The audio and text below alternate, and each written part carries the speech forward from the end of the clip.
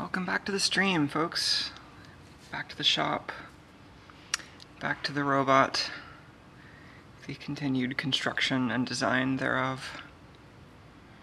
Such robot, such cat.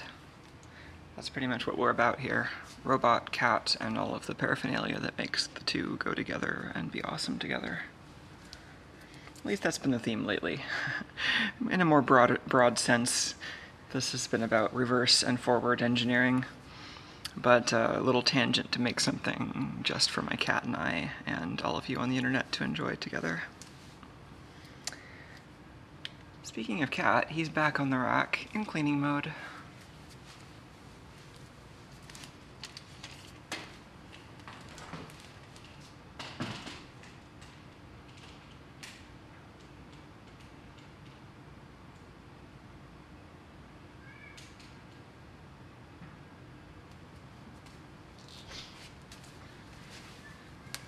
So the theme lately has been making a flying camera to hang out with this fuzzy little guy and replace the tripod that's doing kind of a mediocre job right now. Can we focus any better?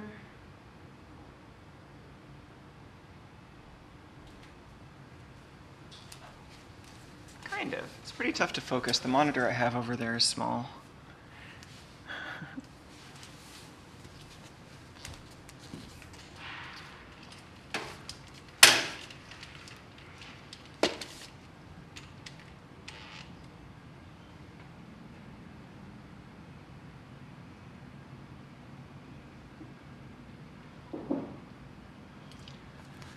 That's better. Yeah. Tuco's just doing all that usual cat stuff, but you know.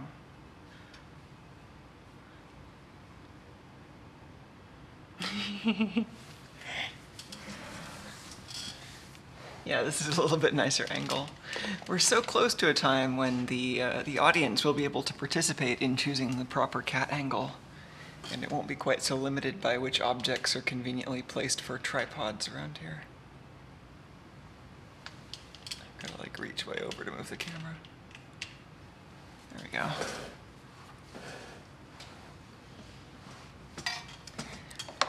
So yeah, welcome back to the stream.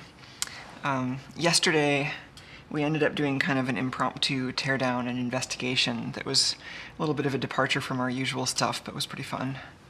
So that was taking apart the Intel Euclid, which is basically if you had something that was the size of a brick phone, but was actually a netbook and a depth camera. So it's like a little tiny thing that has a bunch of sensors, including 3D cameras, and it runs Ubuntu and ROS.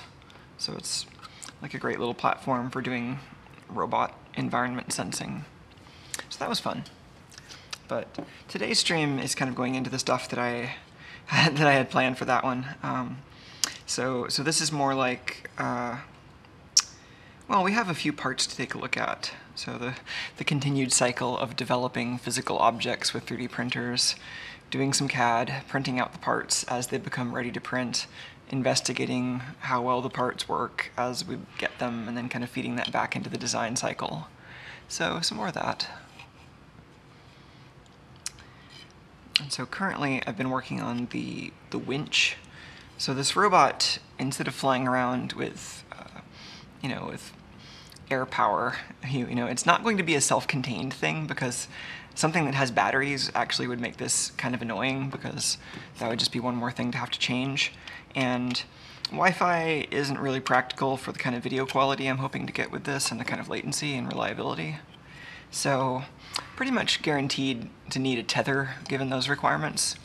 So I've been really just embracing the tethered strategy for this robot. And so all the locomotion power is actually provided externally by these winches that are in the corners of the room. So that's what the current design is, working on that winch. So let's get back into it. Welcome. Keep Tuco handy in a window there.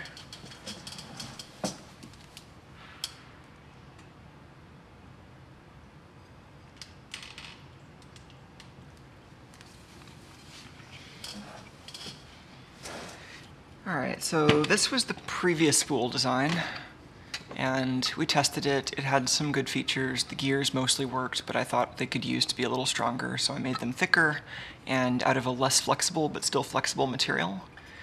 The idea behind printing the gears out of a flexible plastic is to reduce noise, and I think that worked out. These gears are pretty much silent. All the noise is really coming from, well, some of the interference here is causing noise, but aside from that, the noise is all coming from this gearbox, which is pretty nice. And I did a kind of destructive stall test, but they seemed, it seemed like I wanted them to hold up a little bit better, but they were still probably good enough for the winch, so I'm assuming that these should be at least twice as strong since they're made of a stronger material and they're twice as big. So we'll test these out, but I'm a little more hopeful that that might actually work out for us. And then here's the hub that goes on the output shaft of the motor and holds its mating gear. So the inner red plastic here is PLA. The outer white plastic is Semiflex from Fenner Drive. And so it's a cousin of their NinjaFlex filament. I think it's basically just NinjaFlex blended with more regular PLA. So it's a blend of a thermoplastic elastomer, I think it's some kind of urethane, and kind of a PLA base, so it can be printed easily. And the result is something which is a little bit squishy, but it was still actually kind of hard to get it on these hubs. It has to stretch a little bit to get over a lip that holds the gear on. And so this one was relatively easy. This one took a hammer to get on, but that's fine. It took a hammer to assemble the core and this top piece. I ended up doing that off camera, but I'll do the next one on camera because I've got a few more of these to do, assuming this design actually works. And so I'll be putting this aside for the most part, but right now today's CAD job is to design this blue part. So I have this pretty much all designed. The other part of the spool is printing right now, but of course that's all designed.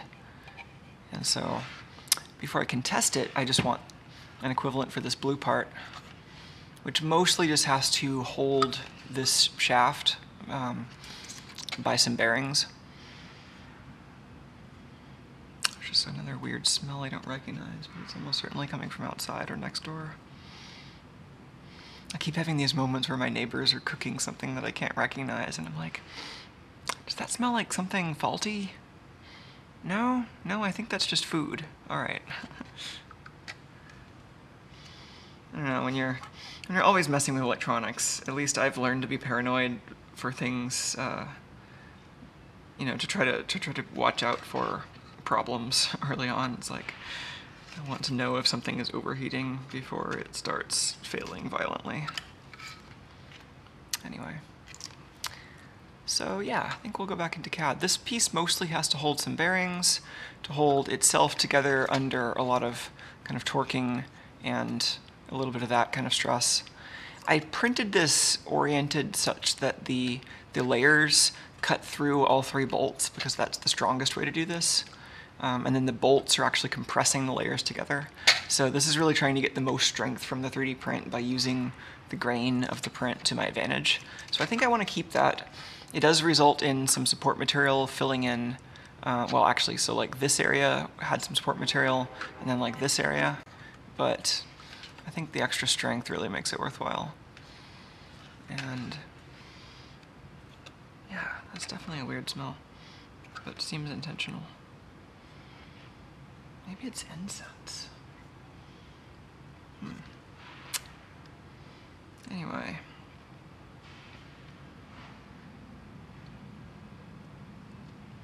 You can see that this looks like it's bowing out in the middle, like there's some pressure being put on the whole assembly. A lot of the clearances here were not quite what they needed to be, especially the clearance between the side of the spool and the side of this. I only left like 1 millimeter there. And just the amount of flexure in here, it just easily wipes out that clearance. So that's going to have to be, well, this is thicker in the new spool. I designed this piece to be much stronger. And I also need to give it a lot more clearance around those edges. Then the other thing that's complicating this is I'd rather not print another throwaway piece since I think I'm really close to a good design. So I'd like if this can actually be a usable piece in the winch, which means I need to think about how it attaches to the rest of the winch before I print it. And the first thing to think about really is how this all mounts to the wall, because that's the next like really strong load-bearing connection that I need to worry about. And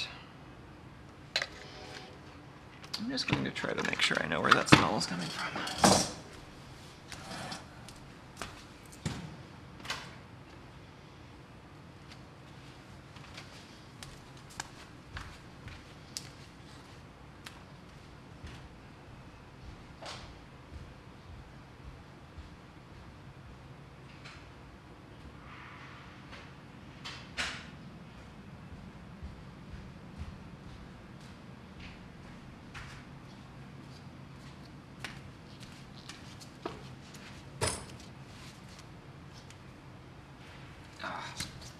That's definitely coming from next door. I'll assume it's intentional for now. Alright, so this is what we got. Pretty happy with the gear mesh. I'm currently printing another one of these pieces on the little Delta printer and the other part of the spool on the larger printer.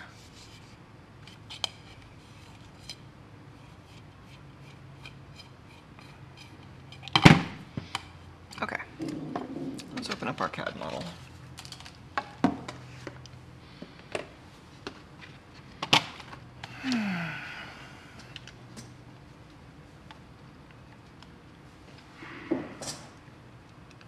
Alright, so you can see what we've got so far. These herringbone gears printed in semiflex, the red PLA parts, the motor. Some of the constraints here so far. So I wanted to try to keep a decent amount of clearance between the spool here and this gear. So that's one of the constraints in how I designed the profile of the spool, was to try to position it at least, I think I picked like 4 or 5 millimeters away from there. You might also notice this taper so that I get even more clearance and a little less strength as I get toward the edge, because I'll need less given that most of the pressure from the spool is going to come from the middle where I have more cord. And then this is really just kind of an adapter between the flexible gears and the spool, such that I could try to keep all of the force concentrations pretty sparse. I didn't want like a single thing that was really likely to break. I wanted a lot of things that gradually spread out the force. So let's turn off the flexible gears, and then you can see that. There's also the little ridges that hold the gears on. And you might also notice these are pretty close together. That was another constraint. So I had to move this entire shaft over, well, I guess that way on your screen.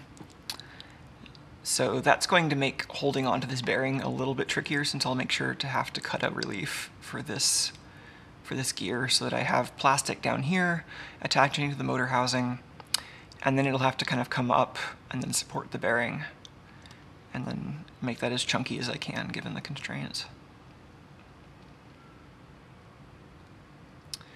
Then the other side should be pretty simple.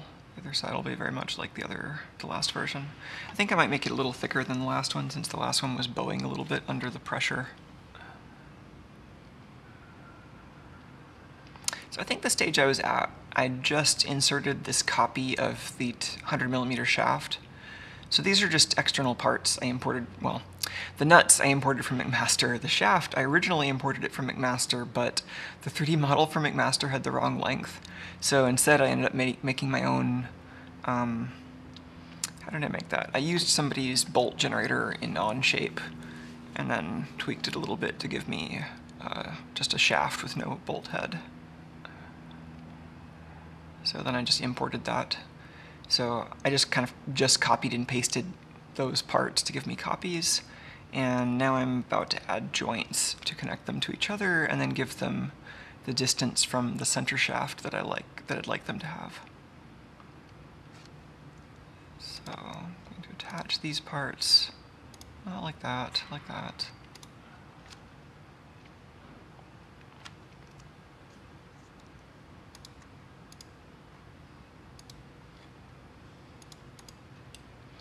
So first I'm just going to attach all the nuts to the shaft, and then I'll make another joint that's not really a joint, but just kind of a design constraint for where I want these to be positioned relative to the other shaft.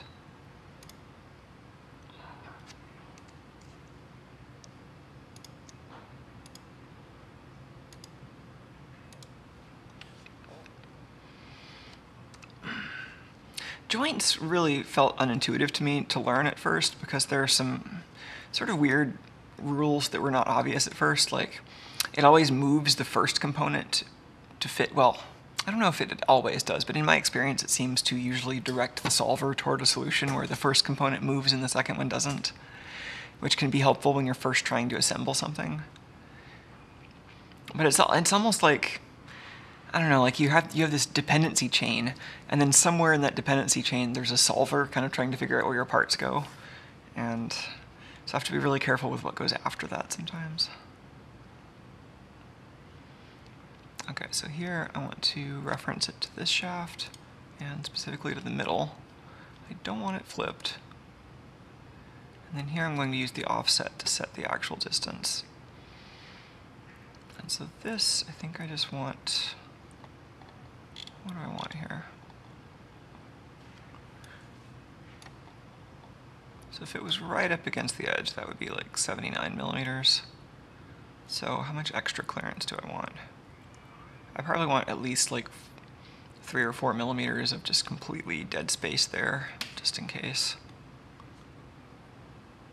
And then I also want some, like, I don't want this to be right at the edge of whatever plastic I wrap around this. I want that plastic to actually have some room to be thick. So what does it look like if I set this to 90?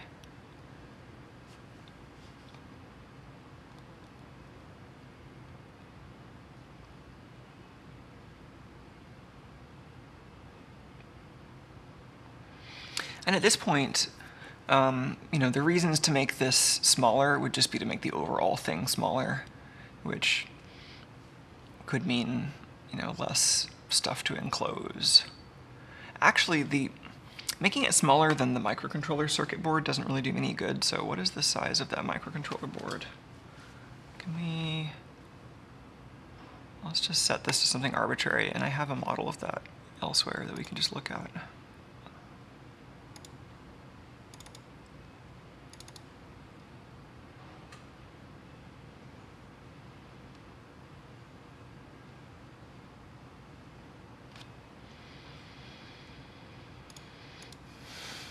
The earthquake effect. I don't know what that is, but it sounds ominous. Earthquakes don't seem to have a lot of positive effects, but maybe, I don't know, maybe they come with some perspective or something, for whatever that's worth. 125 millimeters, so this thing's kind of wide. So, yeah, I mean, I think,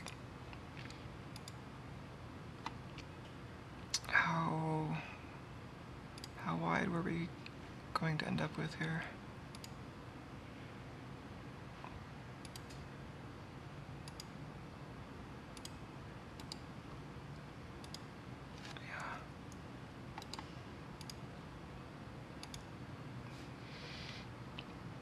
Yeah, so if we were cutting 120 millimeters in half, that would be 60 millimeters. So yeah, the microcontroller board is big, but the rest of this stuff is much bigger. So I don't think we have to worry about that being the constraint. So we were actually going to be maybe over here in like 90. What does 80 look like?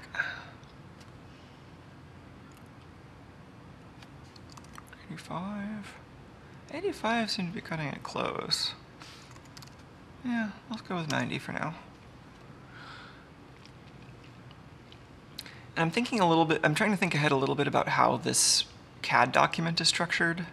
Like, I think this joint is what actually sets the width of those, and then I'll go in and make sketches that define the shape of this piece that I'm designing, and those sketches will project pieces of these parts. So the sketches will end up depending on those dimensions in kind of a roundabout way, rather than the other way around.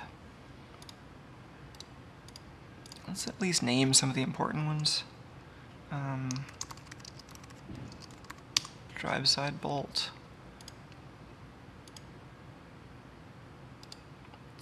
This animate joint thing is weird, but it's kind of the easiest way of seeing which parts are actually involved in the joint. That was also something I found super unintuitive about how this is all designed. So then, let's do something similar for this one.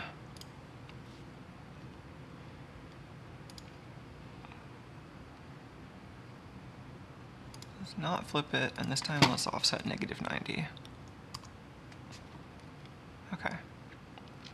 Another thing we might think of is whether we want it to move at all in, I guess, the z-axis, so left-right here.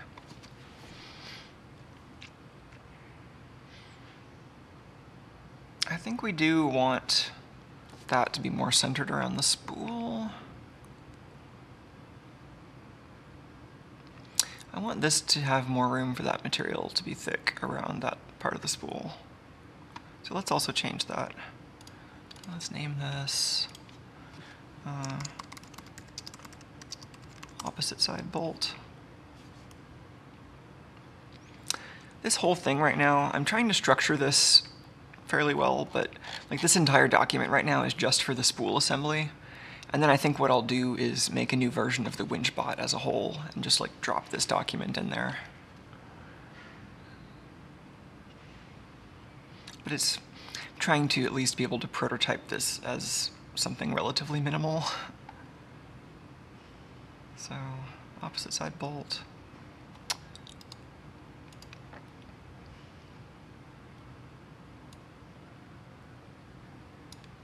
So that's 5mm. Let's actually line this up so we can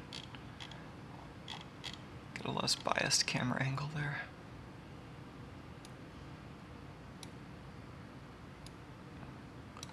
If we wanted to actually accurately center this around the spool, we probably could just structure this joint a little differently, or use we can make a construction plane that actually defines the center of this. I don't know if I care that much about it being accurately centered.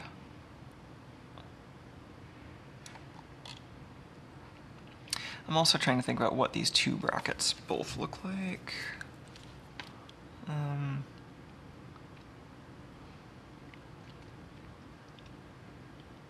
Because I mean, this whole thing is much further back. Like, I don't really want this line to go too much further, you know, up past the plane where this bearing is, because that means that you have layers of plastic where you don't wrap around both the bearing and this bolt. You're relying on just the adhesion between 3D print layers to hold that side of the bracket together, which I don't think is a good idea.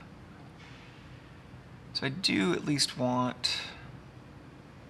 Yeah, maybe keeping it lined up with the bearings is the right answer then, so offset 0 in this axis. Alright. I think that's the same decision I made last time. You just can't really tell because the threaded rods are so much longer than they were supposed to be in the model.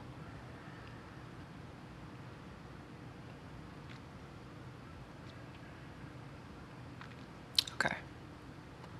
So I think that's good for the hardware right now. Try to keep I keep turning off the gears because anytime I interact with them it really slows down the program, but I think if I just look at them without interacting with them it's fine. Okay, so we have this assembly. Let's save what we have so far, and then I'm going to make a new component in here for let's call it the spool bracket. I don't know, spool frame. Maybe just frame.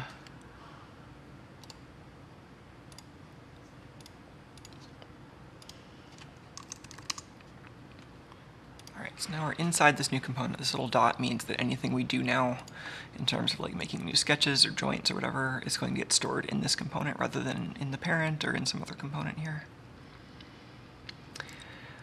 And I want to start off with a new sketch. I don't necessarily want to...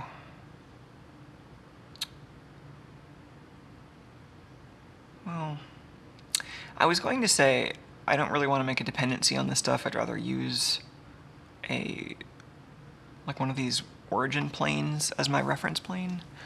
But none of those actually aren't really convenient right now. I think it looks like the center of my world is the motor gearbox, which is not super convenient.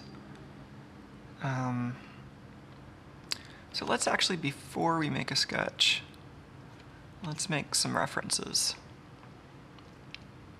So I want to construct I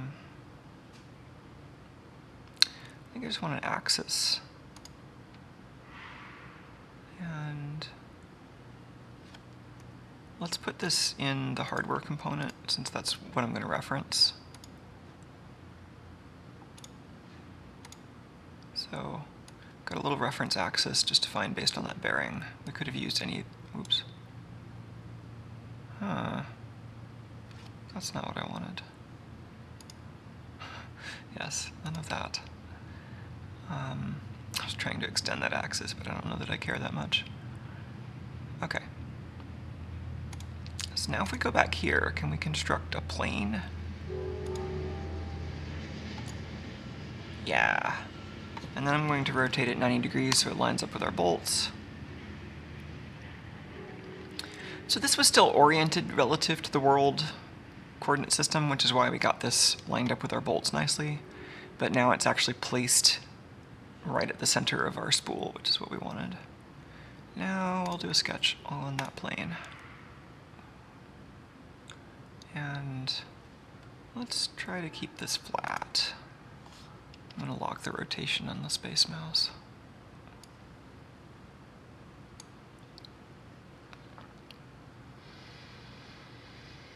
All right. So maybe I'll start by trying to support the bearings and stay out of the way of the spool. Let's get the gears out of the way again.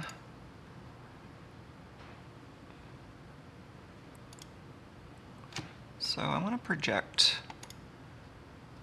the center and the outside of the bearings. This is really just referencing that geometry on the current sketch.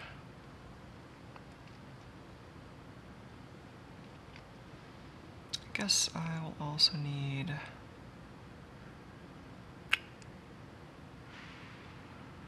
let's take the bottom of the nut as well.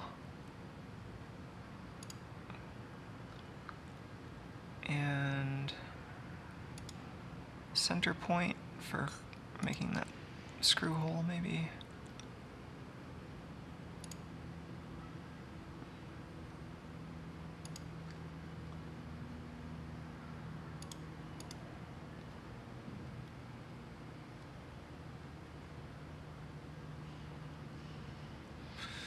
Okay, so this starts to give some bounds for what this piece might look like.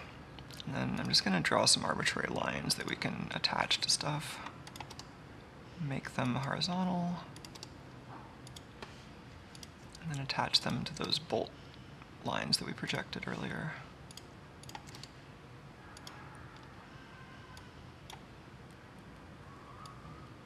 So this is just one of the convenient surfaces that we might want to use for part of this bracket, because that's where the bolts will naturally want to clamp.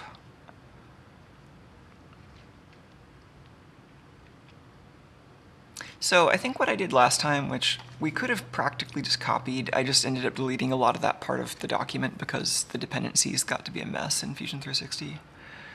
But the way I did this last time was basically to just go straight over and then have a circular cutout for the bearing, and then a little bit more material above this to make a little lip for the bearing to sit against so it doesn't pop out, and then also to reinforce it a little. And then that extra lip tapered off before we got over here to where the nuts are. But we could also just make this whole thing thicker and then have a cutout for the nuts, which might be nicer, because then the nuts will stay in by themselves a little bit. So that's pretty straightforward up here.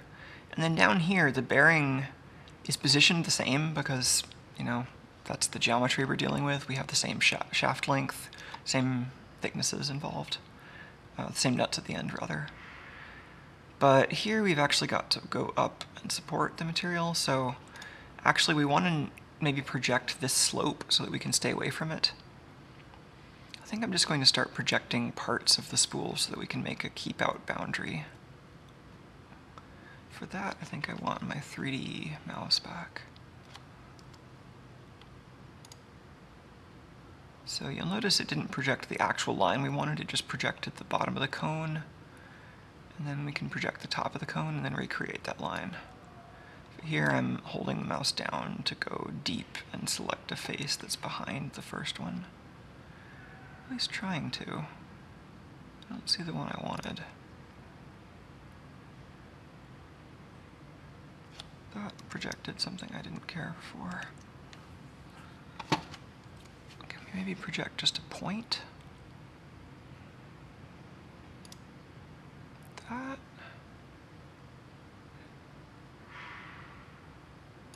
Yeah, projecting points actually works out alright. So that's the slope we wanted. Then we can just connect them with a line. We can go back to our orthogonal view.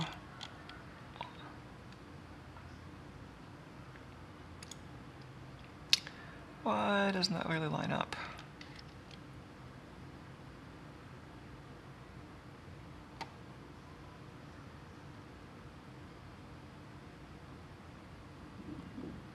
I think we maybe projected something that wasn't actually on the edge of the cone. I wonder if it would be... I don't know, there's variously pedantic ways of doing this. Like, I could actually just... I think I can get it to intersect a plane with this whole thing. And then we can use that intersection for reference. But I think I might just try this projection again. Also, with the amount of clearance I want to give this anyway, having a slightly wrong angle is not the end of the world, but that's still not what I wanted.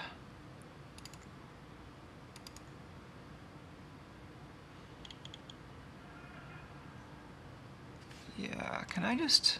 I think if you're drawing a line, will it just automatically project a point that you reference? Is that what I just did, or did that just connect to nothing? That just connected to nothing. Great.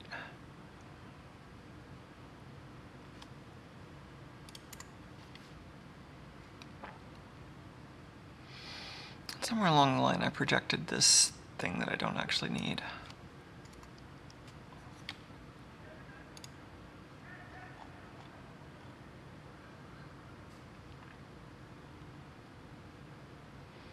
Okay, I want to ignore that line because that's kind of off axis a little bit. What I want is that edge.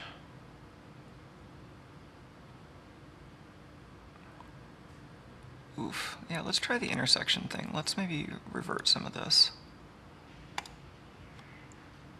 Well, I mean, let's keep a lot of this. Let's delete these, I guess.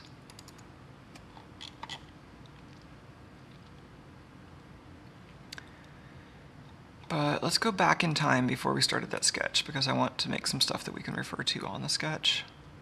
And then we've already got that plane that we've been using. That plane is here. And because planes, you know, planes are infinite.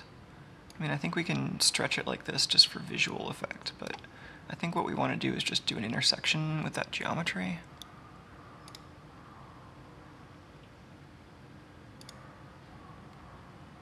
This only works between two bodies. Is there something separate for intersecting with a plane?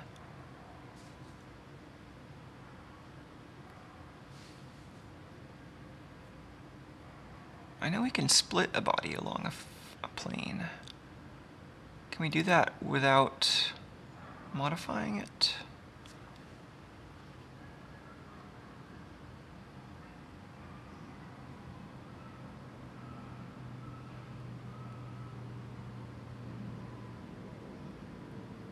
I mean, maybe what I need to do is make like a little proxy body that's just like all the parts of the spool glued together, and then I can do further operations on that object.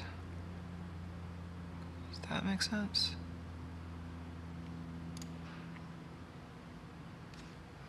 So what if I take these 3 objects.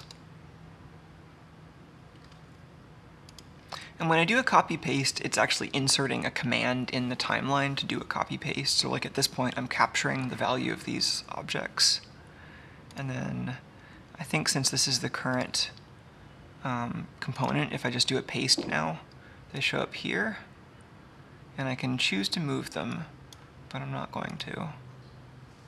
So now I have copies of all of these. I'm going to, well, selecting them doesn't do any good. Now I'm going to combine them.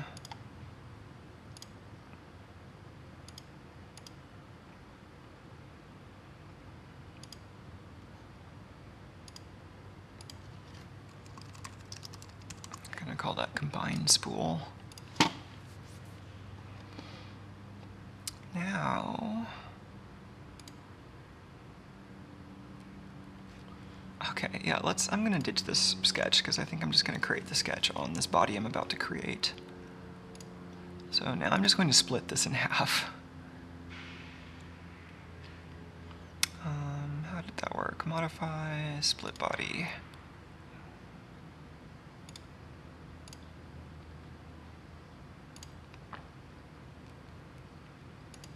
Great.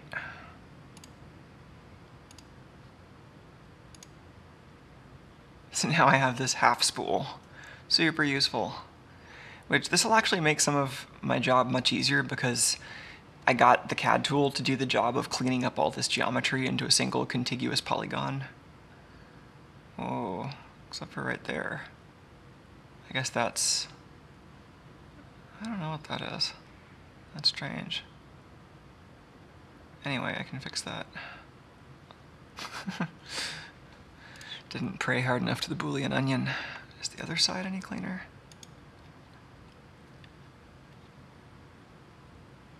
Same problem as you'd expect.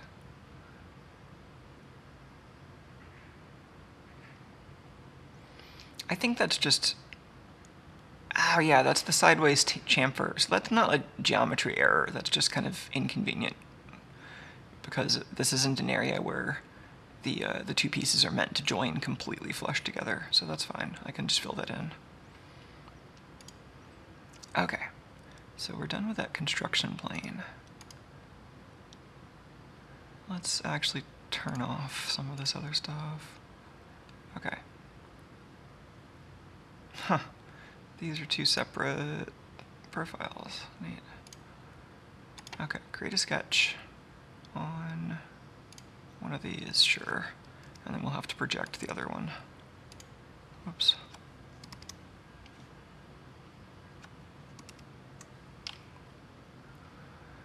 So it's weird that you end up with this kind of different visual interface where the one that's been projected has this purple stuff around it, whereas this one, you can do most of the same operations to it, but because this was the face you actually created the sketch on, it doesn't look like that.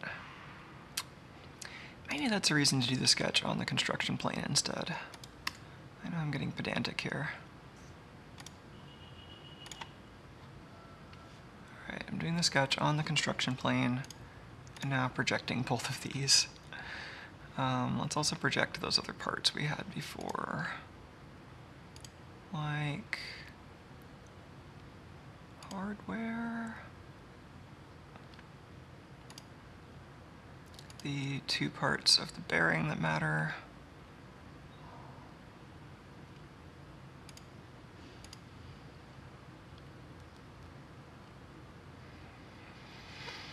Do we care about the motor mount? I think we do.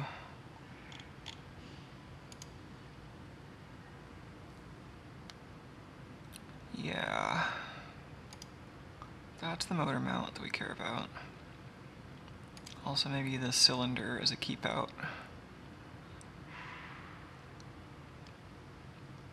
Let's grab these parts again.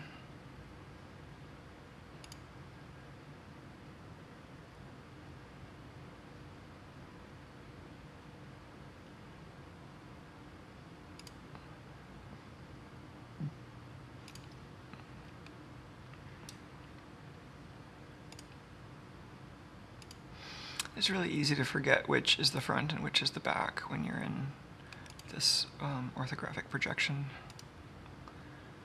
And it's nice having all the same size things be actually same size, but it can be disorienting, not having that visual cue.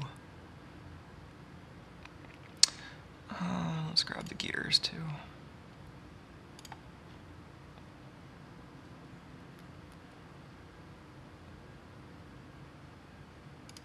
Just a couple of points along here.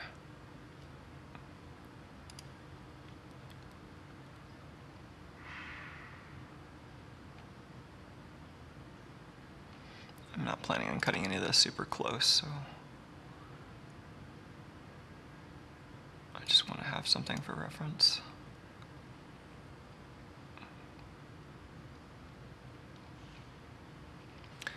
This is probably the most critical area I have to worry about. Okay.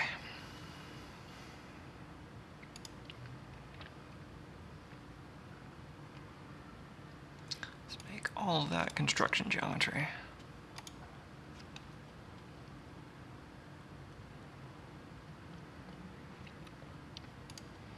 So how far away from the spool do we really want to be here?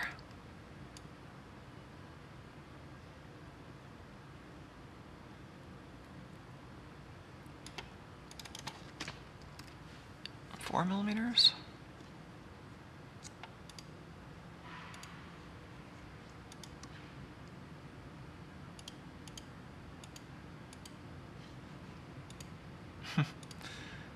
Clearly not all of this line is going to be useful. Oh, maybe I can't even get this to go around because of the geometry there.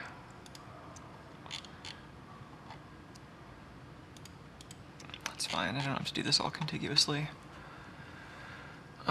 So how does that look?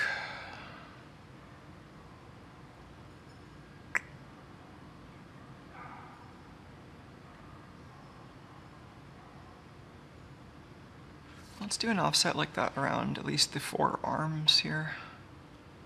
4 millimeters.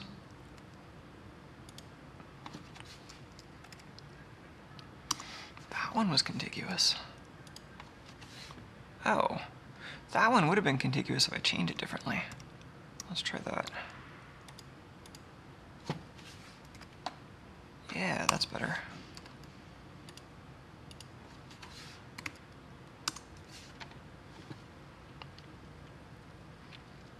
Okay, so this is a generous amount of clearance because this part could flex a bunch. I could, there could be a lot of tolerance issues that would affect stuff way out here.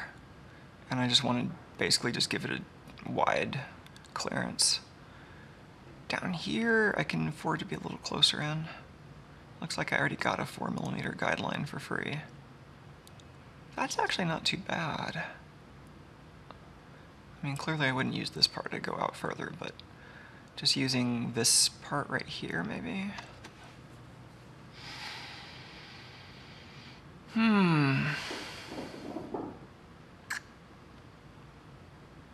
Makes me a little nervous though, because I could really support this bearing better.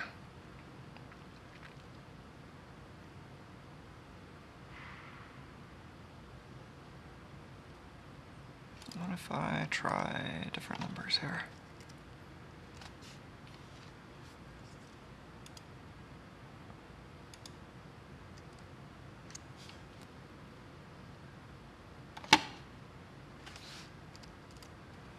So that's 2 millimeters.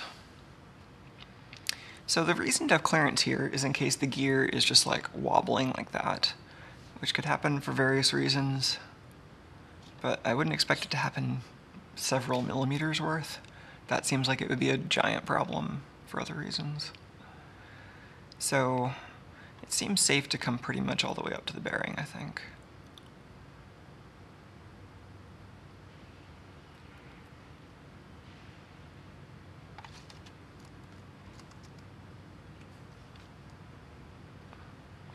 Let's just stick with 2. Let's have a 2 millimeter clearance there. Let's pick the same on this side. Whoa, not all of that. Let's turn off chain. Just grab a couple of segments.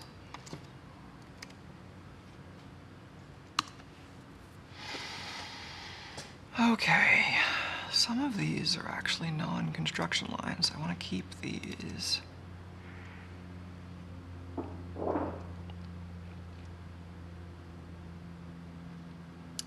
And I'll have to drill the hole for the bearing separately. Right now I'm just doing an extrusion profile, so for now let's have this come all the way straight across.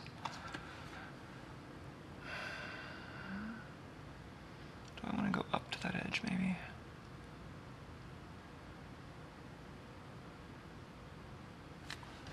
Let's go,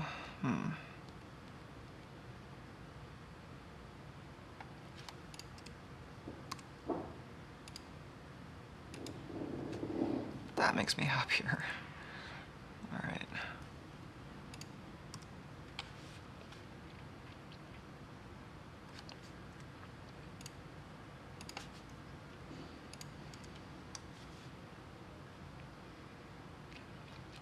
Holding up that bearing. Oh, you know, I am going to have to do this in two separate parts because this is fundamentally not something I can extrude. I've got to revolve this part. So in that case, I might as well go ahead and leave space for the bearing. Okay. Let's give this a little bit of clearance.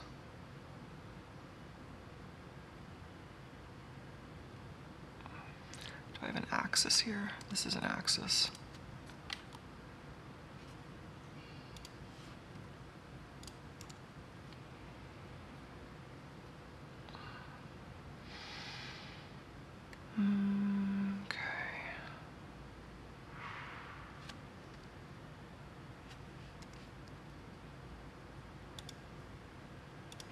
Just drawing kind of an anonymous rectangle there. And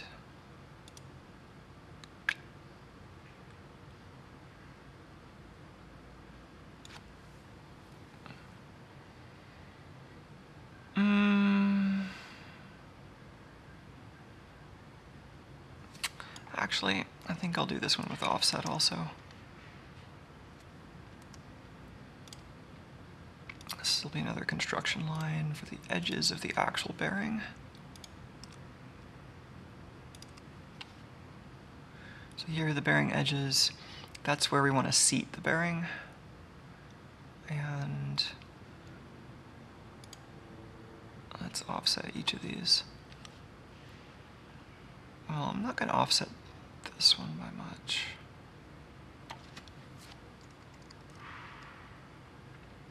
Minus 0.2 should be enough. And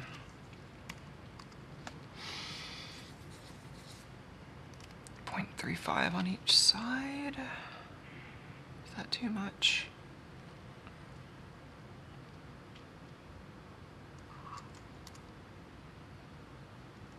Let's just do 0.3. I'm worried that might be too much, but this doesn't need to be the tightest fit.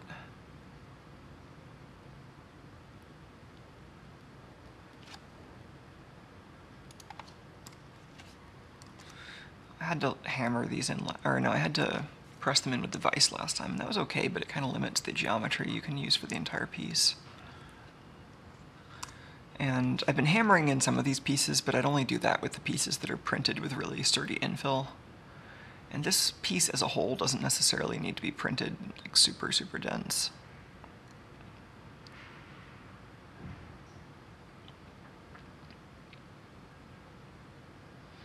Okay, so then down here I actually want to leave plenty of room for this nut to just spin freely.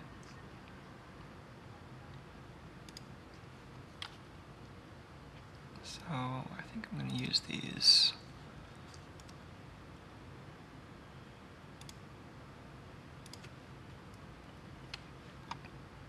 Did this one already end up with a vertical constraint? I think it did. I think it was a perpendicular constraint though, so I'm going to make it actually a vertical constraint. Vertical. Oh, those both had perpendicular to that line constraints. That's weird.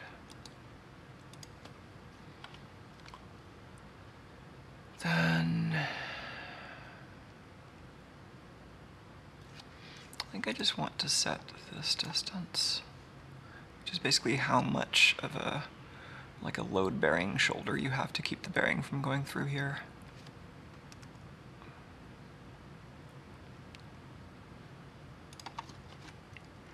Does 1.5 seem like enough? That seems like enough, and it seems like a generous amount of room for this to spin without having any risk of the nut getting stuck on anything.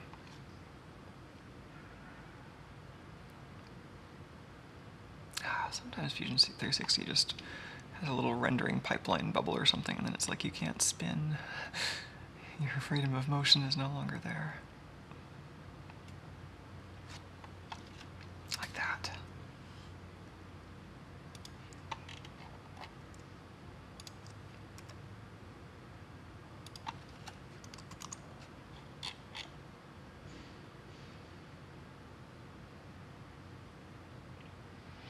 Okay, I mean, I only really need to model this on one side for the part that I'm revolving.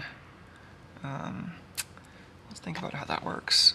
Oh, why is this so bogged down all of a sudden? Do I need to turn the gears off?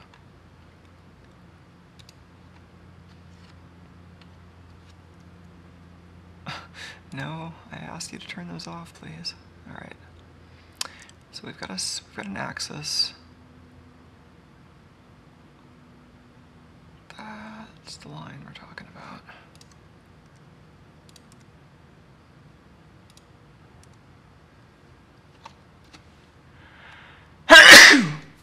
Excuse me. And then for this, it might be nice to have a little bit of relief there.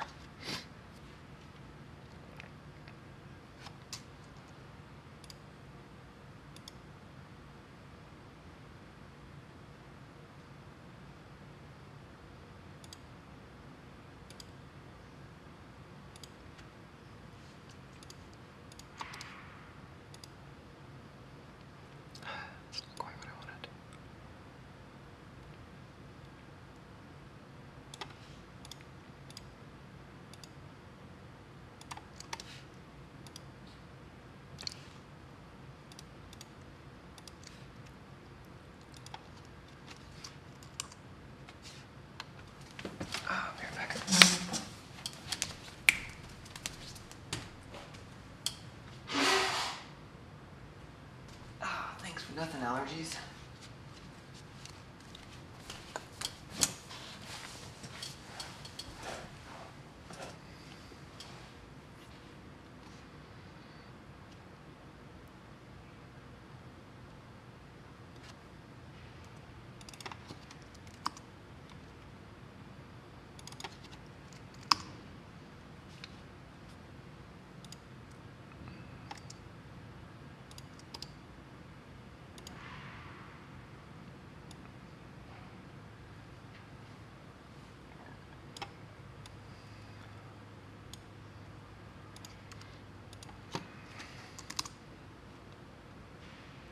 All right. Whoa.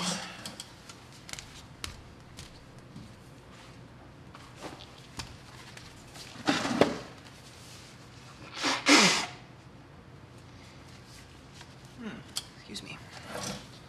So this little feature is mostly just to keep extra plastic from accumulating in this little crease and making it hard to get the bearing fully in. I'm trying to just hold the bearing by the edges and by the bottom, and then leave a little bit of clearance on either side. And these clearances are making me nervous. I think they're too large. I think that one needs to be 0.1, and this one needs to be more like 0.2. 0.25. Alright. Okay. So this is going to be one edge, then it'll come up here, and over there, over here, and that's the edge of the gear. So I think we've got plenty of room there. And then if that were to just go straight over here, then that would be a problem. So we do need to leave some room for this to go back up. And then actually have some plastic to grab onto the nut there.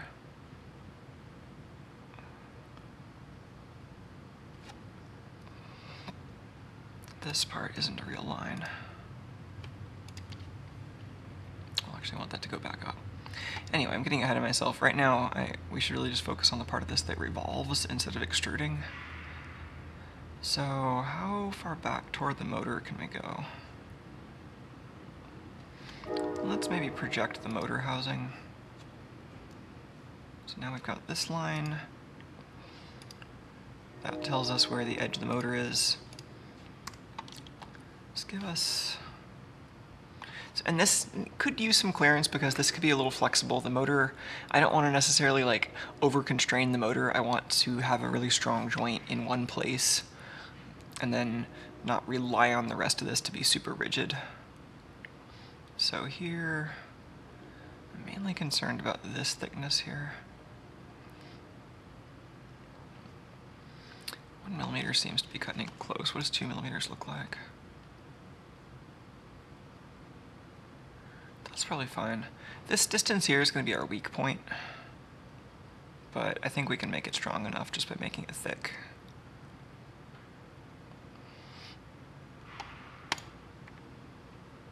And actually, let's make that a real line.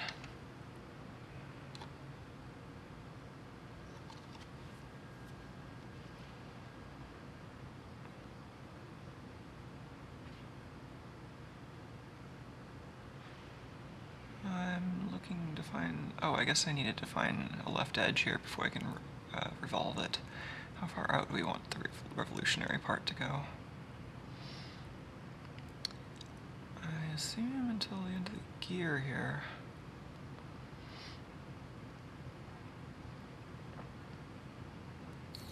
That is from the spool clearance. This is the projected gear edge.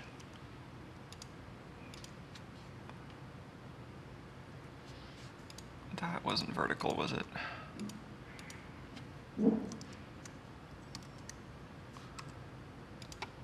Let's make it vertical.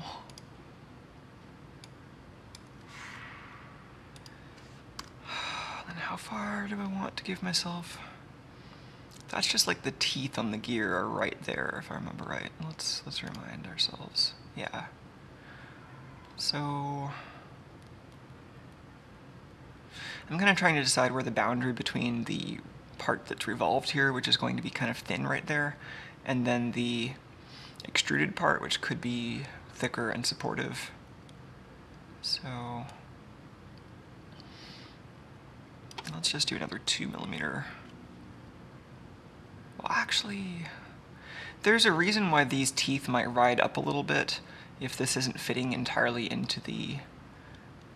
Like if this rubber ring, or if this semi-flex ring ends up getting pushed out of the hub for any reason, I don't want it to scrape against this. What does 4 millimeters look like? Let's try 4 millimeters.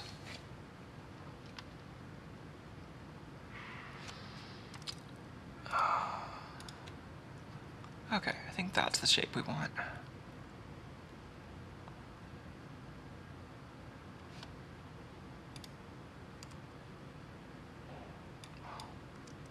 Let's make that a real line. Okay.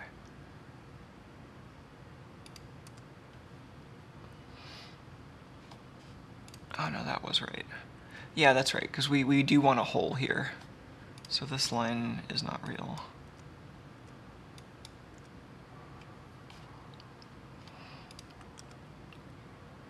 Okay. Great. Can we label this sketch so we don't lose it?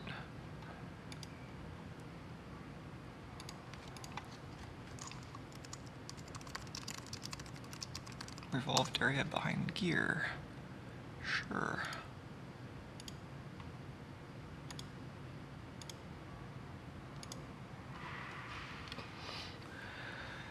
Alright, this is looking like a useful part all of a sudden. So the bearing is really ghostly right now, but you can see the bearing fitting in there. There's a space for the nut.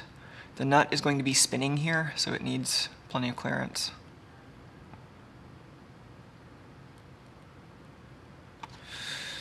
Oh, assembling this is going to be really annoying if I can't get pliers into that area. Because I need to, at least at some point during the assembly, hold that nut tight so I can tighten the other side.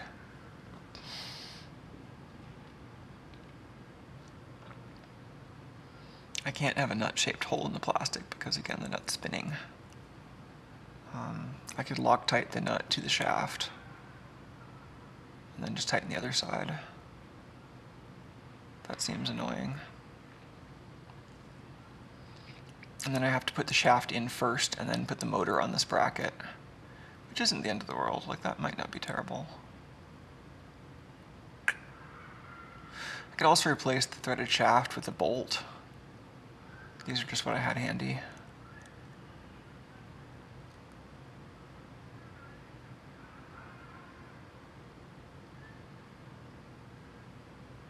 But yeah, let's just give this a bit of a slightly different shape so that I can maybe access that a little better.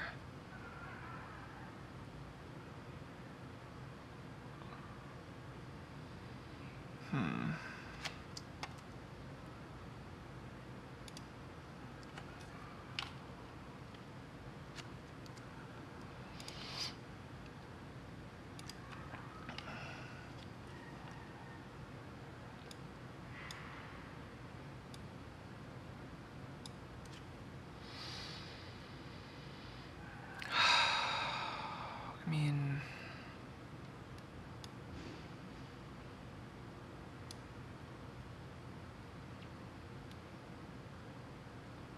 I've got to control this angle because otherwise it'll be, well, I was going to say it's going to be harder to print, but I mean, I'm using support for this all over the place anyway.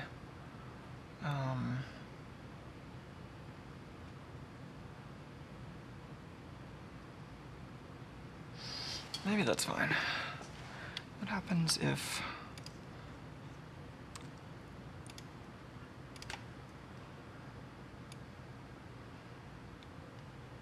Let's do something where this is vertical.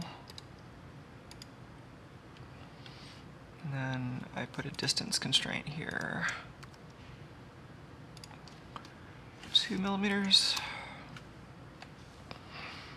So maybe that'll give me some room to access the nut.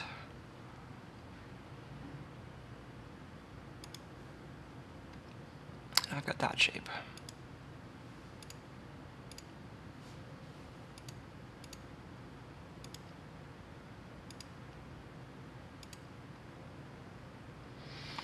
Oh, I like that better.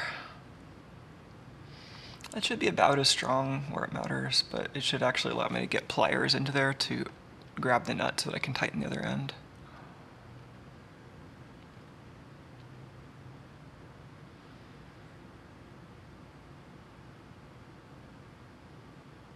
Oh, I'm behind on chat, aren't I? I have no idea what Shyler was saying about the sketch menu, sorry. A cutaway view. Yeah, I don't know what you're talking about, sorry. And then asking about the herringbone gears, I mean, they are, I like the self-centering aspect. They also, I think, are going to have less backlash, but you know, they have a few advantages. They're about as easy to make as regular spur gears, so why not? It's just one of those things about 3D printing where like these would be super, super fancy gears if this was made on a lathe, but on a 3D printer, it's a pretty everyday gear.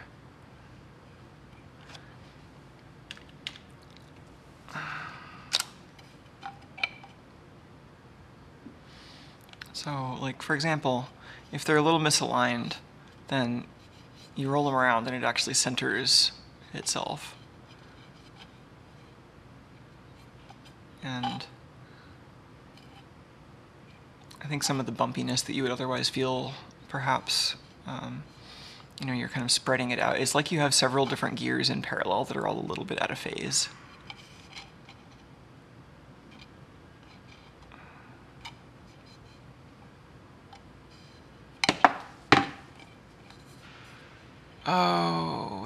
saying?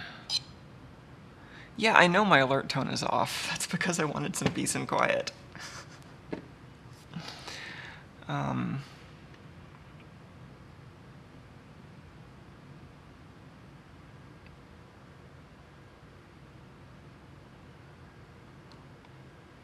The relief feature for the bearing changed. What are you talking about here?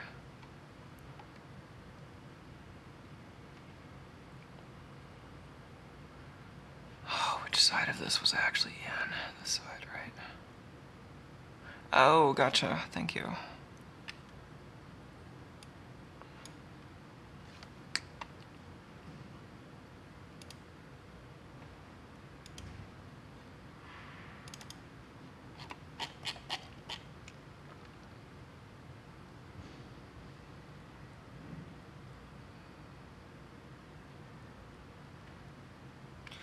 And so about the centering,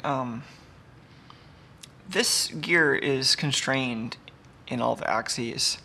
This gear, or sorry, you can't see what I'm pointing at. So this big gear is constrained in all the axes. This little gear actually can slide on the motor shaft.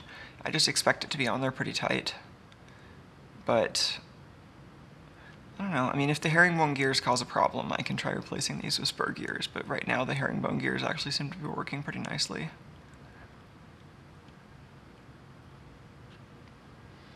And there's a little bit of wiggle room, so I can adjust the motor shaft. Like, if this is loose enough that the gears can all pull it, then they'll pull it into the right position. And if it's too tight for that, then, well, it won't move around later. But then I can just use a screwdriver or something to push this to the right position. So I'm not too worried about that.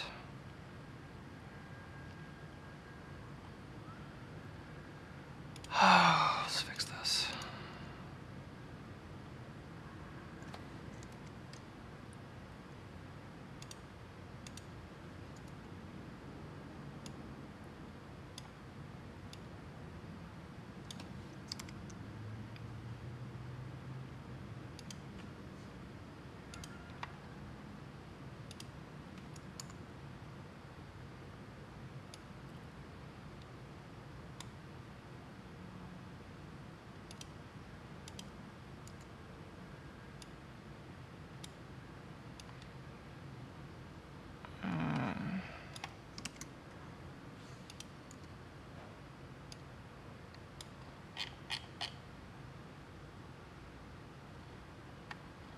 Oh. Gotcha.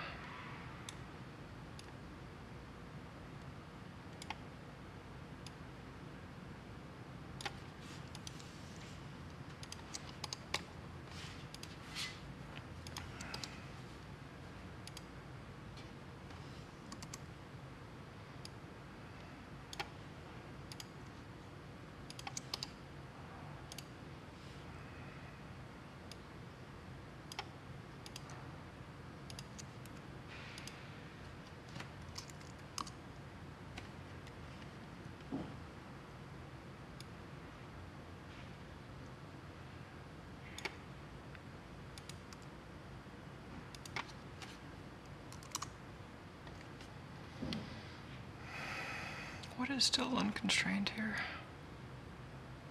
That.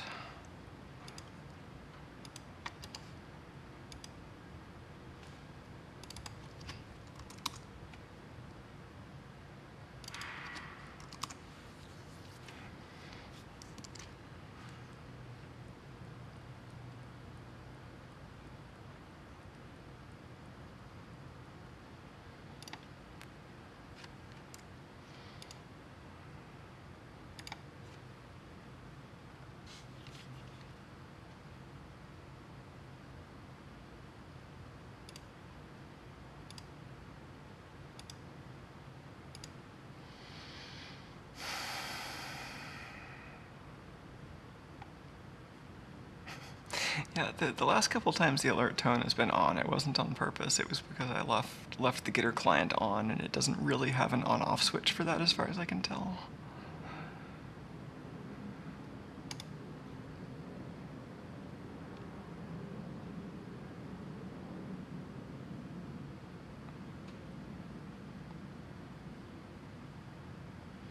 Okay. I'm happier with that. So we're still in here. We're still in here.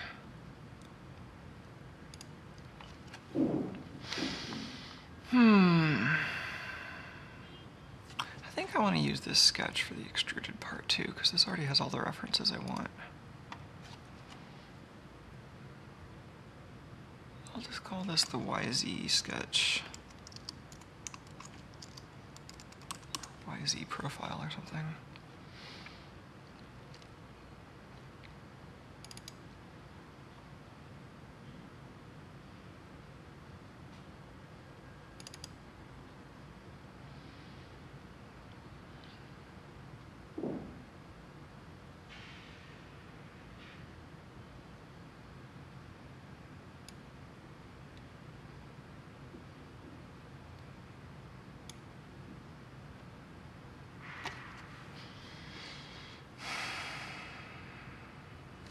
I guess this can come all the way to that line.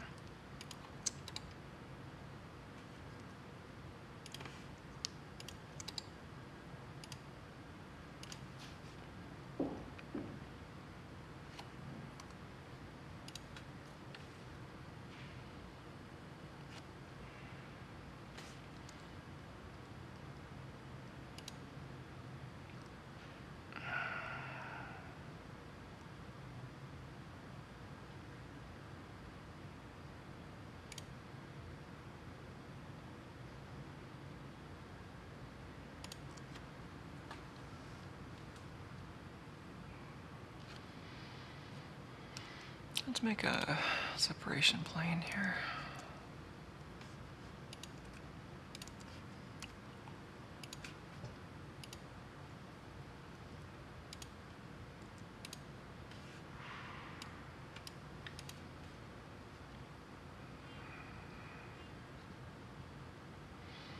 So this will be a cutout. Whoa, I didn't mean to move that. This will be a cutout for the nut. And then all of this will be the plastic that this nut actually bites into, that is in common with this beam, I assume.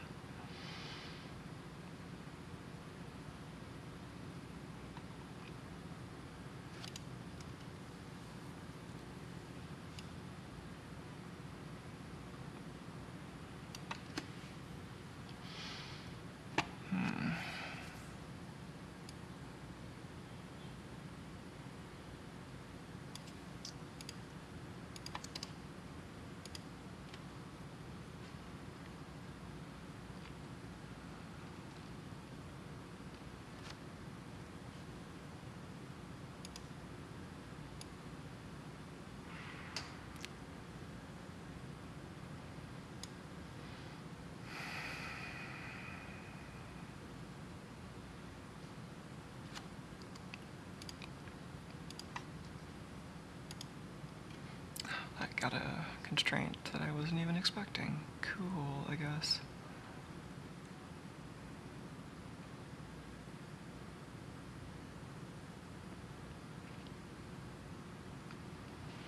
Well, something similar over here, giving us a fixed amount of clearance for the gear.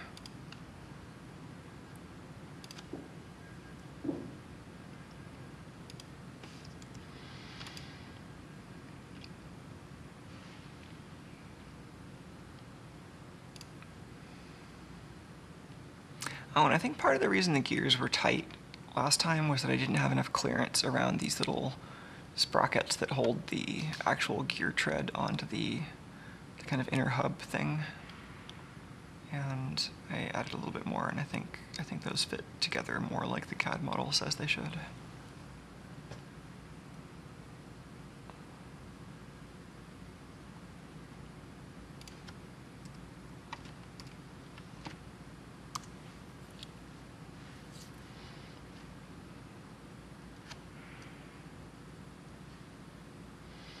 Ah, this needs to come down and support the motor too.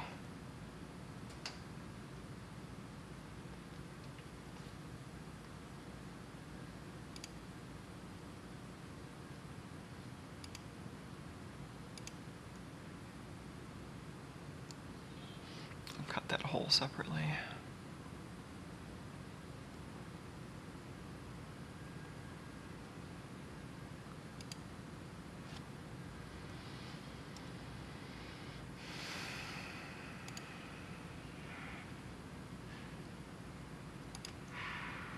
Start with something that'll match up with our revolved section.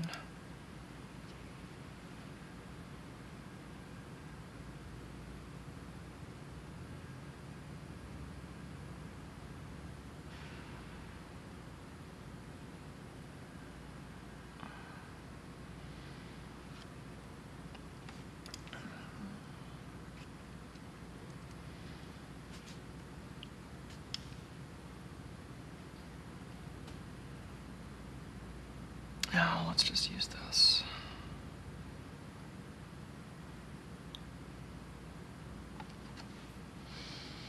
Actually, this needs to completely meet up on the other side. So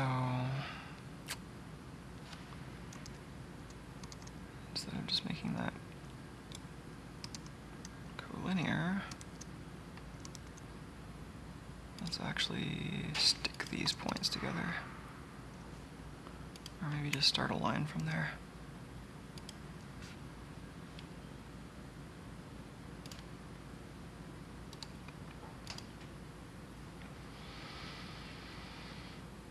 Okay, why aren't these real? Because this isn't sealed on this side. That's fine. So let's have some generous clearance from the actual motor here, because I don't know if this is super accurate in terms of a thing to rely on. So maybe 3 millimeters. And then much less clearance between the motor and this part, since I expect this to be a really tight fit. So maybe just like 0.15. Just the expected amount of like extra material and stuff and non-flatness. Kind of a guess about that.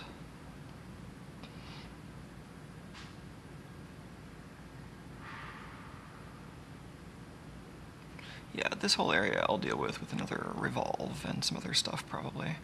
So for this, I'm just going to go straight across, make some space for the motor mount. And then something similar for this nut and frame rate. Where's my frame rate?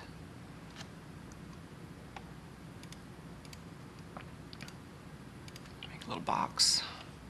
And I want these to be the same on either side. Let's make these collinear. Make these collinear.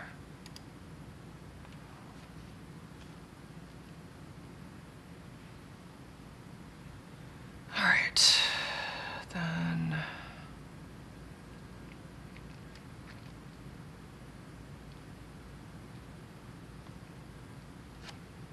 this, can just do that.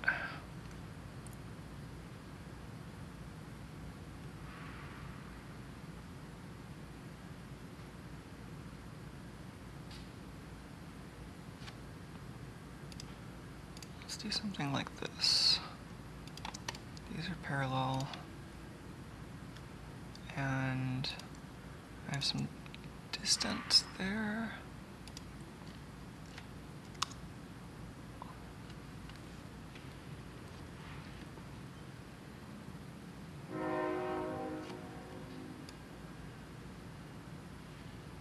Oh, so I can adjust that still. How much of the nut do I want to be sticking out?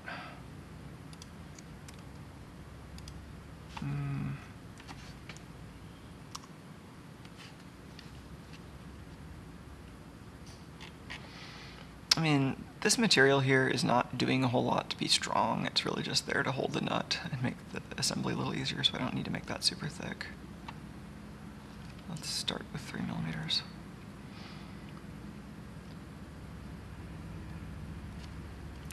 Where do I still have a hole in this? Under here, maybe? Oh, this needs to go over. Now I've got a solid.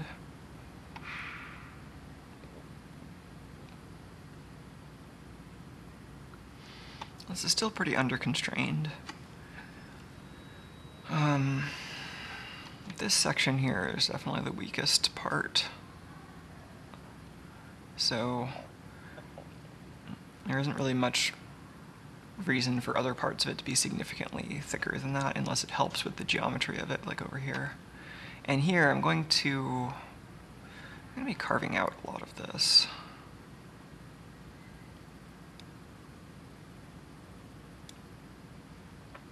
This comes to the level it does because of this line. That's just the bearing mount location. Oh, which comes from over here.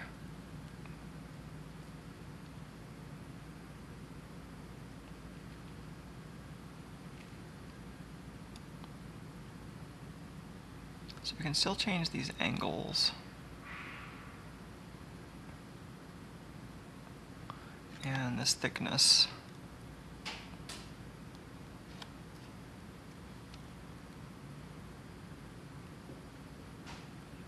Oh, I've forgotten which side is front and which side is back. All right. How thick was this last time?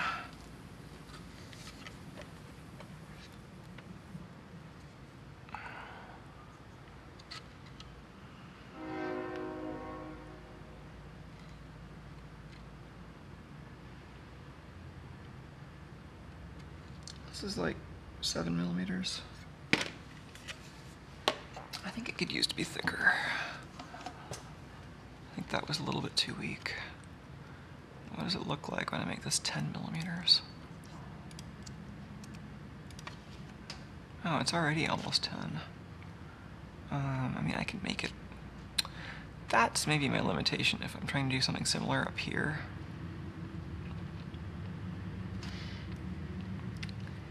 Maybe let's try to design that. Since also, I mean, I probably don't want the two sides to be significantly different in strength, so again, like if this is going to be the weak point, I might as well make the other things similar and then try to make up for it by making the whole thing taller.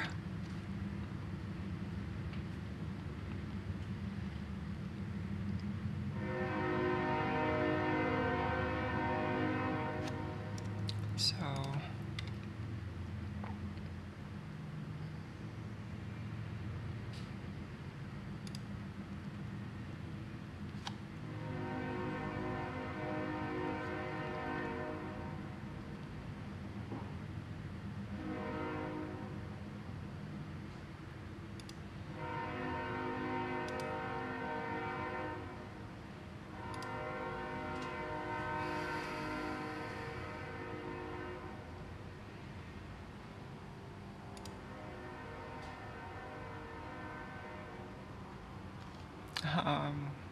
geez, gimbal lock. Let's maybe keep this flat. All right.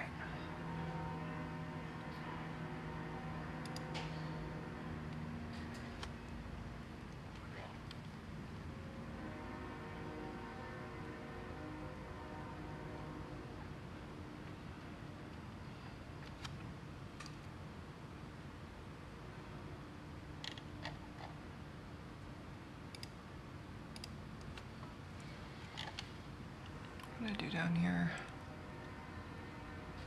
0.1 and 0.25.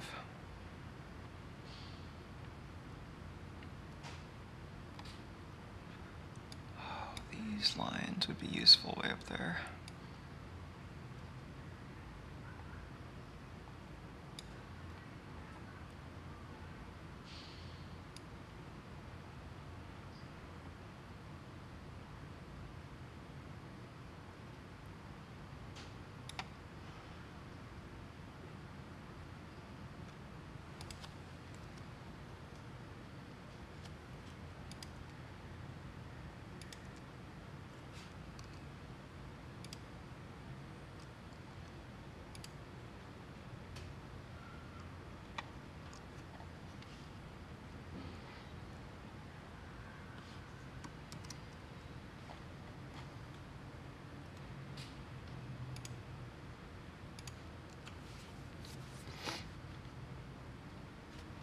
Was that not enough?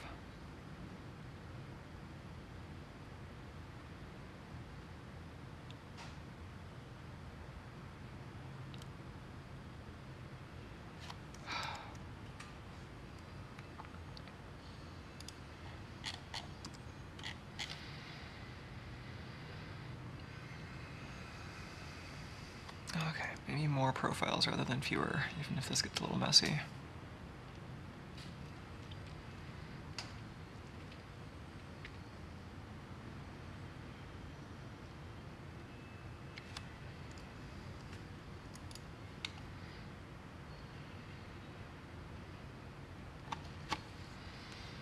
And this is going to need to be another revolve feature eventually.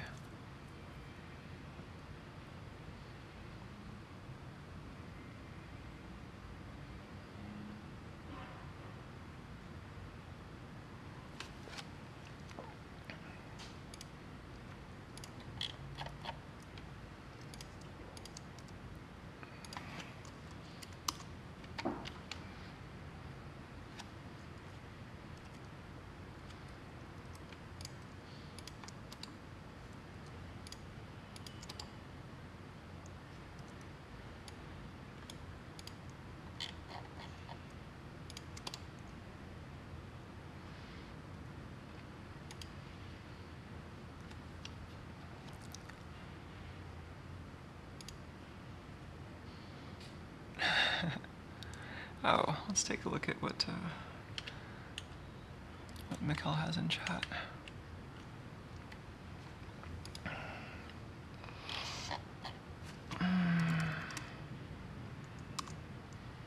Oh, this is going to bring back the dings.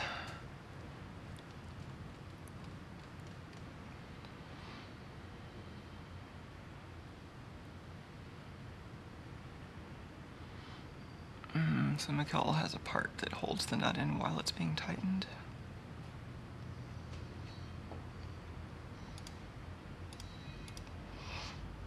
Oh, Gitter's on the other monitor. Or something. There shouldn't be another monitor. I think Gitter's just off screen. Good job. Can I maximize it from down here? What happened to being able to maximize things from the taskbar?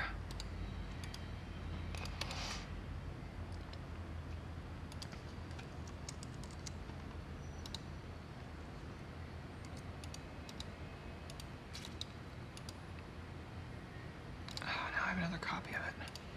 Great. That's not helpful.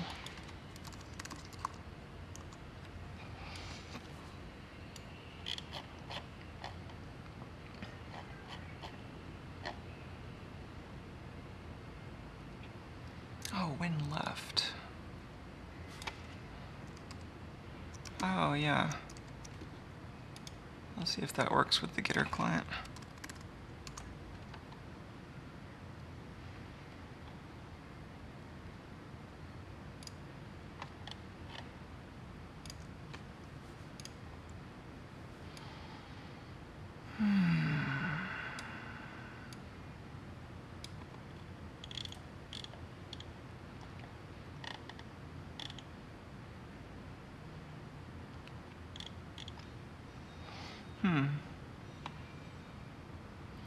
Is this for like a screwdriver?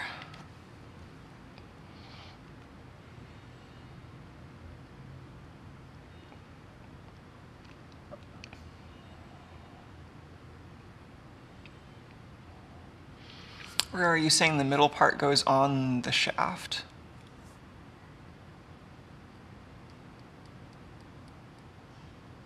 I don't understand how this part helps.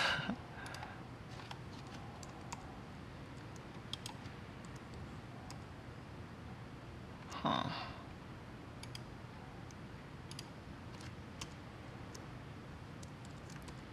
I think the Gitter client is just creating windows that aren't real. There are several copies of it running now, and none of them have windows. Whatever.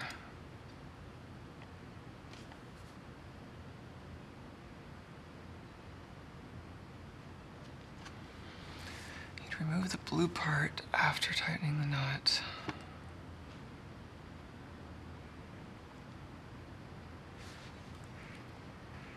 Oh. But what is the gray part? Is that just something to grab?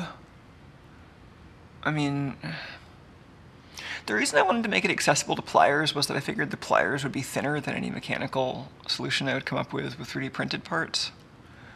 Like, I just needed to relieve that edge a little bit, and then I could just reach in there.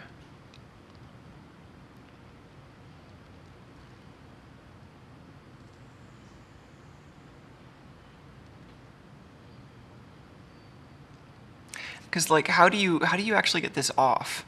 Because there's, like, down here is the spool you're tightening it against. Up here is the side of the motor. So I don't see how you lift it up off the nut. I think this would be taller than I have room for, unless I'm misunderstanding what's going on.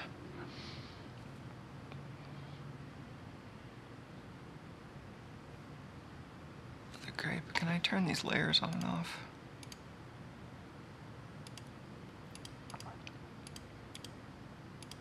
We've got a nut. Then we've got, this is the surround that is not spinning. So when it's assembled, it looks like that. Okay. And then, so you still have to have enough clearance to move this part. Can I drag it? I don't know, so move it like all the way over.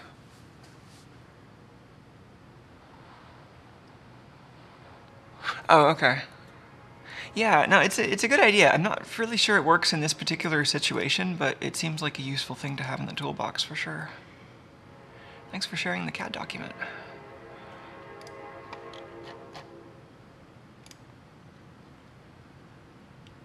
Let's see.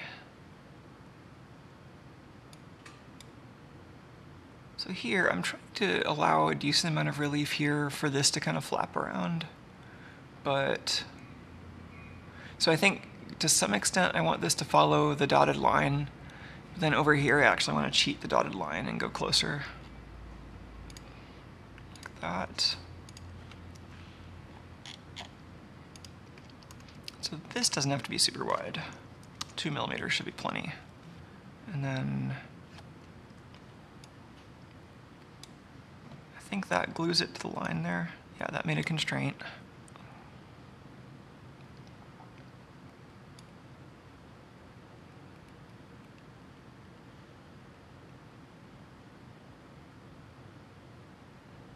And actually, can I just make this line real?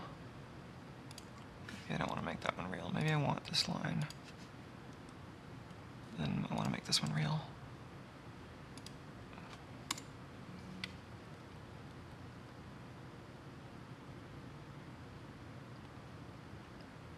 So this could occupy a lot more of the space.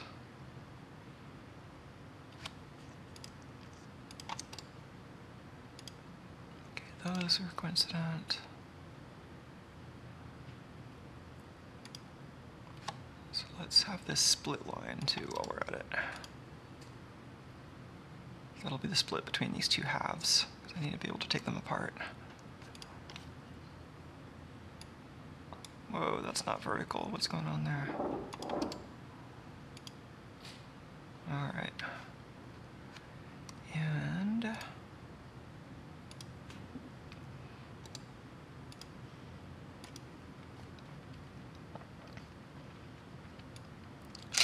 so there's still plenty of room for this to wobble around here.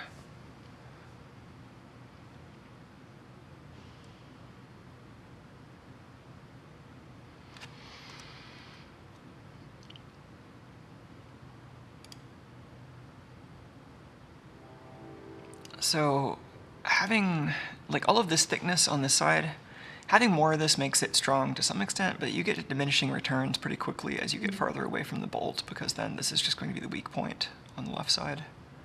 So I don't really want that to be especially big. So what I might do, in fact, is draw a line here. And then say that this, oh, I don't know how to say the midpoint of this line needs to be on this line. I know how to say, like if you just highlight the two lines and click the midpoint constraint, then it constrains the two lines to both have the same midpoint, which is almost never what I want.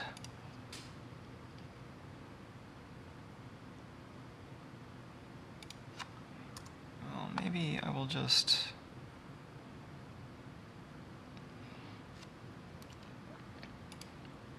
draw these two as separate lines and then set them equal to each other.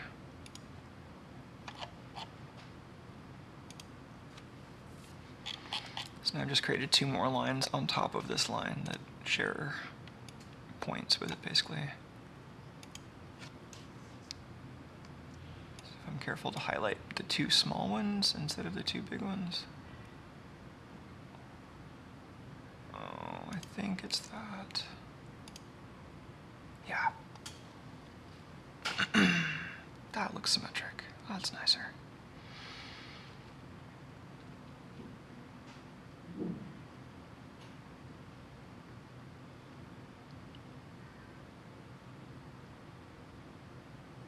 I could add some more material here.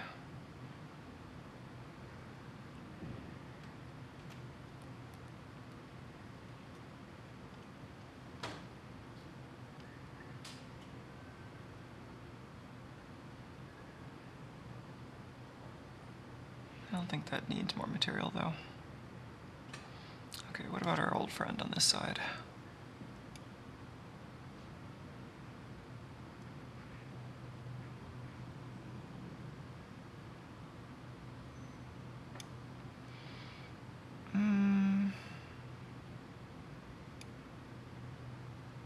That's more like it.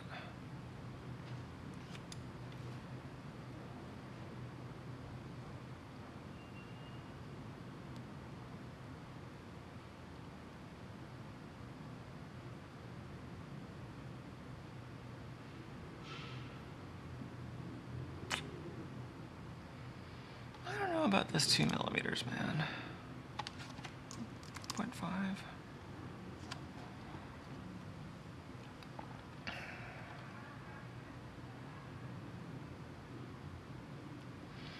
Let's also try setting some angles. Like, these angles are totally arbitrary right now. Oh, are they not arbitrary? What's setting these angles? Oh, okay, this geometry is actually constrained. That's cool. These distances are ending up setting that angle. On this side, we just don't have anything equivalent. Let's try transferring these widths over to the left side. Oh, this jerkiness is all real, folks.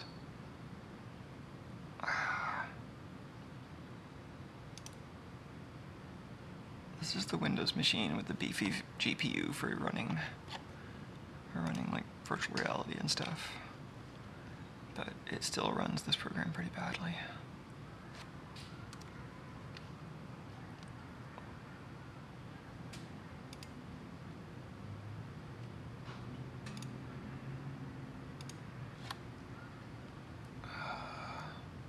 Okay, so these lines should be horizontal, but probably not otherwise constrained. Well, they're on this line, which ends up making them horizontal. Oh, it's so hard to tell when you have something highlighted in this program.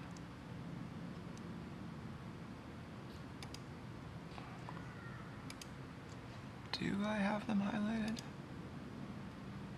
I can't even tell.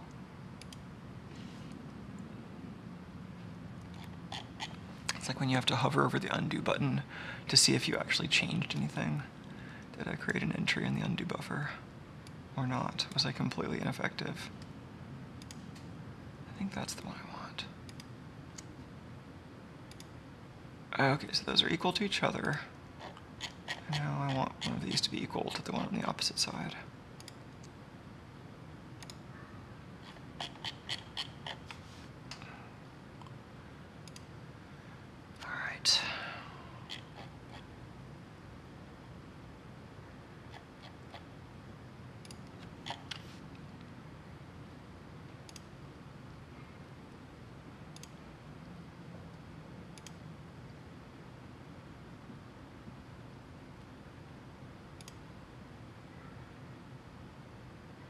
Okay, well, that's redundant but useful, I guess.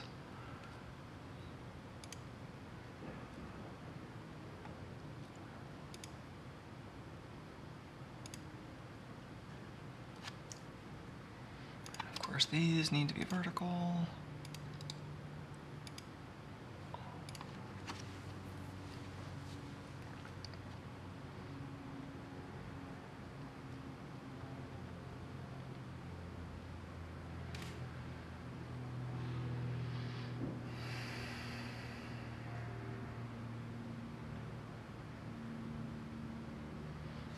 This line is also real all of a sudden, and we want a similar thing on the other side.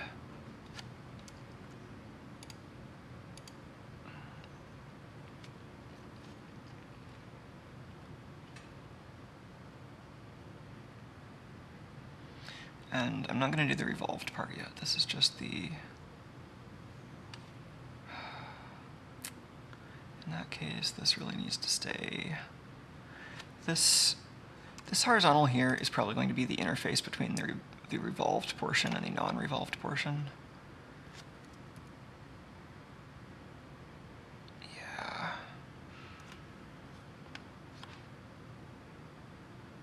It's about ready to extrude. This is still not set. I'm just going to copy this distance. 3 millimeters. Actually,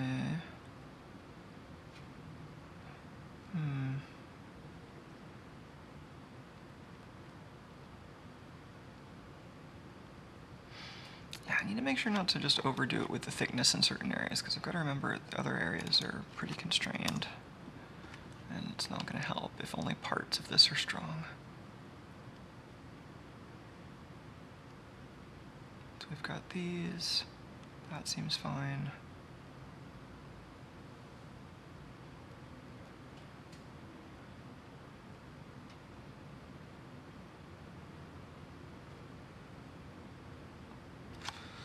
Let's copy this length.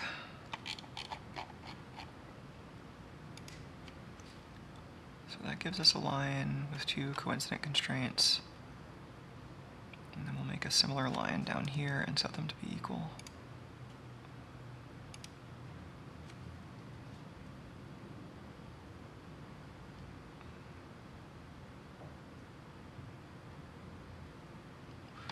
Oh, and then actually I don't need this arbitrary distance.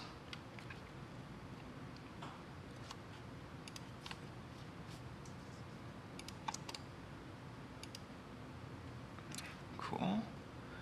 Now, where did I get that angle from? I didn't. Okay.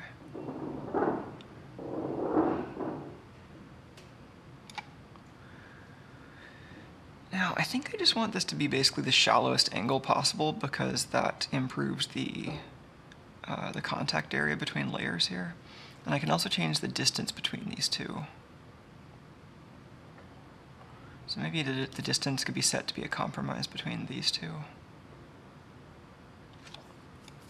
But what is it like if I just make this?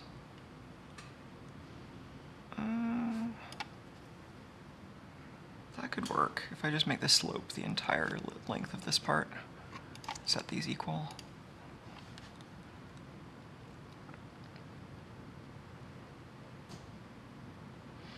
That seems like it could be thicker, though.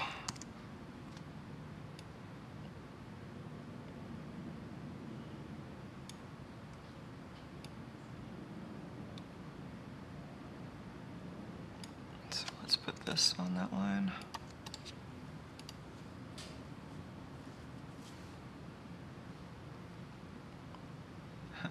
That still kind of overlaps. All right.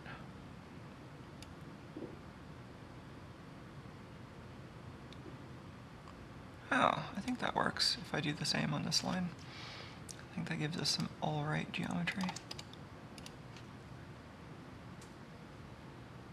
That geometry is solidly okay as far as I can tell.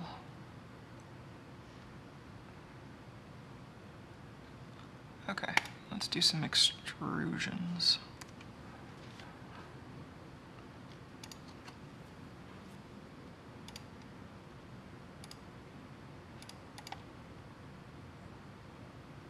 Let's do one side at a time, perhaps.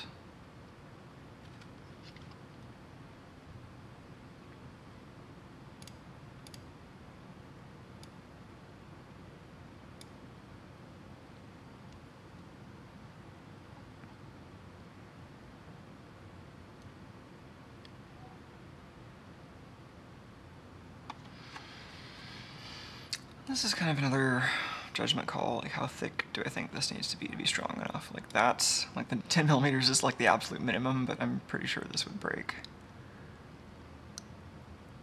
I think before I use something maybe closer to 25.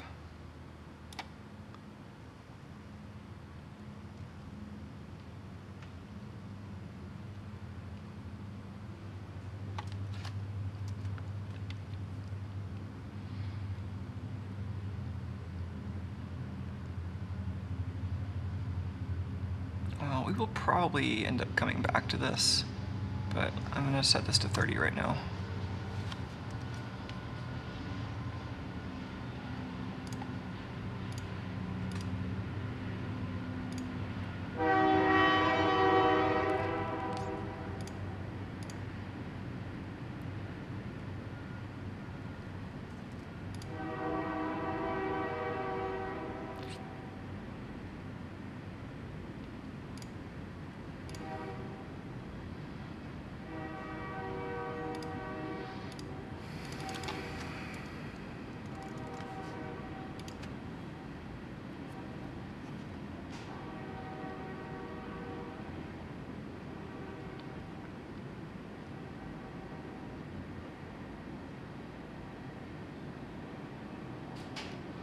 You can see how it's centered on the motor shaft, but the gearbox itself is off-center, so there's that.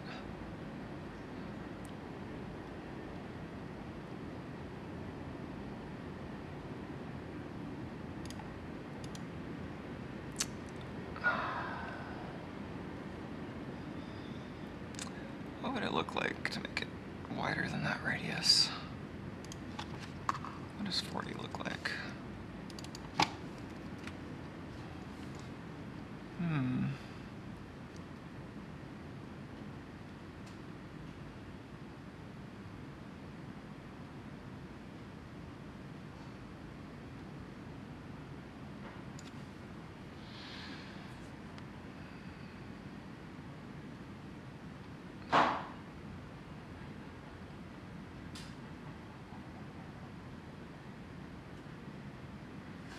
This will probably need to be something we come back to with the mounting strategy in mind.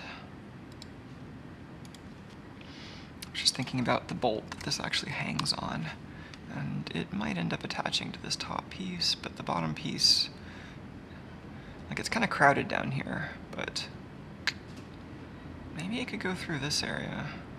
It really needs to go through. The best place for it for center of gravity would be like right up here. So maybe I'll do that. Anyway, I'm getting a little ahead of myself.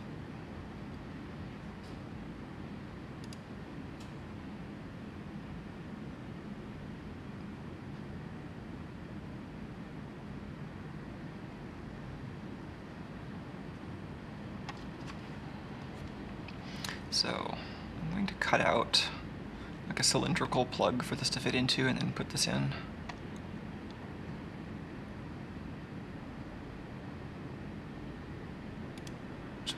Create a cylinder for that.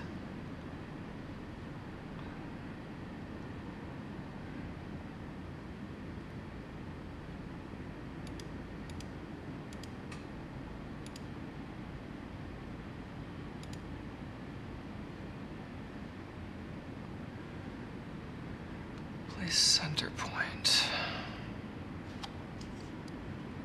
Do I have any references? No, not so much. Alright, fine.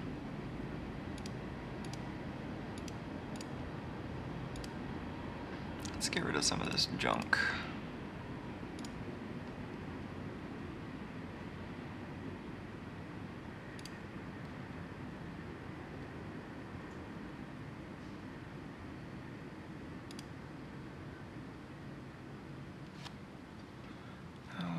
start a new sketch there. No, that's also not what I wanted.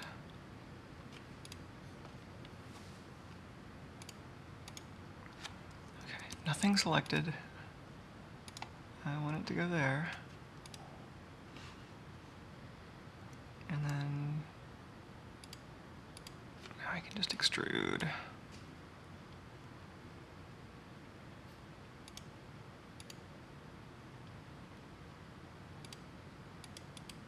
And I can cut just that piece.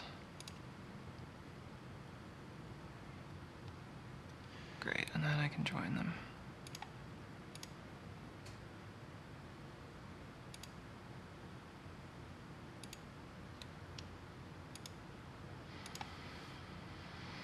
Okay, there's the spot for the bearing. You can still see the sketch lines hanging out over it.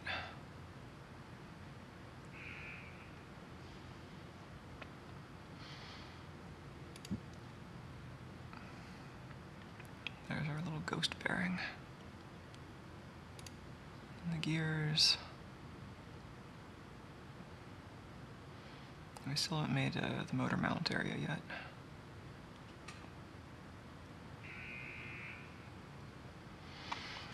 Okay, well, we have a few more features to add. We need some nut cutouts, and then we need 2 more revolutions, one on this side for the other bearing, and then one over here to make room for the motor. And then we need to add bolts to hold the motor actually onto this piece. So all that needs to happen. I'm also just thinking about how to attach this to the wall mount.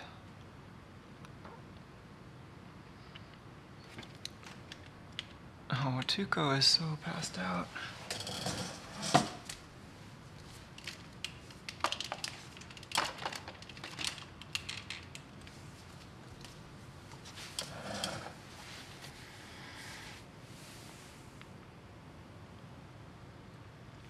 Oh yeah, so James asks what went on last night after the Euclid stuff got underway.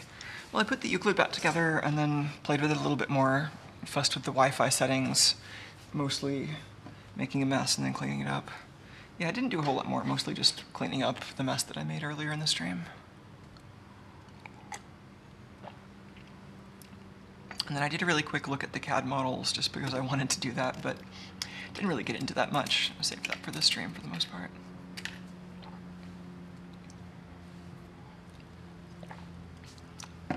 Let's look at the center of gravity. I was just going back to this camera because I wanted to look at the physical object.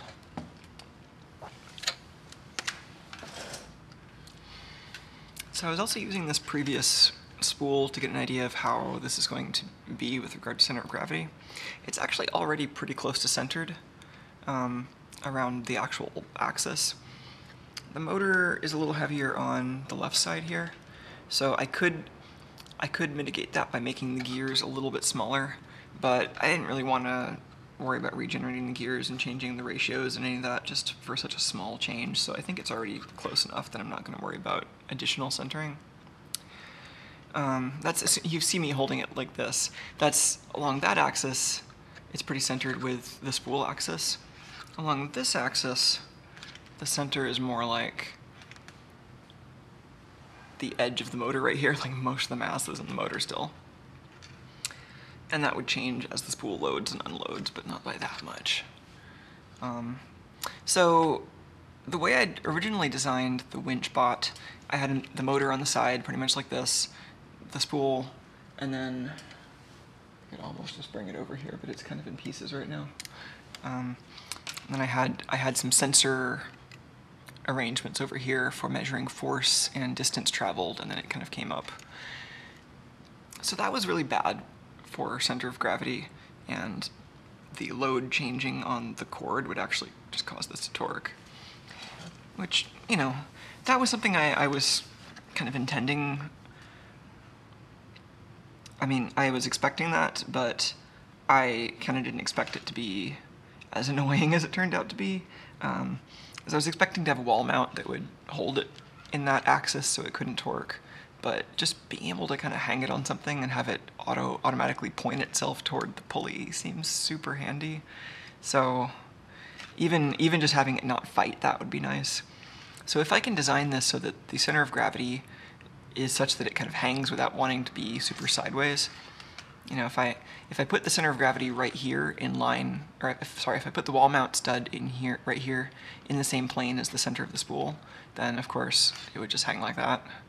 If I put it in this plane, then as the spool, you know, as the torque comes from the pulley on the ceiling, it would actually pull it this way, unless I have some pulleys to kind of aim the cord back this way and then up, which I could do, but doing it in this axis seems kind of annoying.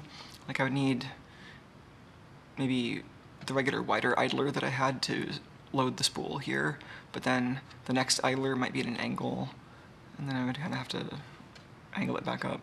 So that's one way to do it, but then I started thinking, well, why not just kind of hang it from the spool like this? The spool actually spins horizontally, and then you have one idler right here, and then, so in the same line as the spool, you have a wide idler. So that lines up the cord that might be kind of wobbling around along this axis, lines it up, and then you go over. Then you actually have another idler that's rotating in this plane, and that aims the cord up, maybe even toward the center. And then you can have another idler that actually, and then you can start actually getting to be like functional idlers. So maybe one of these is actually has the encoder capstone on it for measuring the distance traveled. And then anyway, you can kind of aim the cord kind of over and then up. I don't know if it actually ends up being that much better, but it means that the motor and the spool being in line like this, the center of gravity I think would be a lot easier to deal with. So I think that's what I'm aiming toward. Anyway, if I'm doing it that way, there isn't necessarily room to put the mounting stud in here, even though that might be kind of nice. Because then if I'm holding it kind of just by the middle here, I can actually pull just a little bit on here to aim it very easily, which is what the cord is going to be doing effectively. But I don't know, how bad is that? Because if I were to put that in the very center, then obviously this is already a tight spot, and I want to make that worse. Do I have another? Let me grab another threaded rod.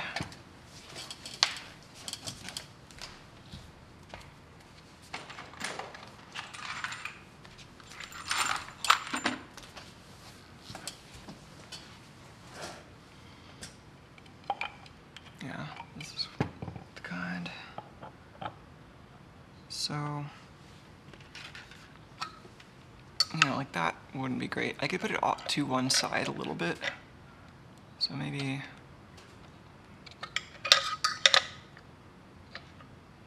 yeah, just to the left, like between the shaft and the gearbox could work, honestly. What does that look like in the model? Maybe there's enough space free. If there's not enough space in that area for the mounting rail to go through, then the other option would be up here. And then, so center of gravity is one axis to look at this along.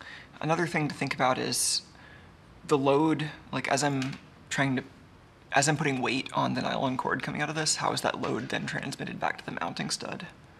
So that load would end up going to the pulleys that are attached, presumably to this piece. And, you know, so if the load on the nylon cord is going through the load cell into something that's attached like on or near this bracket, then it would actually be better for that to, you know, for this to be either like that or maybe like above this. Having this above is kind of the obvious solution that I've been wondering if we can just go toward. So this could basically just hang on there.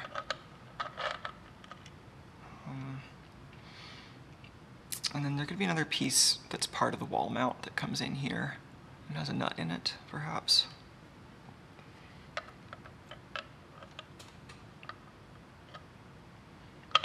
I end up wanting, I want a lot of this to actually be in the wall mount bracket for like cantilever support. So I might end up wanting a longer stud there. and then it might be simpler to use 2 of these instead of 1, but then you have to set the angle ahead of time. Like having 1 allows this to double as the pivot for setting the angle.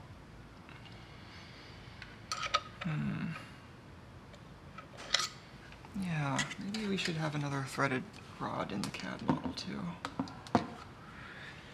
Well, I'm also trying to think, like, well, what do I need to include in the next couple of pieces I print for the next test, and what can I put off until later, design-wise?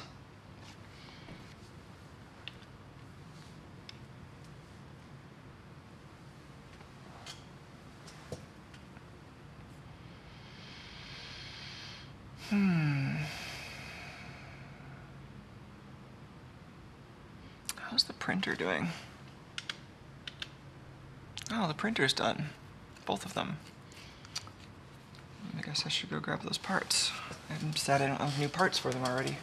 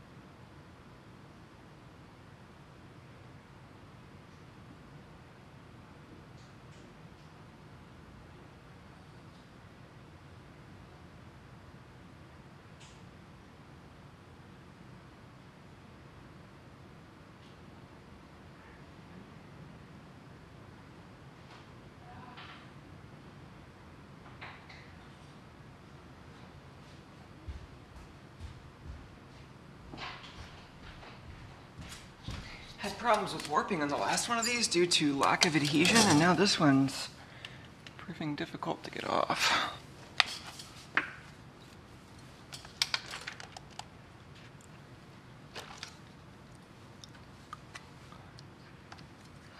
Add a little bit of isopropanol, which I usually use that to clean the surface. It also kind of helps to cool it a little bit to help the part come off faster.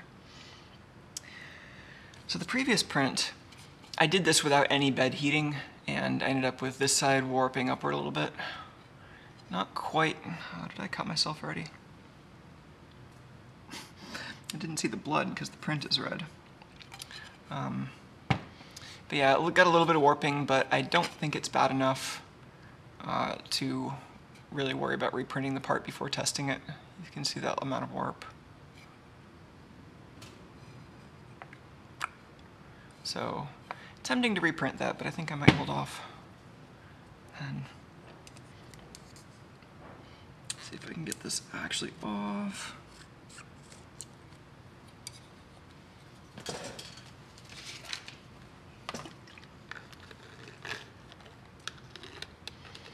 The bottle I have in the printer closet is not 99%, that one's 70%, because that's what you want to use for cleaning PEI.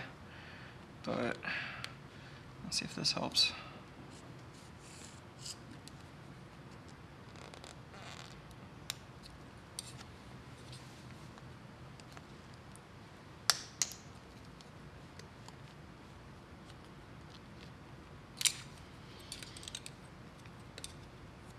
This is really easy to hurt yourself when doing this part of the job.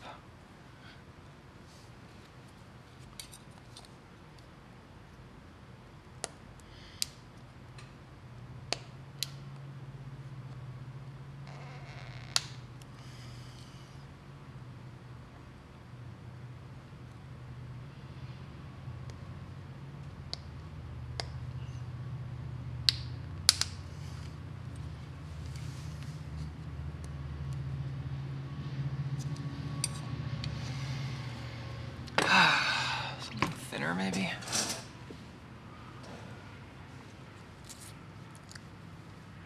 Ah, I was trying to suck the blood off my finger, but now I just have a mouth that tastes like that's propanol.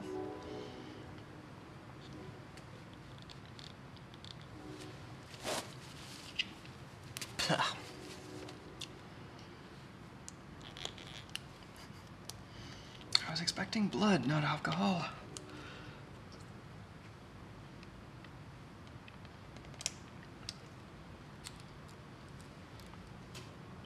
Oh, James is asking what the difference is between the white gear and the black gear. Yeah, those are different materials. The black gear was Ninja Flex and the white is Semi-Flex. They're just different colors because those are the colors that I had handy.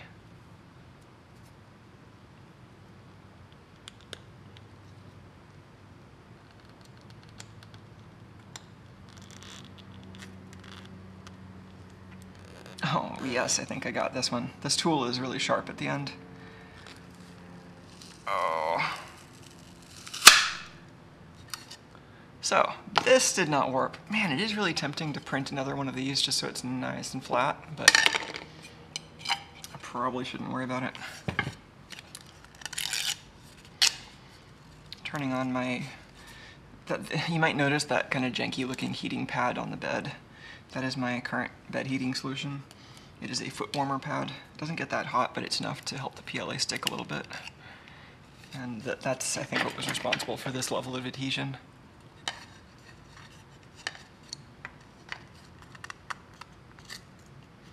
Oh no, did my taking the print off break somebody's stream? Too much for John's client.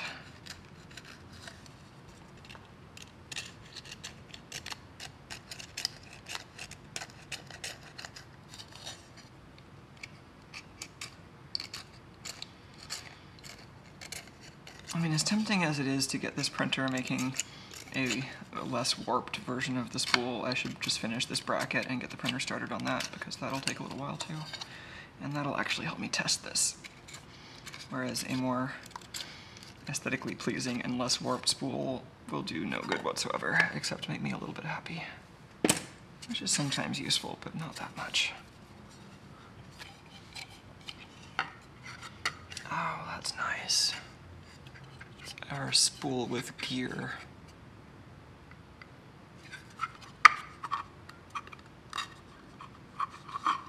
Alright, well, I'm going to put this back in the printer closet, and then we can maybe assemble the spool.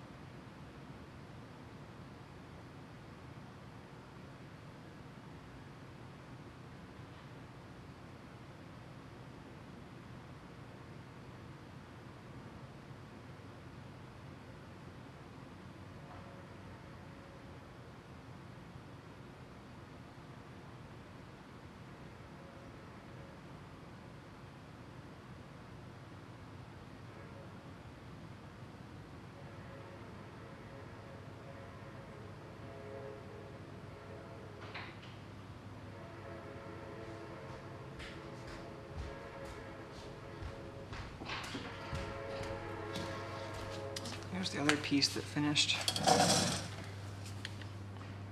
Amazing cat, also. It's another spool core.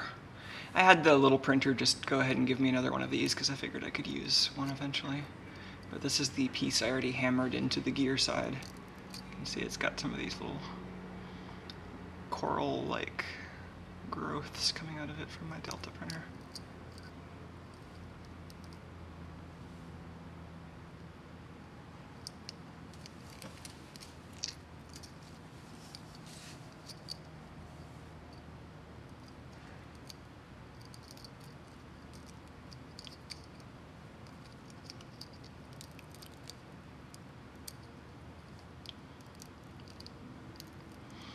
Oh yeah, I like those wash bottles, the little squeezy bottles. Yeah, very handy for, like, I actually was partially inspired by Ben Krasnow explaining different cleaning methods and kind of reminding me that, like, the reason you have wash bottles is to develop flow across surfaces, and like they are super useful for just like washing the surface of circuit boards, and I mean I think they're used a lot for like slides and flat objects like that, but and it's just kind of a handy way of dispensing it sometimes too.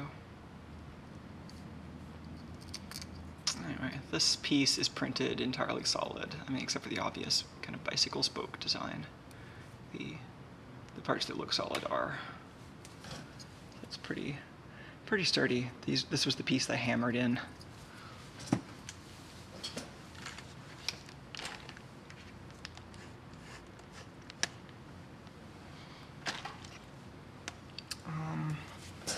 I'm going to assemble this now that we have the 3 pieces.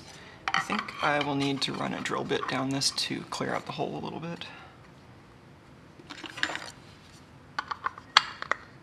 Oh, this one might be clear enough. Thomas asks, did you consider a fixed axle with the bearings on the spool side? Yes. The problem with that is that then the spool needs to be a lot stronger because you can't rely on the axle to actually hold the weight of the spool. So I wanted the metal part to be doing that job instead of the plastic parts.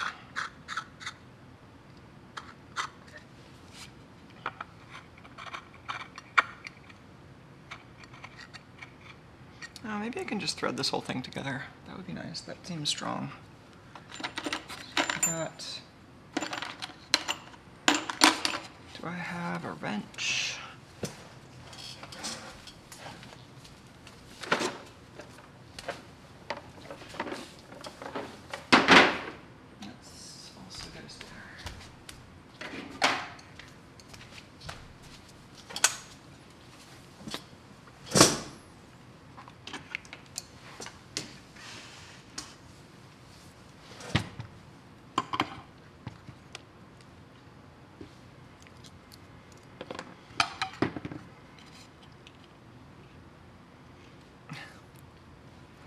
Okay, that time just blood, no isopropanol.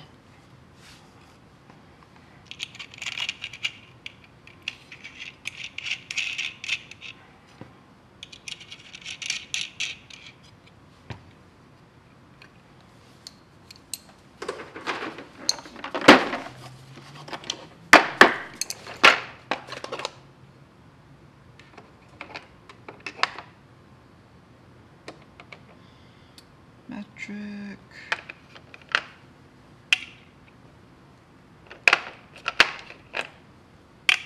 $12 millimeter.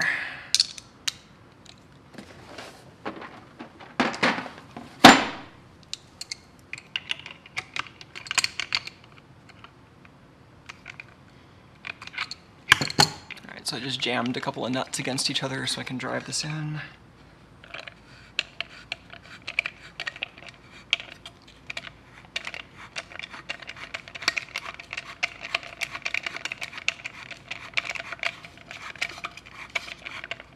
I could hook this up to the power drill pretty easily. I have a drill chuck in this kit.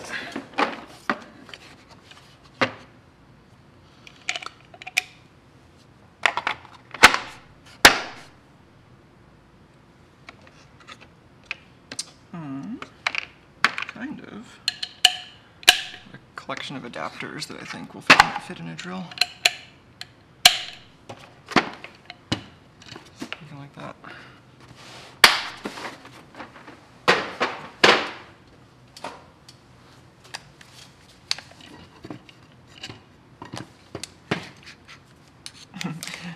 It's round, check.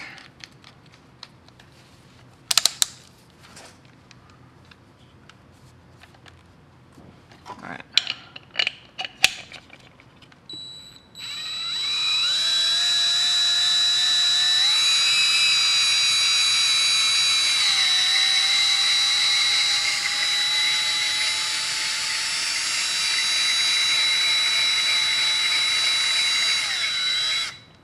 All right.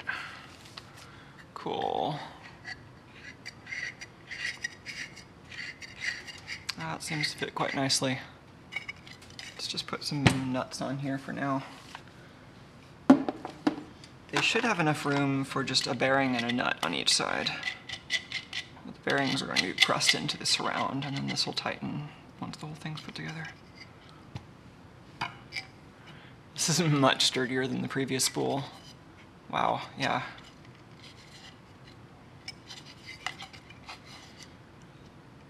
Wow. I'm not going to try to break it, but that should be sufficient. So that's what we got so far.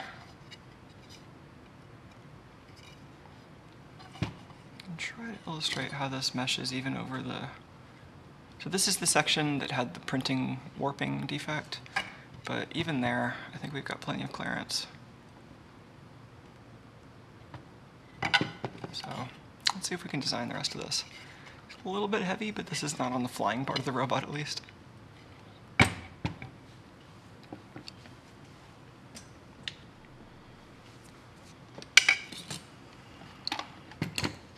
Alright, well now the printer's idle. Let's see if we can get something for the printer to do soon.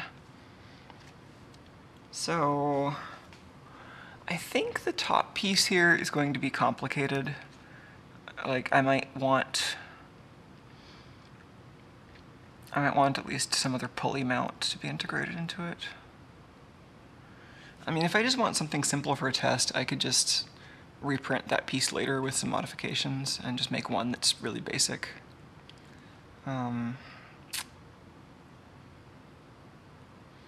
But I could, of course, focus on the bottom piece and try to get that piece printing first.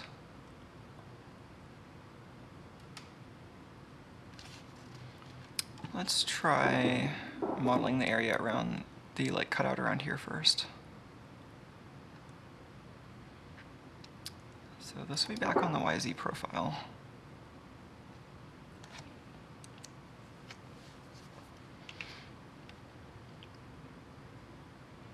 So let's make an axis. It'll just be arbitrary perpendicular line.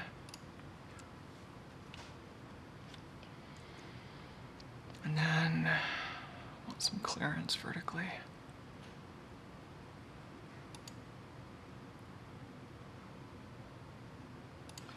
So another vertical line. This time I want some clearance between that and this motor opening. And actually this, I have no reason to make this super tight, so I might as well make this somewhat generous. 1.5 millimeters should be plenty there.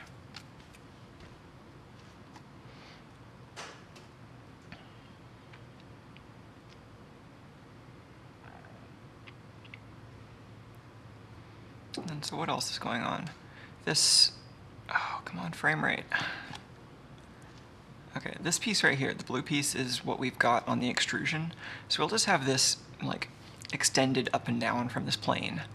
But then I'll make a section here that's revolved and then replace it using a cylinder cutout the same as I did over here. So I want this to...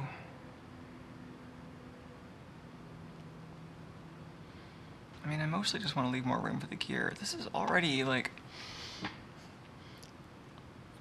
mean, that would be almost enough room already, but I want to leave more room for the gear for sure.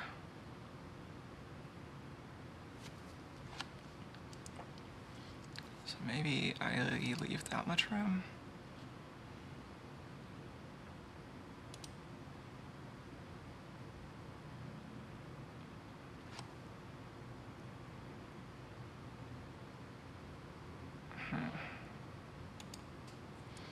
Let's make this a continuation of that line.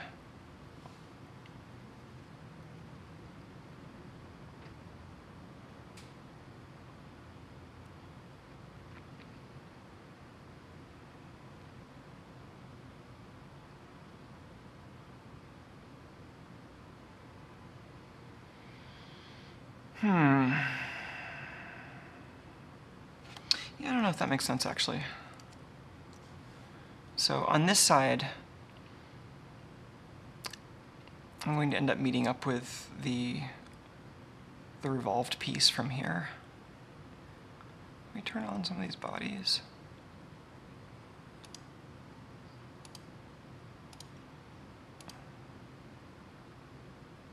Oh, those are in the future. Right.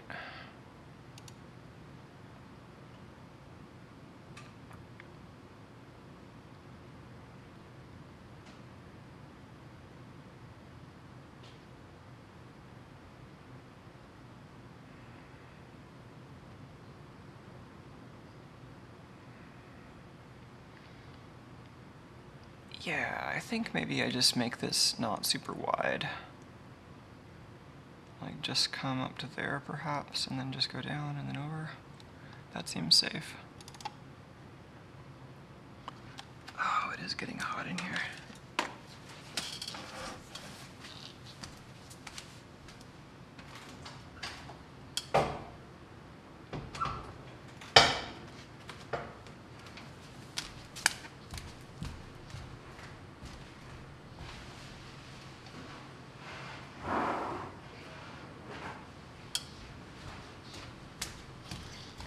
More ventilation.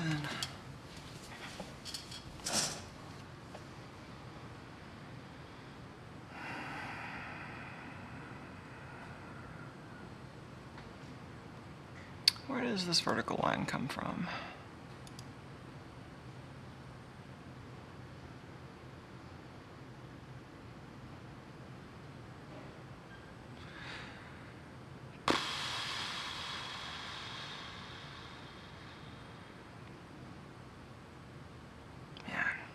I had like an entire piece of toast to eat today, but I might have to get more food at some point. That entire piece of toast might not have been enough.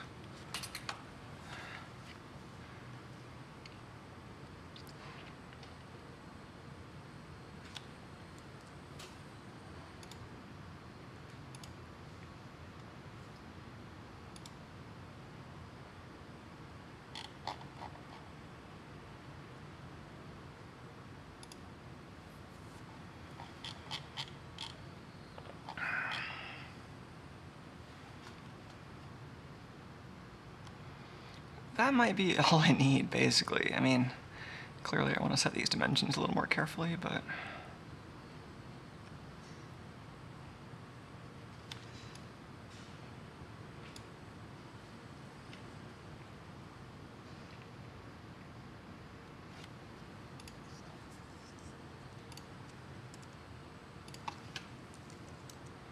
Oops.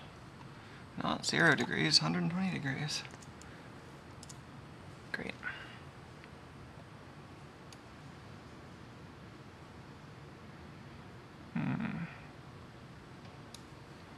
I see.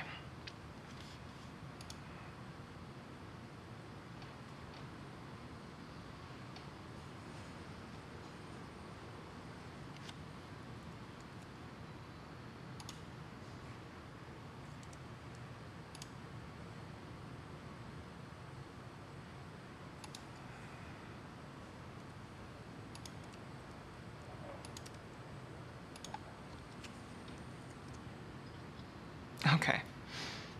Dimensions.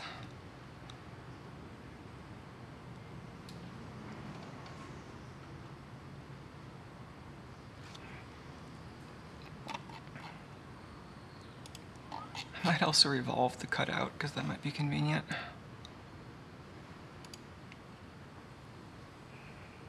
So I'm just cordoning off an area for that.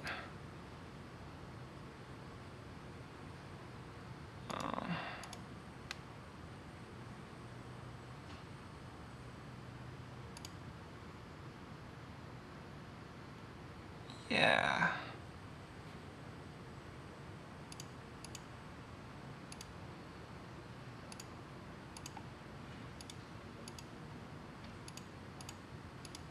This will be the cutout.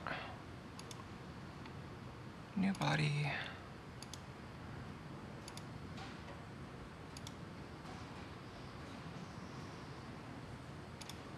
And that'll be the replacement.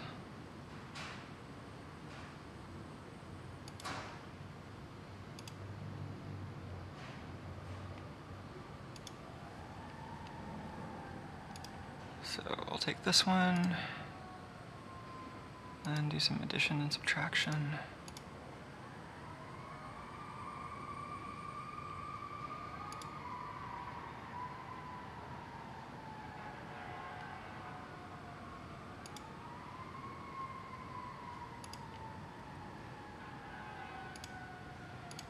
Okay, so now I've got a hole there.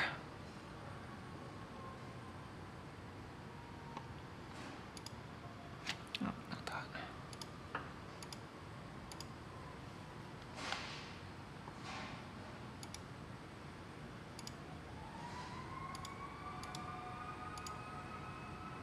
Whoops.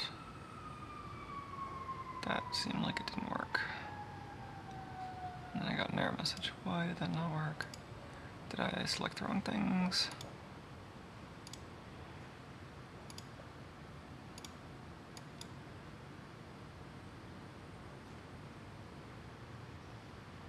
I don't know about that.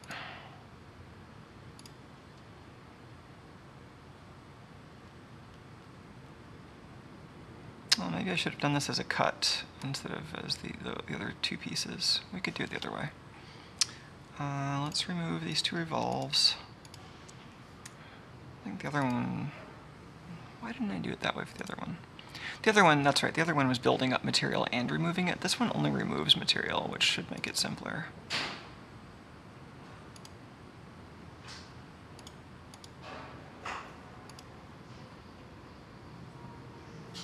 Oh, I opened the window and now it's blowing things off the area around the window.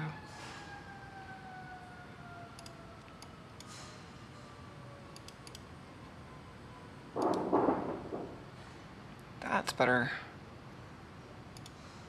Okay. Simple and effective.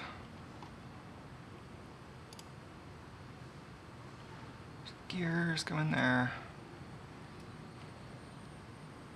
I think we need holes for the motor mount now.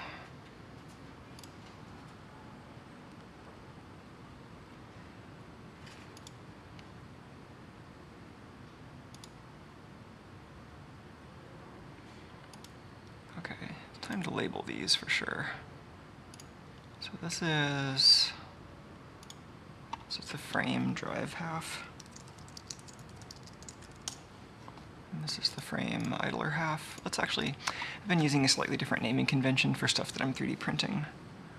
So... Winchbot...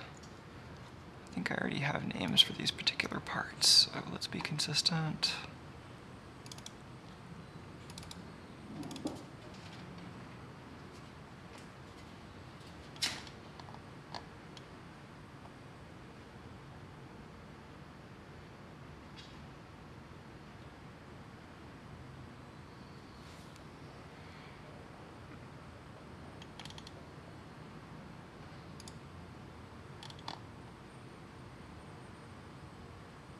Oh, maybe I already deleted those. Okay, then I don't have anything to be consistent with. Let's name this Winchbot frame drive half 1 or 2. There might still be something very similar in a first revision in my printer, so I want to make sure I label this as the second revision. Idler half.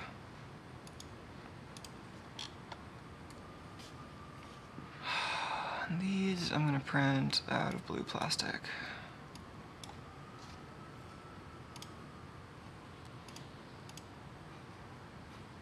Okay, now I can start sketching on here for the motor mount.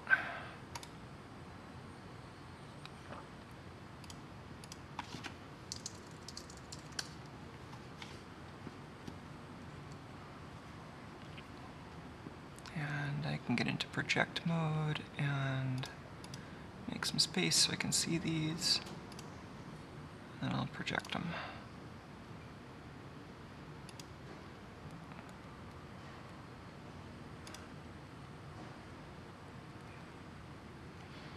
Okay, and I don't necessarily want these to have a ton of clearance. What are these? What is the diameter right now? These are going to be for M3 bolts. Diameter here is already 3.6. That's kind of plenty. I was thinking more like 3.2, but...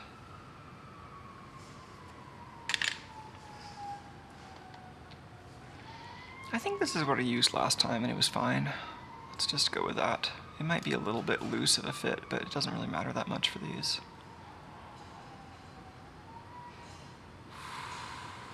How about 3.4? Compromise.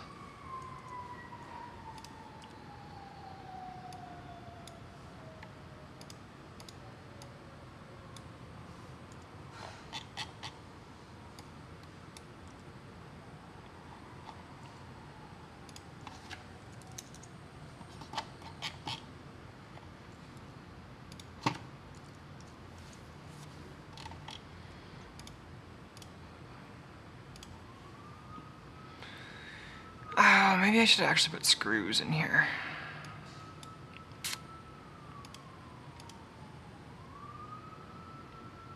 I mean, I don't need them quite yet, but I'm about to need to know where the screw heads come to, which requires picking a screw length. Where did I just put that thing I was working on? This one?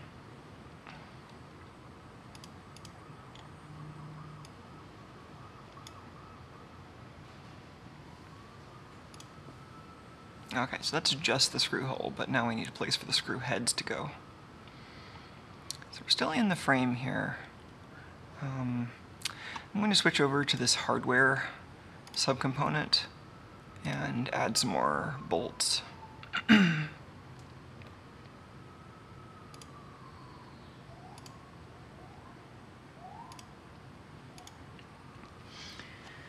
Oh, M3 by 10 maybe?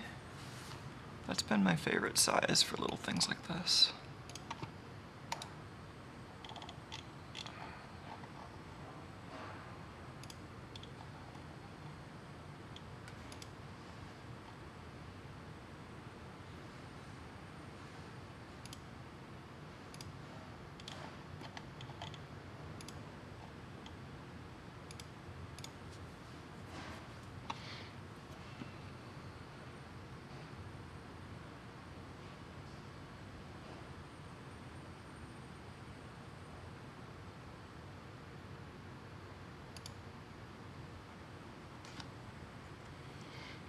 Oh, I was just noticing the conversation about version control on the CAD parts. Yeah, that would be nice to have like a little printed... Like you'd probably need something pretty small, but just something... Maybe you could put it on the first layer so that you could see it in the pattern when you look at the bottom of the part.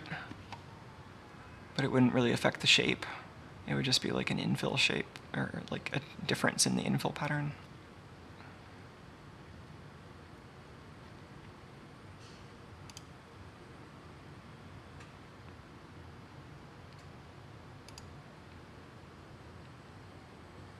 Did we just import this? Oh, there it is. Inside the motor.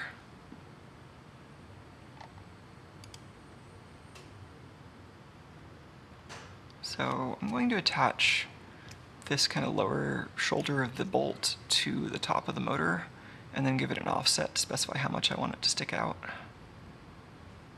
Oh, actually, maybe I'll do it the other way. Maybe I'll set the end of the bolt and then specify how much I want it to dig in, which might be a little better.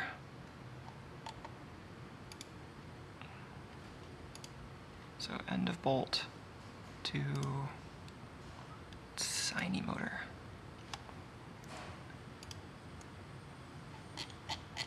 Then I had a 90mm offset in there, which I need to clear. Great, and then a little bit of a vertical offset to sit it in there. So 3mm I think will be enough for these.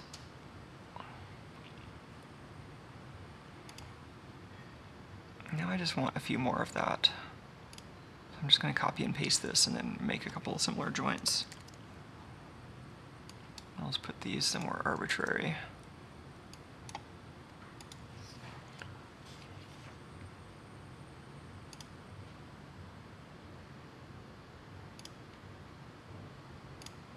And it's got that 90 again. So I've got to replace 3.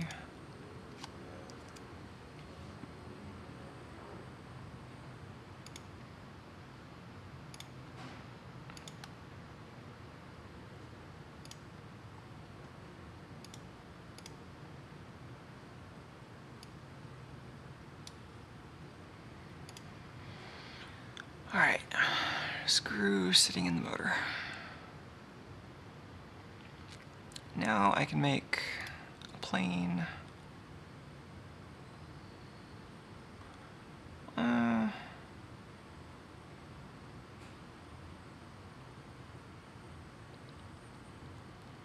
I mean, I don't really need a plane. I could make the sketch on any of the bolts. It was kind of the same situation as before, where it's kind of a special case versus not having a special case. Making a plane and then projecting everything to that plane seemed a little nicer, but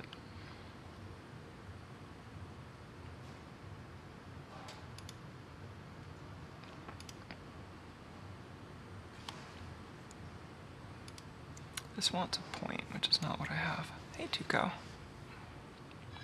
Plane along path? That's not what I want either.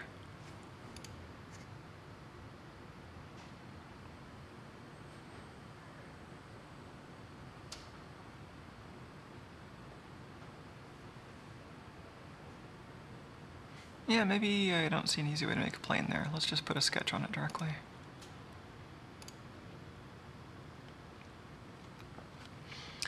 Then I will project some center references.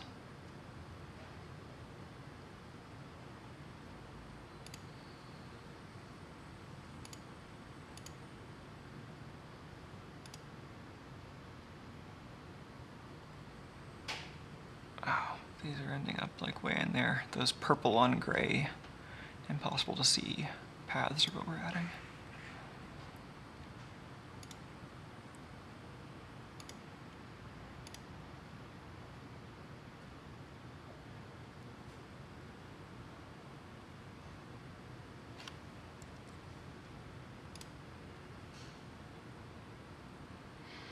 And then let's give that like 7? Is 7 millimeters enough? 7.5?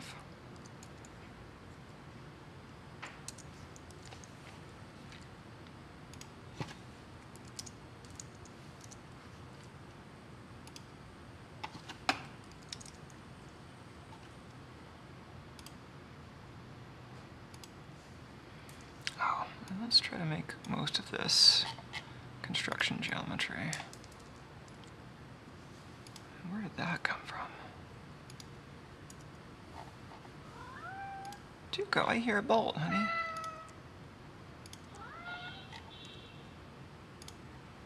What a little weirdo.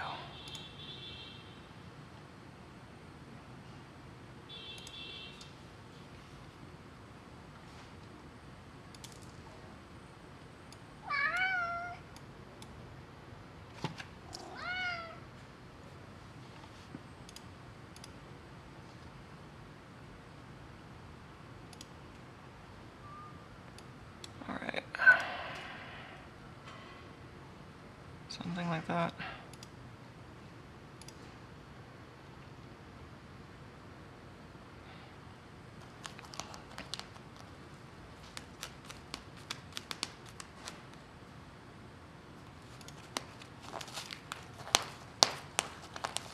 Hey, Tuco. Aw.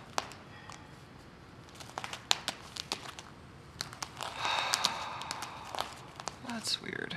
I don't know if I like that.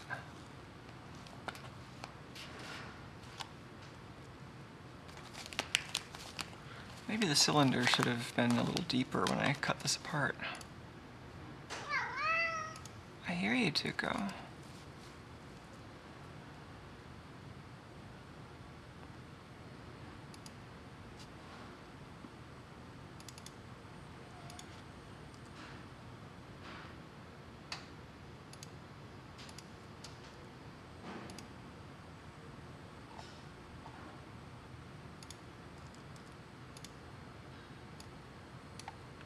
That'll do.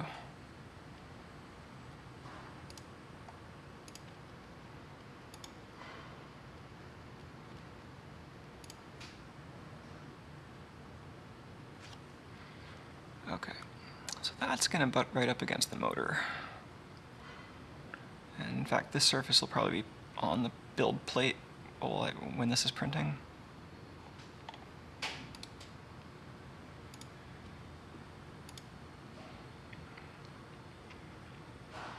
And there's the clearance to reach in with my pliers.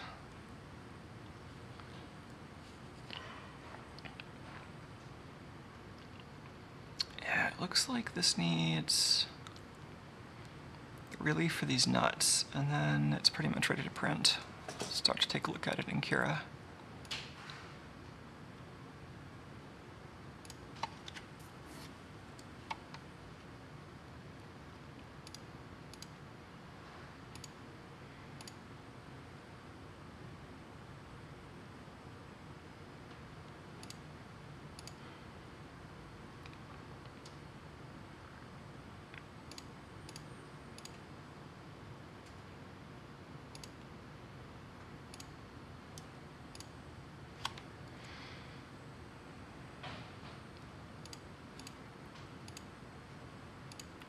I always have trouble with the automatic chaining for the nuts, so I have to select all the pieces individually.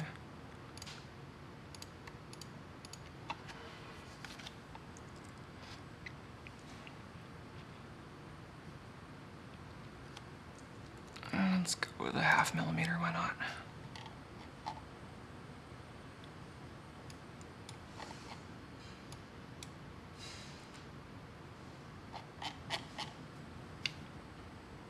And same deal on this side.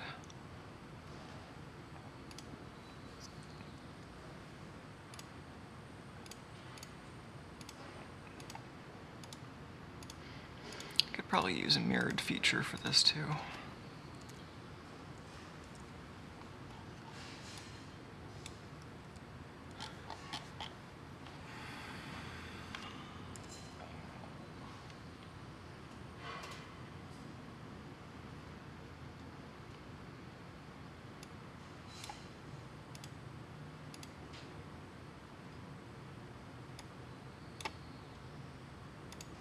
Because of this little piece, I'm going to have to actually make it a bidirectional extrude, I think.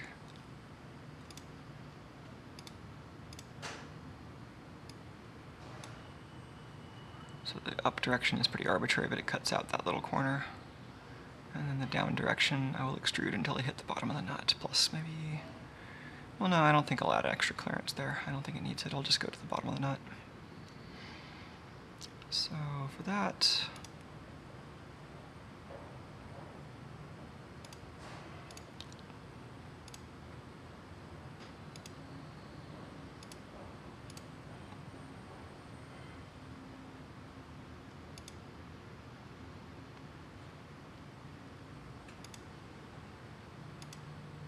Let's not cut through the bolts, let's just cut the frame.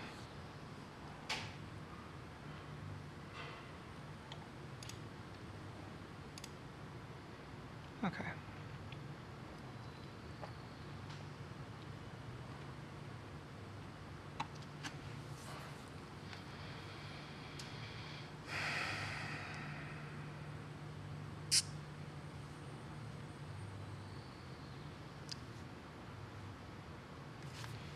I think I'm going to chamfer off some of these edges, because these edges are not really adding much strength, and I think I'm just going to save the material.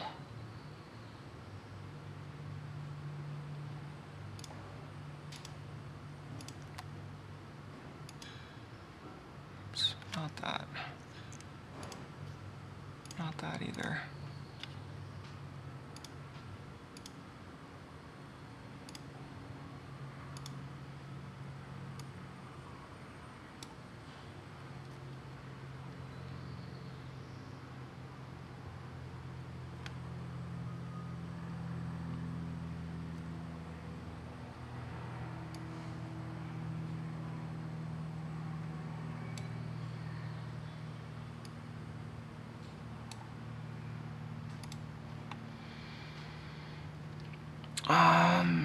So then last time I had a little bit of an interlocking feature between the two halves to help them register really positively.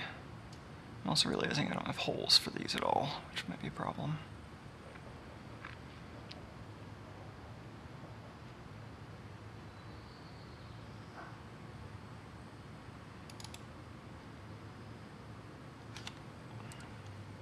Do I have a center reference even? No. Oh, I guess I can project one from here. No?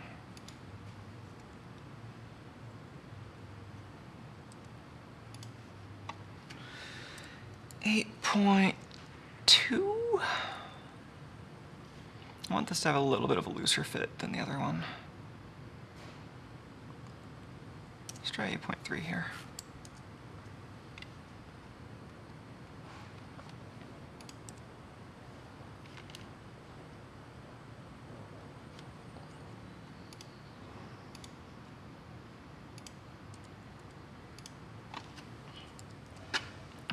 Wait, was that 8.3 or 8.2? I'm already forgetting. 8.3. I know I could set those equal, but it's all the way over there.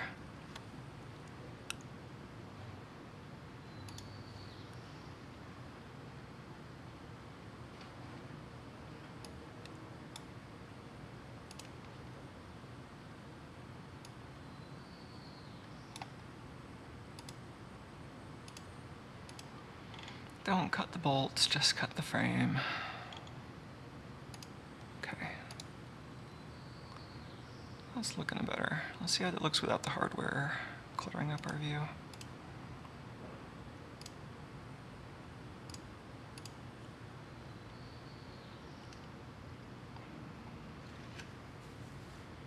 I'm liking that better.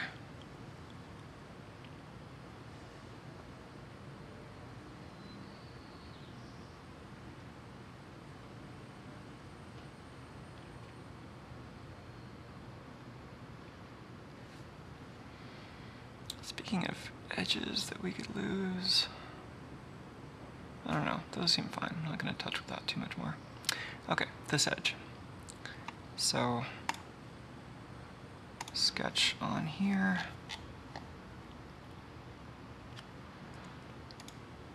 To project its neighbor.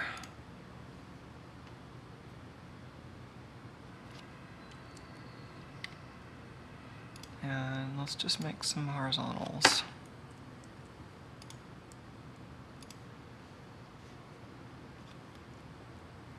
Let's make more horizontals. Let's just keep making these. No, we only need 4 actually, but they all need to be horizontal or equivalent. Yeah, those were already perpendicular. Okay. Now,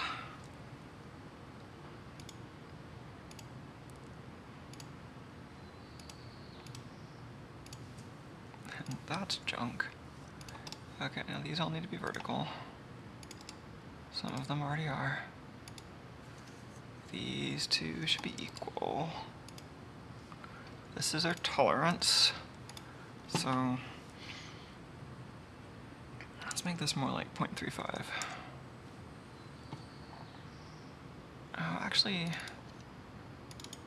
let's go a little higher. I don't want this to be tight. Let's do 0.4. And then this and this. One of those rare cases where I want 2 lines to have the same midpoint. Let's use the midpoint constraint. Great.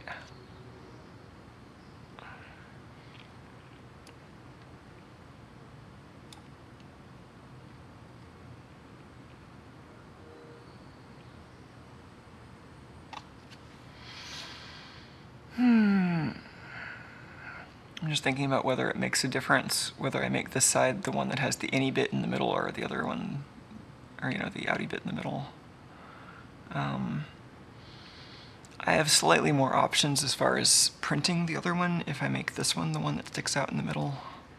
Then if I have to print the other one on top of its corresponding piece, then I can make that that bridge over the center. Anyway, let's add a distance constraint maybe. 15 millimeters. Sure.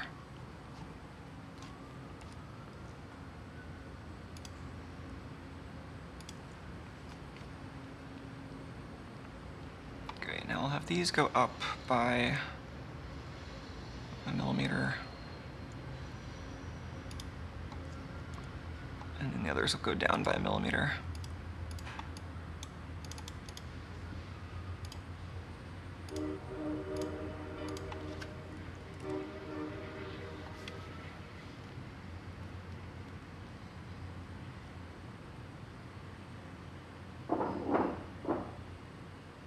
Actually, I wanted that to include the margin too.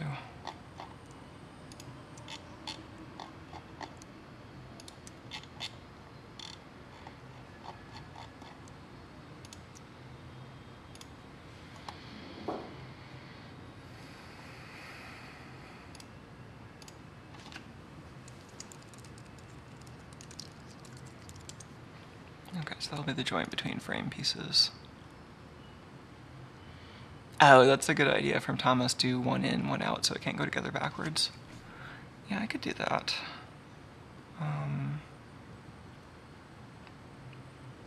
Yeah, I like that idea. Let's change it. Let's go back.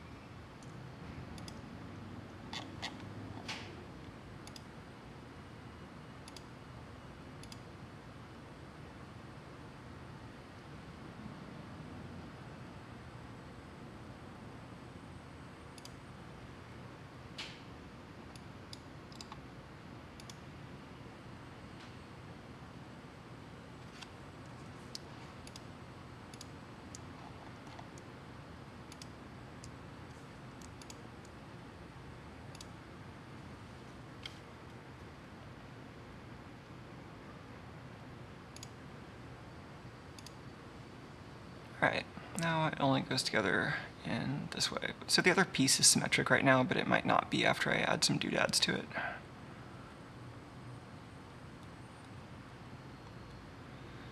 Okay, and the other half needs some adjustment to work with this now, but before I fuss with that too much, I might take this over to Kira just to see how it looks, and maybe we can get it started printing.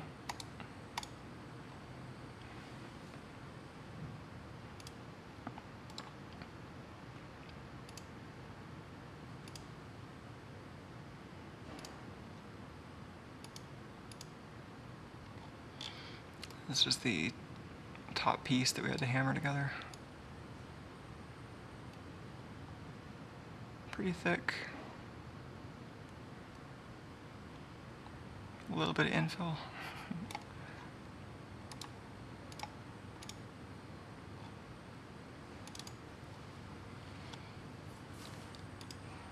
All right.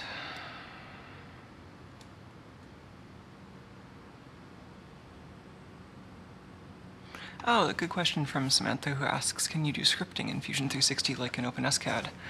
I don't know, not as far as I know, but I haven't really gone out and looked for that. I know Onshape has some good scripting, so that might be a thing to try if you're looking for good scripting. And then of course you can make things in OpenSCAD and then import them into Fusion 360. The gears in this I made using a combination of an online gear generator and Rhino, and then imported them, because I couldn't figure out how to do it the way I wanted in Fusion 360.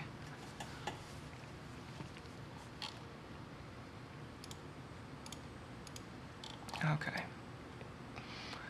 I think that's roughly what I want. I might change the orientation just to fit slightly better in my printer.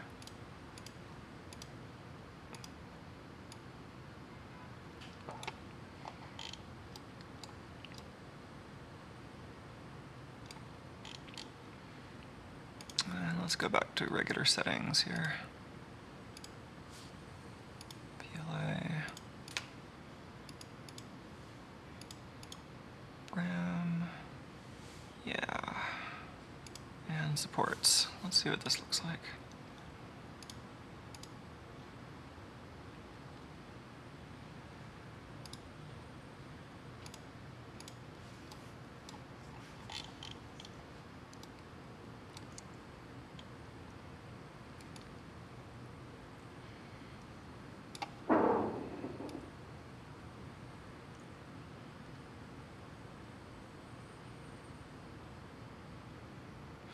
Oh, this has a lot less support material than the last iteration of this. The last version of this, I think this bridge was a lot further up instead of having this angle that made the whole thing kind of bow outward. So this will be a lot less support material than last time. Still 13 hours. This is a big part.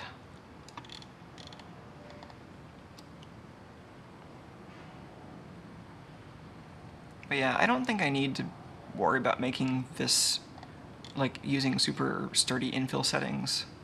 I think this part is large enough that just its size is probably going to make it pretty strong.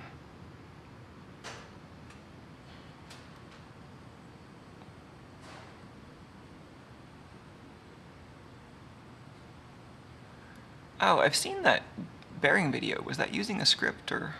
Because I mean, parametric design is like programming, but I thought Samantha's question was about like actual scripting, like writing code. Well, maybe I'm forgetting some detail about how that was made.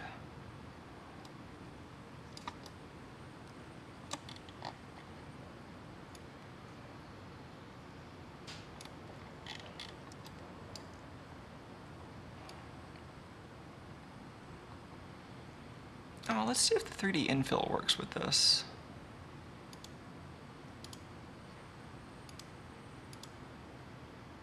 Oh, this is set to 3D infill. Really?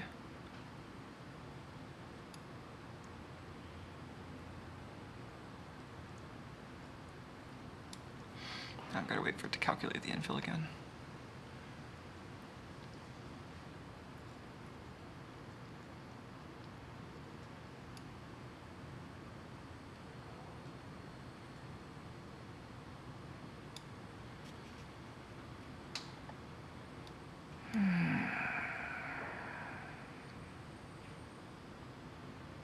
Oh yeah, there's the 3D infill.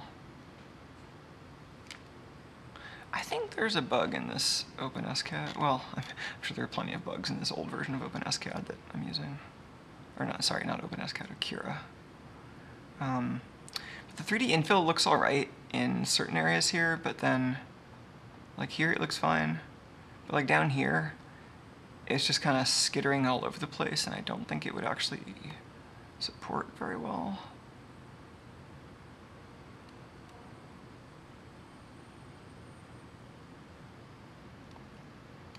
I think the surface area was changing in a way that it doesn't know how to deal with.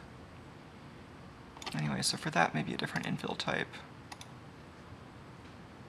And then the other bug I think I found is that when I'm in the simple mode settings, where it's using like mostly defaults instead of letting me configure everything, I think it's supposed to be using 3D infill by default here, but I think it might just be using whatever I set last in expert mode, which is not necessarily what I expected.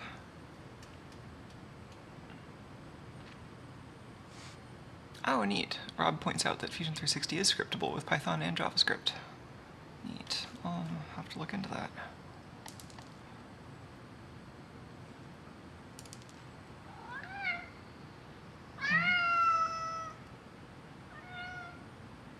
Oh, maybe the quick settings are defaulting to the 2D infill here. I don't know what's different about that, but this seems like the result I want. And the infill seems alright. I don't know if this piece is going to be strong enough, but I think it probably will, and I'd rather print one now using my kind of everyday print settings than go overboard on it. And if we break it, then we know where it needs to be stronger. But it's pretty big, like it's just so wide that I think we've got a lot of material there. So.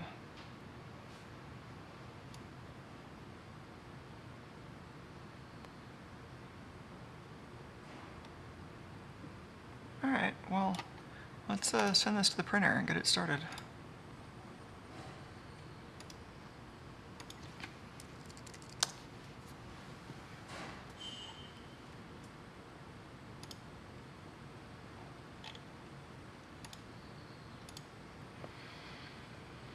I think I already left the printer in a good state to continue. Yeah, so I cleaned the print bed, switched colors. I just have to click print. It's still uploading. As soon as it uploads, I'll hit print.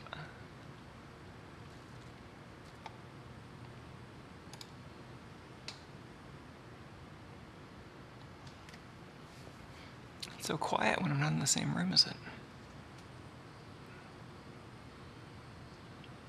Winch butt frame, drive half. Cool. Well, that'd be nice. Have another part incoming. Oh, Tuco really wants to play. Maybe this is a good time to do that.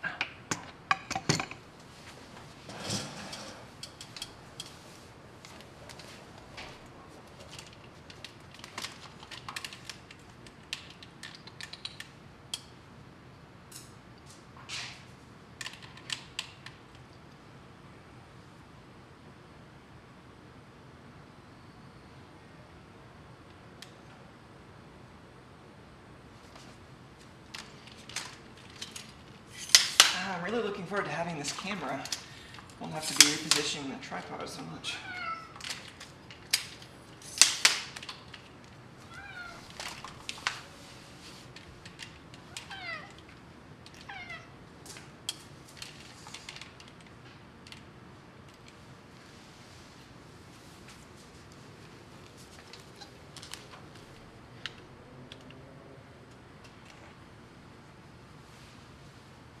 Good job, little tiger. You gonna bring it all the way back or not?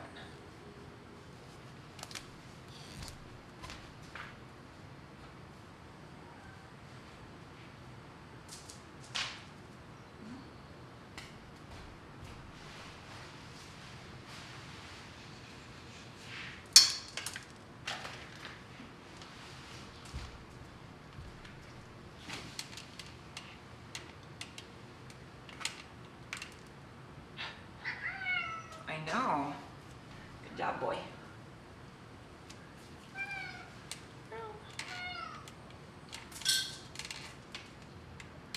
Did it just come right back?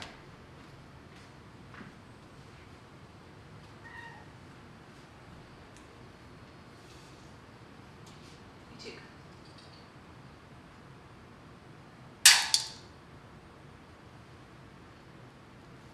That wasn't a very good throw.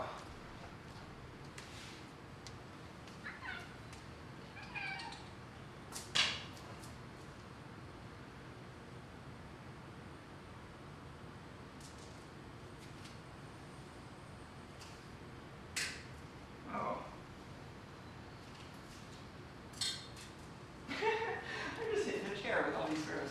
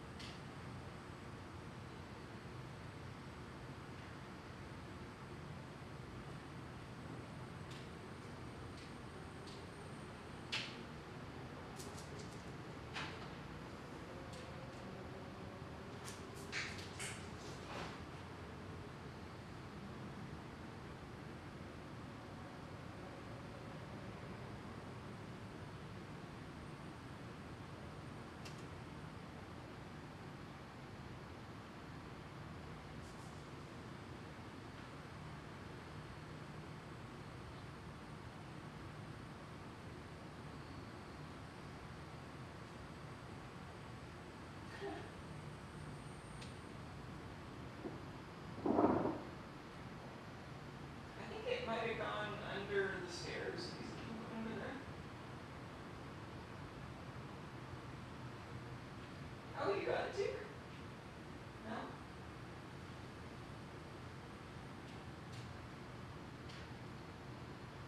You need another one? Got a bad throw.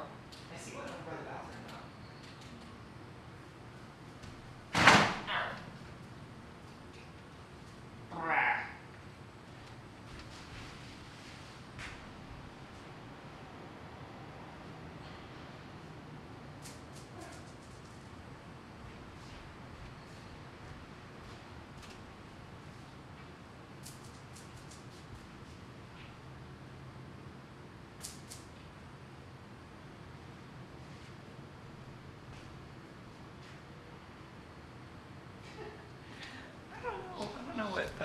machines. Let's see how the printer's doing. That looks about right.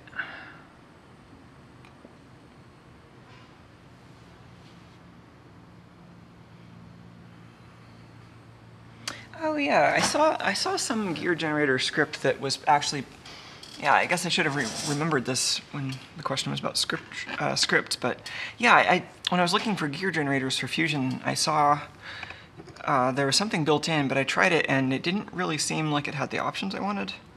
I forget exactly what it was missing though. It might have just been,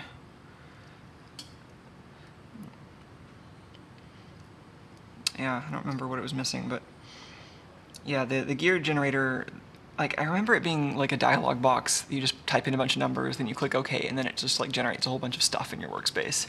And so it wasn't really easy to see what all the parameters did since there wasn't any preview that I could find. But if you read its source code, it would probably make more sense. Anyway, that's going to take a while.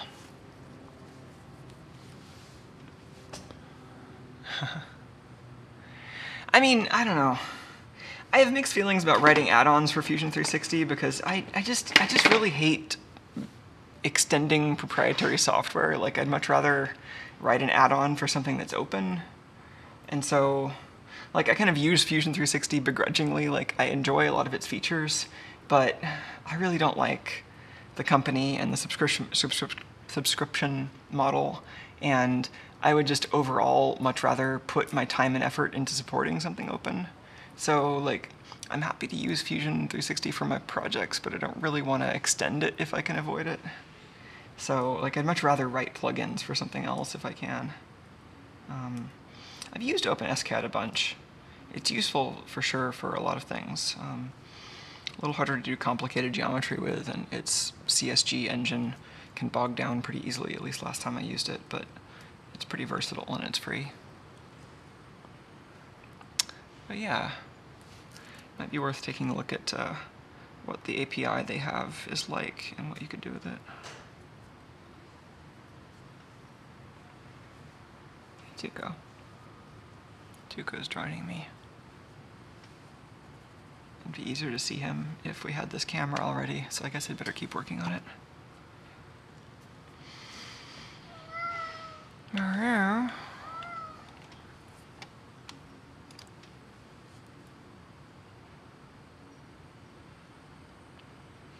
Oh, Saul on YouTube says my streams and videos are a bit quiet compared to other stuff on YouTube. That's interesting. I can understand the streams being kind of quiet because, like, I can't like adjust the levels the way I can when I'm producing edited content. But the stuff I edit, I try to use the dynamic range pretty effectively, so I'd be surprised if those are just consistently quieter.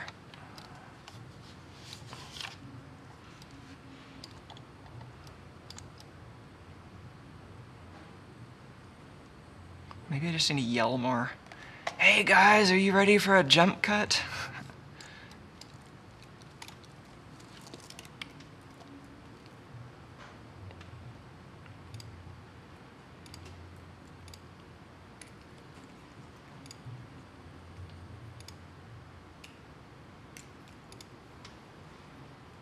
Hey Tuco, what you doing? Are you chewing on jumpers? Don't do that. Honey. He's off camera and chewing on jumpers. Two things which I can fix.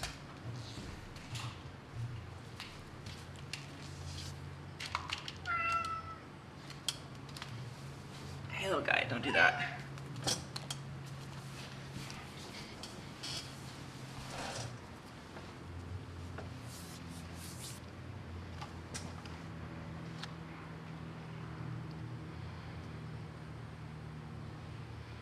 Hmm. 12 millimeters. And then let's adjust this.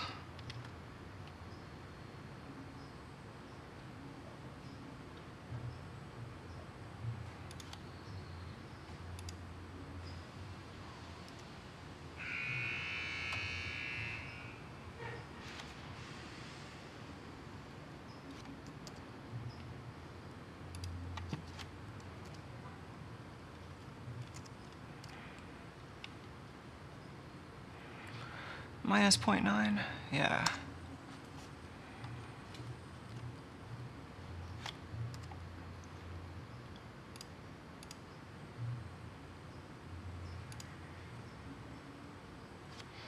Oh, I should actually have that. I can use that same extrude for this too.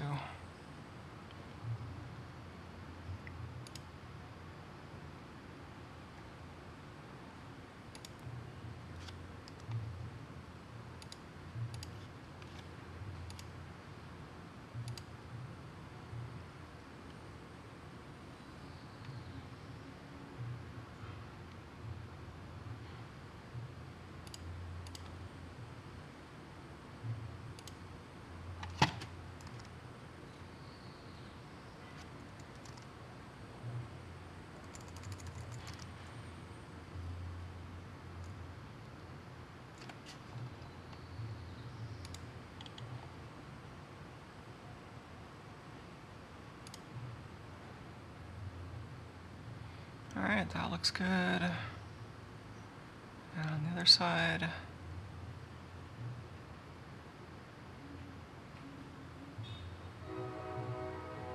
think that's also good.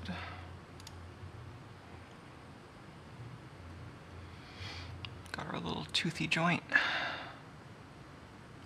And this side also needs nut, well, I can't put nut cutouts in both sides because then I can't tighten it, so let's not have that shape of a nut cutout. Let's have round cutouts on this side. And then actual holes, you know. Where did our nuts go?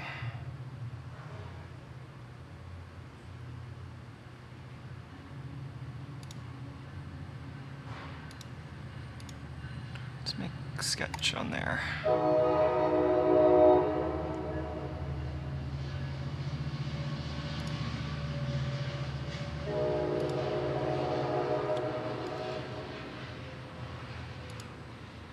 I'm just going to project any of these arcs to get a center.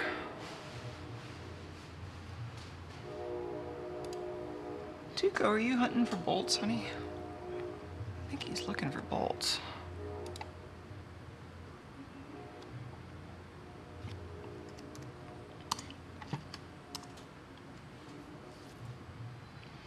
That should be fine.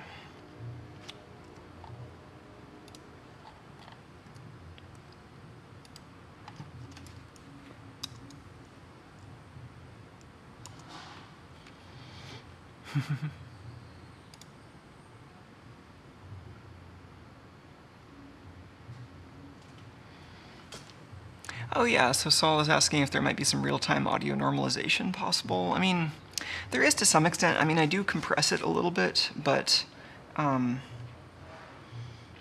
don't know. I like really slow automatic gain control filters.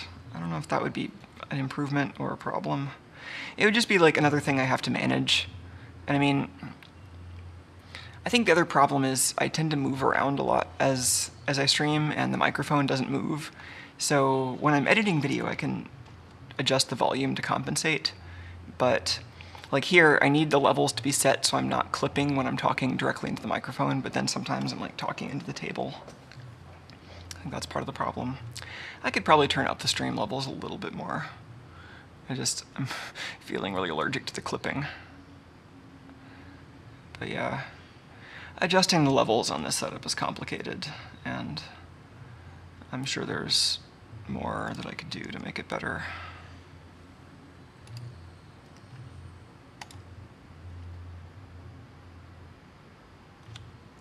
Oh, let's also have, where is that coming from?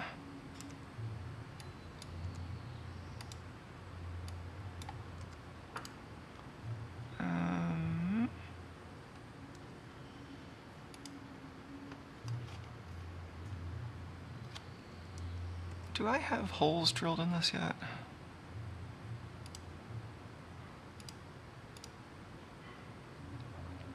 I do, so that's where that comes from. Oh.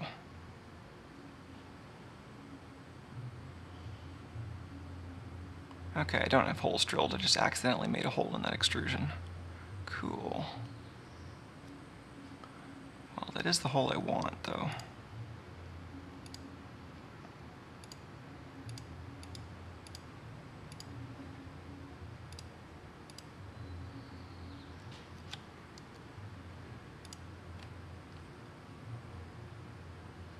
So I'm just going to project this so I can cut it out again.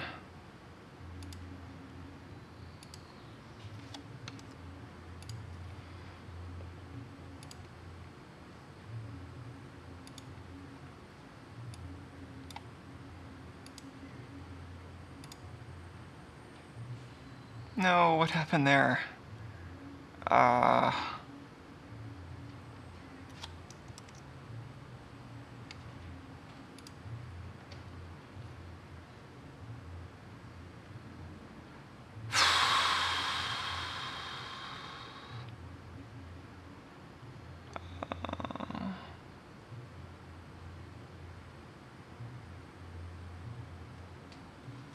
Did I end up getting... Oh, man, that's annoying.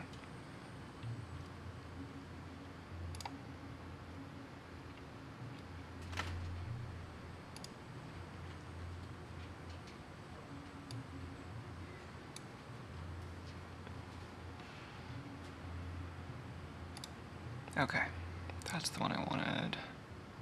I actually need to go both directions from there.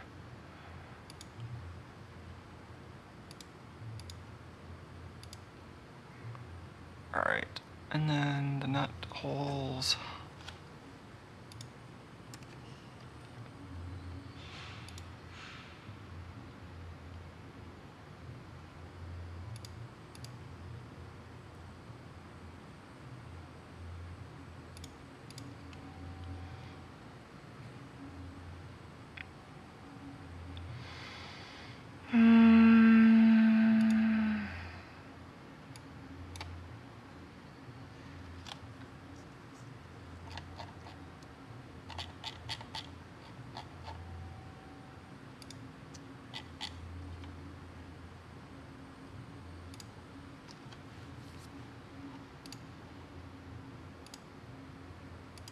Okay, so now we have a place for the nuts to hang out. Clearly this needs some work in the middle still. I think... Let's maybe take a look at the section view to make sure these are all sticking together the way we expect them to.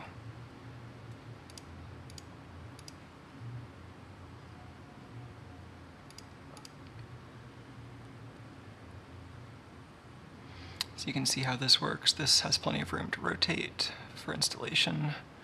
And this one is more locked in.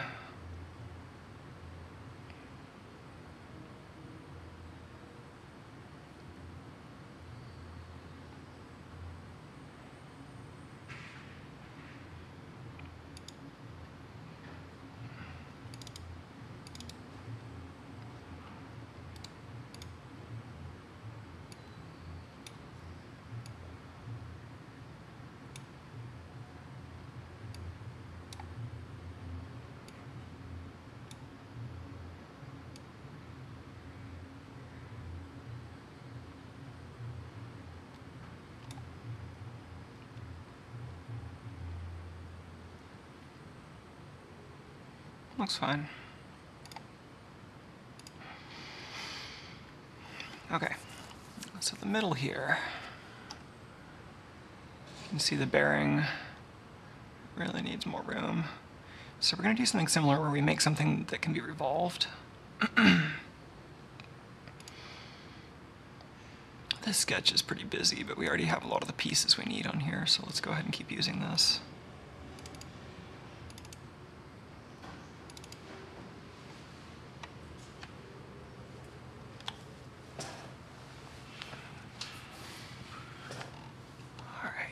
Oh, 2 goes on the rack again.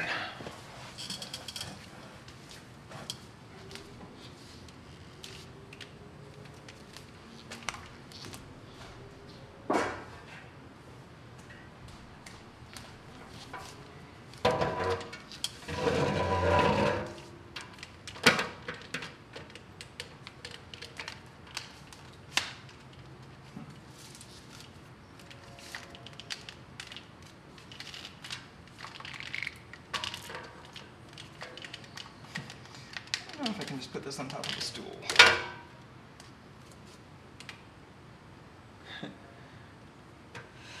Tuco is not sure if this is a good idea.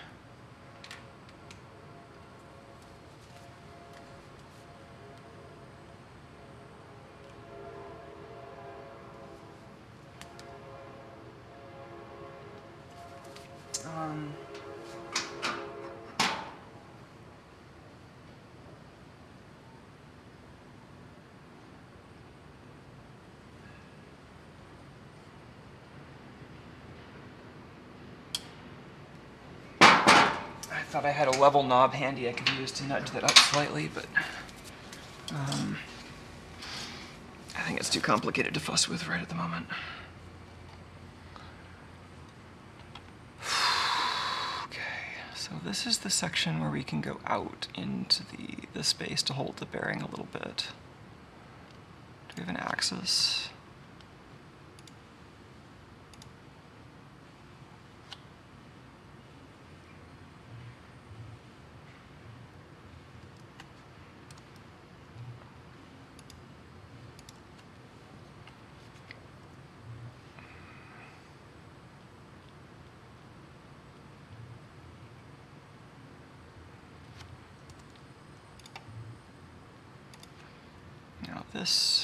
That's already horizontal. I think our clearance to the base was maybe 0.1 millimeters. Yeah, let's do that.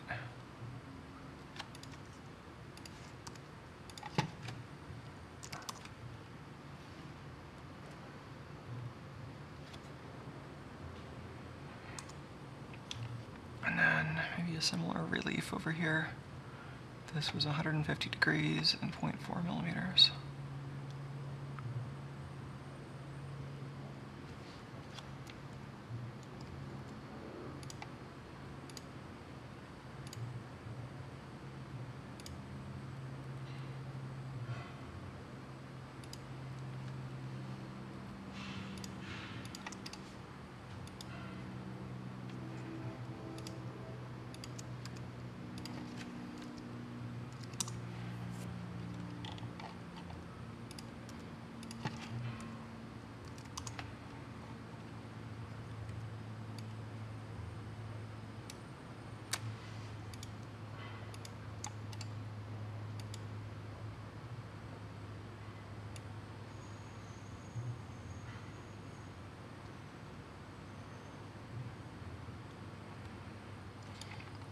How is that part constrained over here?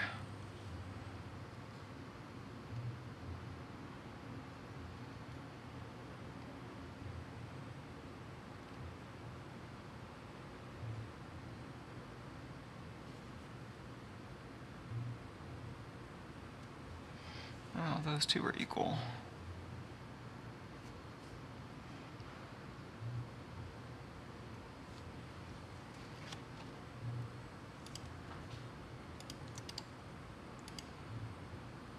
There we go.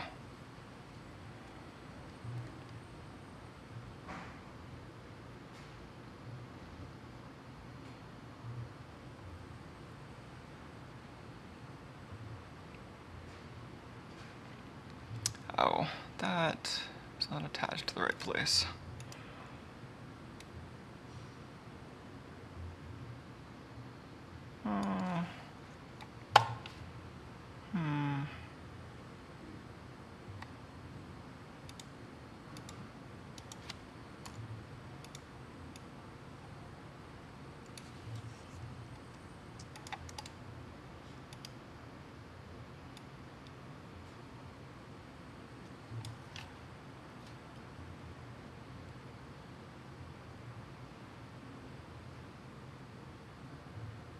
Yeah, I was not accounting for my clearance. So this needs to do that. And then these can be the same. I've got that, and this, and this. There's my 0.1 clearance. Great, and now I can relieve the middle. How did I do that down here?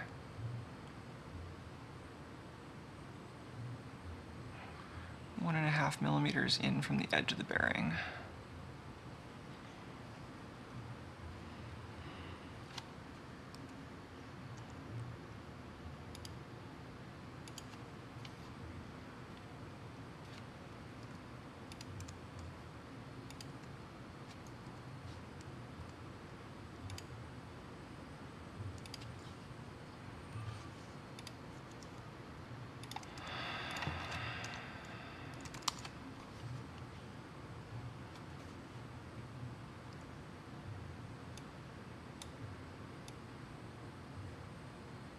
What is going on there?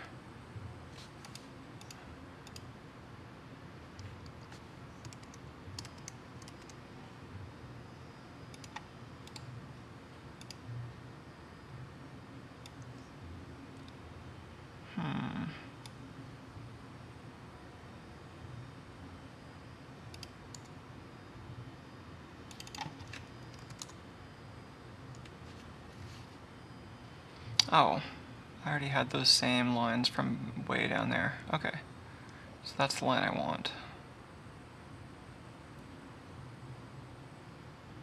Cool. And then I don't need that same relief to access the nut, and avoiding it lets me include some more strength on that side, which it'll want. So,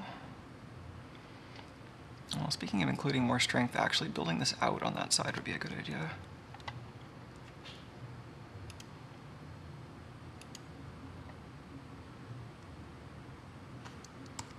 Maybe over and then down.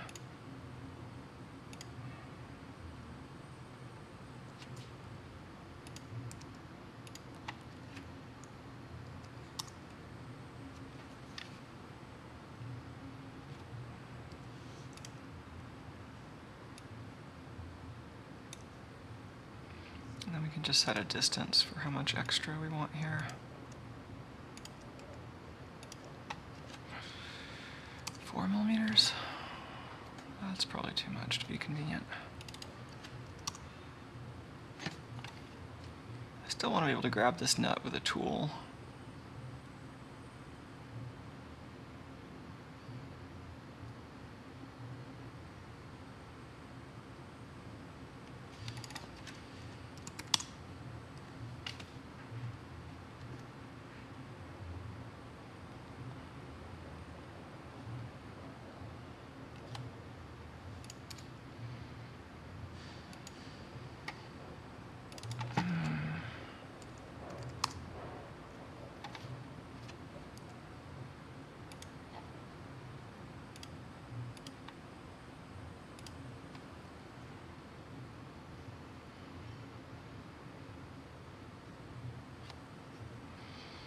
Just want enough room to make sure that I can get a socket onto this, but I also want to kind of get as much strength out of this piece as I can.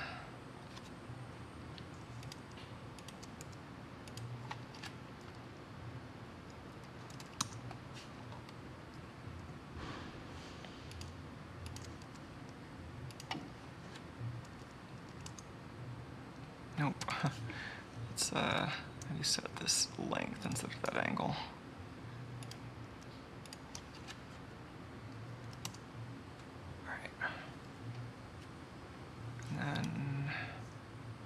This distance.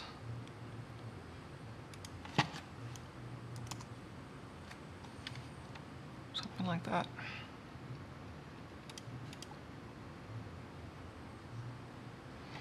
Let's see if we can revolve that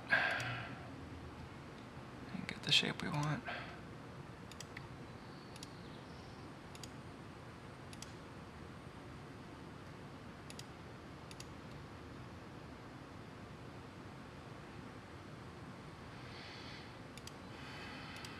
One of those.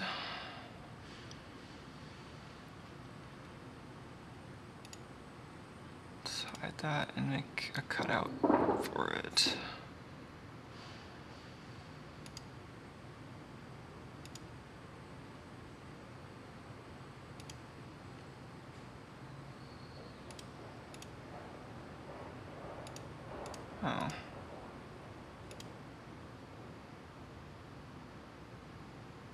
Oh. from.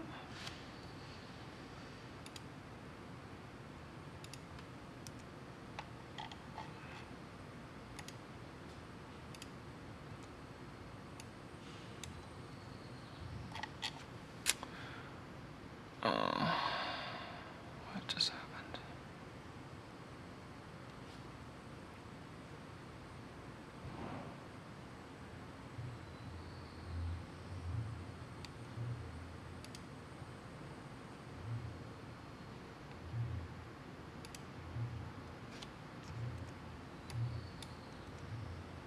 I'm just trying to have a solid line in the middle here, but it's a sketch. It's a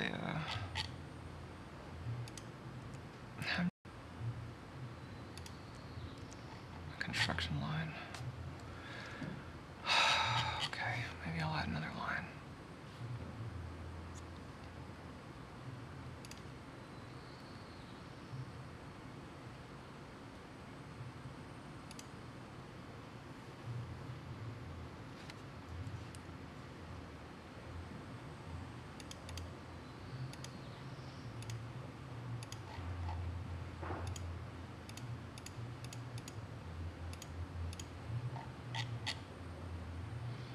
That should be everything I need to cut out.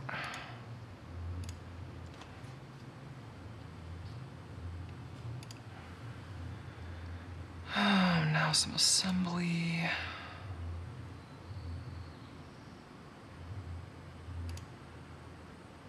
I'm going to remove some of these pieces. Those were the combined spools we used for reference to make this outline, but I don't need the actual bodies anymore.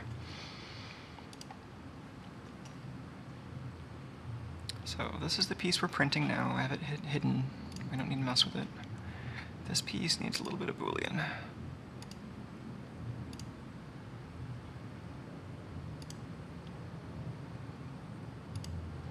Cut.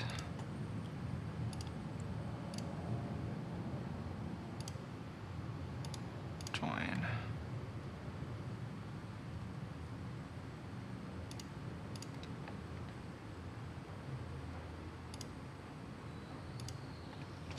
All right, that's looking better. So we can print this on this side. The almost flatness might be infuriating some of you, but I think we're going to add more to that, so it's going to be even less flat soon. But that probably should be the side we try to keep close to flat for printing purposes, because otherwise we've got to stick a bunch of support under there and it uses a lot of material.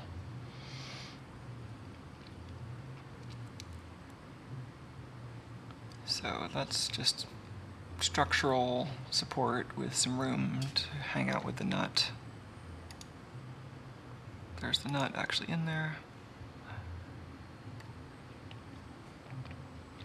Here's the bearing on that side.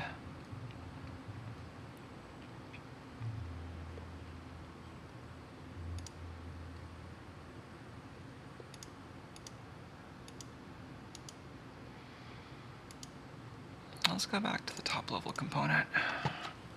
So that's what we got so far. Spool, gears, motor, frame.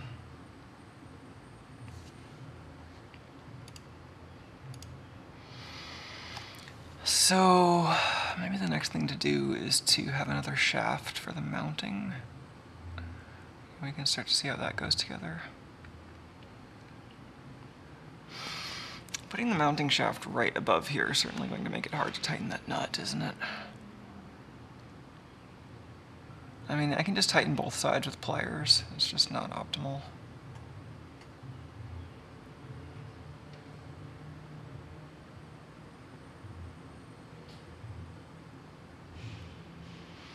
Could also potentially have it end before it gets to the center to be lined up with it, but not actually overlapping. So then I'd probably build up this piece to be just thicker overall. And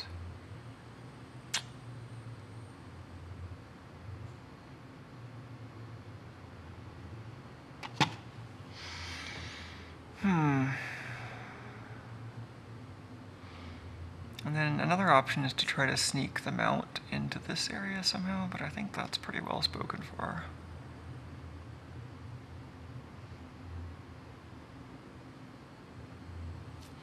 Let's check on the printer. Oh, just checking on chat. Nicholas says, make it really flat and glue a separate piece.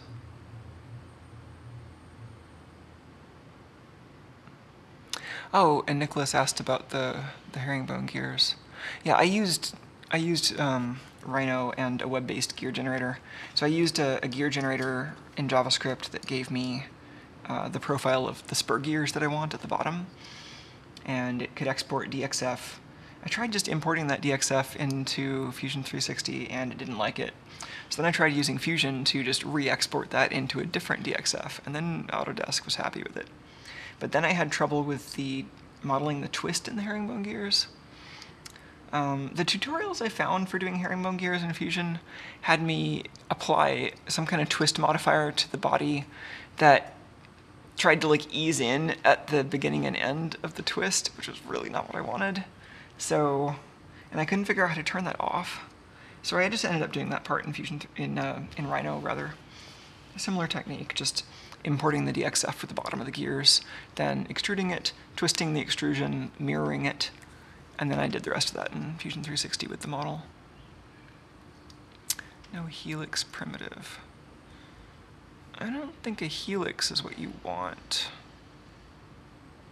Like there's a, like you can create, I saw a way to like extrude something along a helix, so like making a coil that way, but that's not what you want for this geometry the way I understand it. For creating herringbone gears, at least the way I understood this, I think somebody described it as if you had several infinitely thin spur gears that are stacked on top of each other, and then each one had a constant angular offset. That's the geometry you're going for. And I couldn't figure out how to do that in Fusion 360. Extrude along a helical path. Yeah, I don't know if that's what we're looking for. Maybe I'm misunderstanding what you're talking about.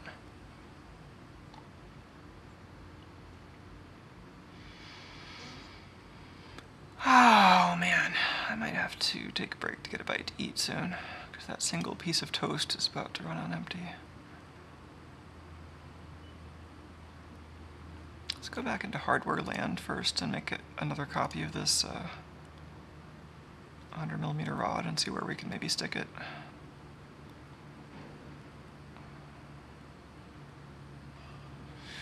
I mean, it could also just go up here, I don't know. Okay, so there's the rod. Let's copy paste this again.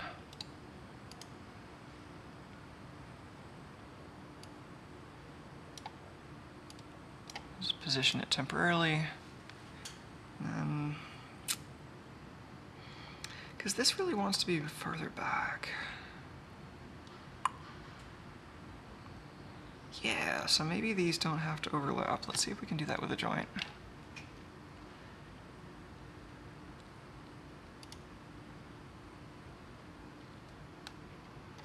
Let's try this.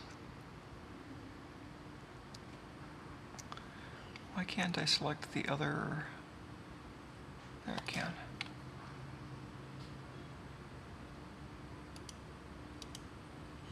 Can I bend that? No.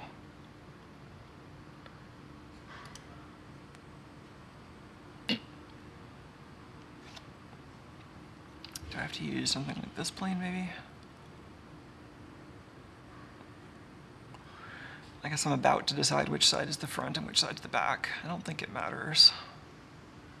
So maybe this will be the back.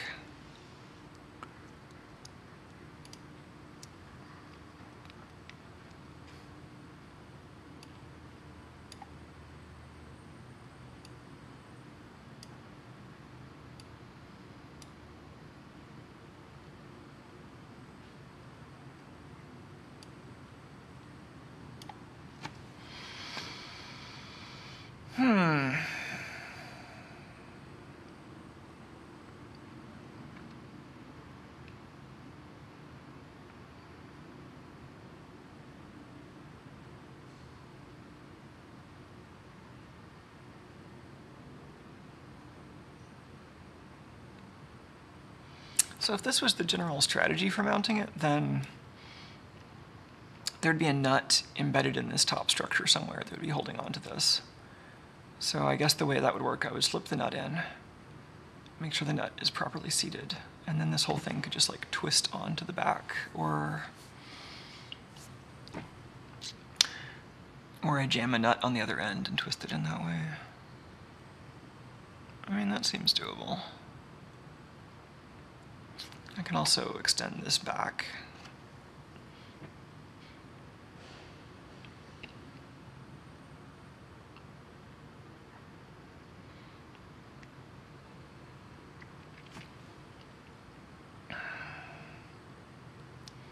I mean, this should be able to come almost all the way to that. The issue is just that the only reason to bring it further in here is so that I can also bring the nut further in here. But then, you know, that's probably fine. Mostly I'm trying to, the plastic here has to prevent the nut from just pulling out that way. And so the important strength needs to go on this side of the nut, like on the left side here, not the right side. So this can come pretty much all the way to the center, I think.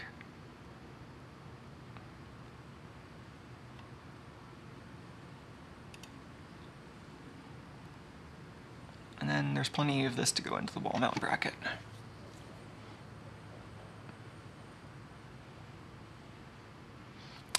Extruding the gear profile with a sweep with path plus guide rail, the axis and the end of one tooth. Yeah, we could try that. I just don't know if that'll give you a constant twist. Like, even the tutorials I found, I found some tutorial from Autodesk on doing this, and it included this disclaimer that, like, well, these won't mesh with true helical gears, but it'll mesh with stuff that you make with this same method. And then you look at it, and it's, well, it's because that twist is not constant angle. So, I mean, maybe that would be fine, but if I can make real helical gears, I think I'll do that. So I figured I would just do it that way.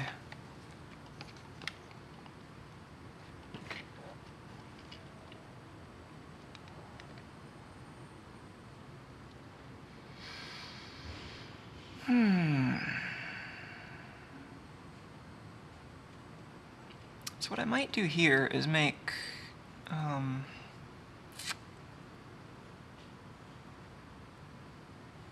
maybe I'll start another sketch at an offset plane above this.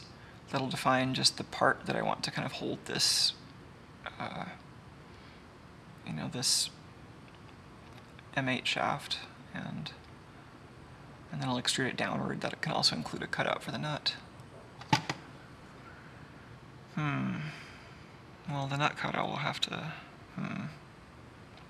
I'll do that after I join the pieces. That's fine. Okay, so I'm going to go back from the hardware component to the frame component, leaving the hardware behind. So that's joined, so it'll stay put. Now I'm going to construct that offset plane. $12mm.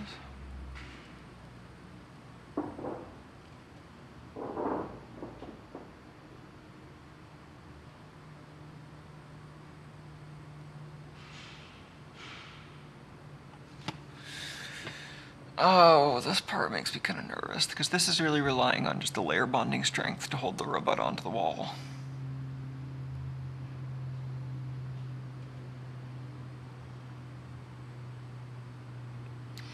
Which is not a deal breaker, because I mean I can make that layer quite wide, but it's not ideal.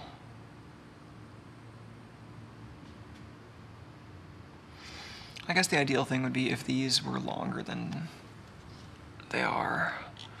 If the two side shafts were longer than the middle shaft, instead of just all the shafts being the same length.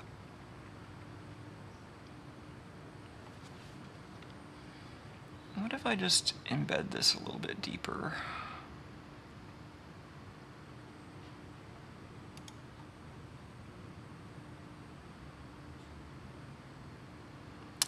Let's see, that would be in here.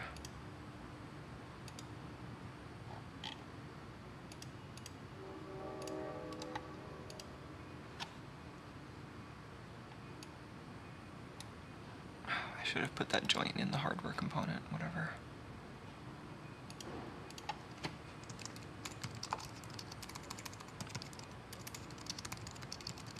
Wall mount shaft position.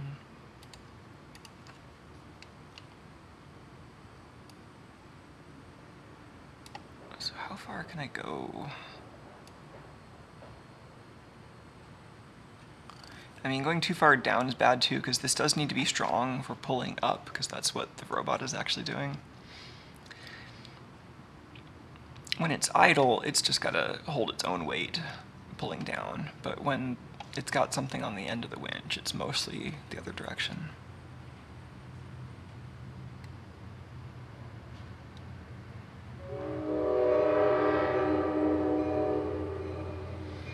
I've heard about, so Michaela's suggesting tempering the part in an oven to improve layer bonding. I've heard about that, and everything I've heard about it says that you can kind of kiss dimensional accuracy goodbye if you do that. But I haven't actually tried it myself.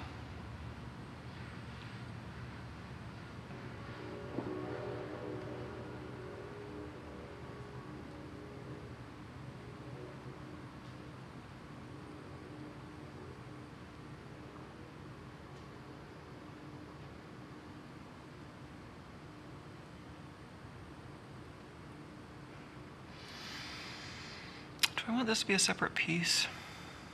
I could print this with the grain going this direction. How would that attach?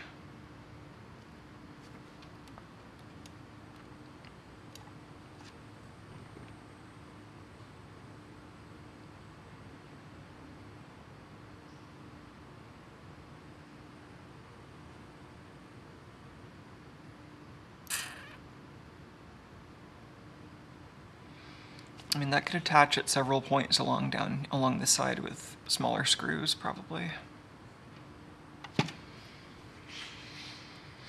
Yeah, I mean, there are ways to make the layer bonding stronger for sure, but I mean, if you're relying on the layer bonding, then that sets kind of an upper limit on how strong it can be.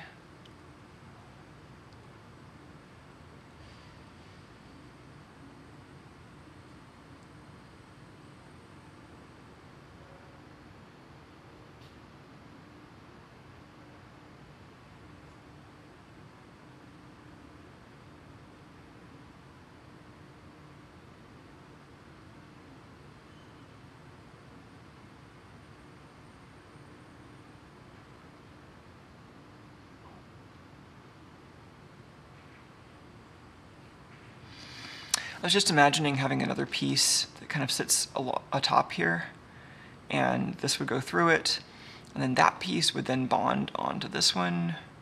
And I was imagining like a dovetail joint that slips into here, but that still relies on layer bonding on this piece's part. I think it has to use screws. And then either I'm eating into this clearance for the screw or nut head, or I inset the nut, and then I have less material to hold. But at least then I'm still not relying on the layer bonding, and it can spread that force out pretty easily. I think maybe I'll do that.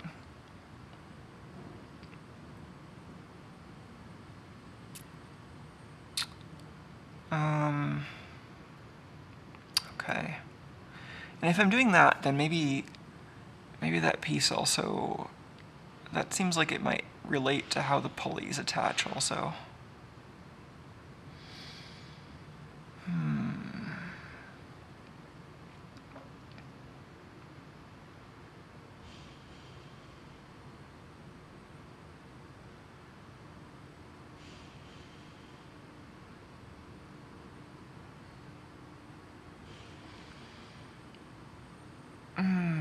Maybe I should have longer rods on the edges. M8 heated inserts. Oh no, I was thinking about, I don't know if I'd rely on heated inserts for this either, because those will just rip out pretty easily. At least in PLA, I haven't had good luck on making those super strong. They're convenient, and they're usually strong enough for simple enclosures, but for this I don't think I'd rely on it. But whatever attaches the next piece on here, I don't think it has to be M8s. I think I can use multiple smaller screws, or I'm kind of reluctant to attach it to this part. Then again,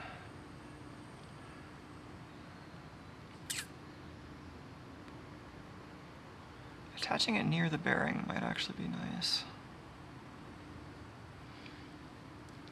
I mean, the actual force distribution between the nylon cord attached to this and the wall, I think that's going to depend a lot on how the pulleys are arranged also. Maybe it's time to think about pulleys. Are we gonna have to think about pulleys right now?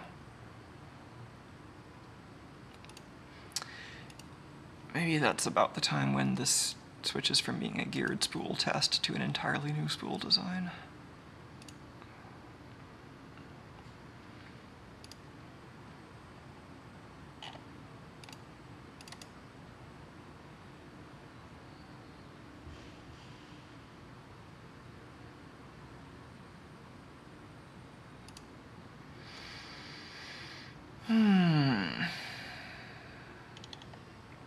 Just thinking about how to arrange these Fusion 360 files. So I've got this file that has the previous full design for the winch. I don't think I want to actually use it. I think I might just keep it as an old design and make something new. Let's open this up. No.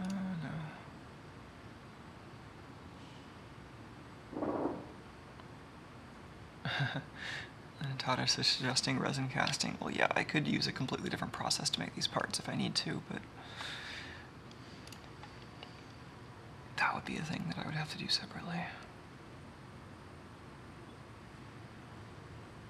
So this was the previous design with the spool and the motor and various idlers, measurement parts.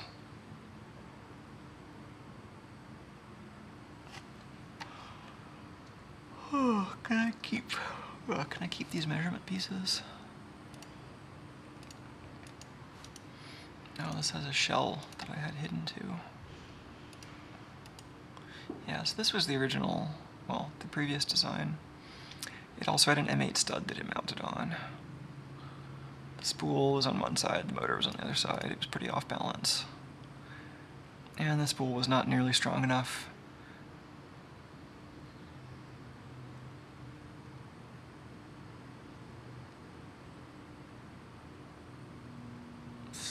Where does this piece live? Internal parts, measurement assembly. I originally designed this as a separate piece, but then I kind of forked it and this became the old version. I wonder if it's still worth starting with this though. Maybe I can.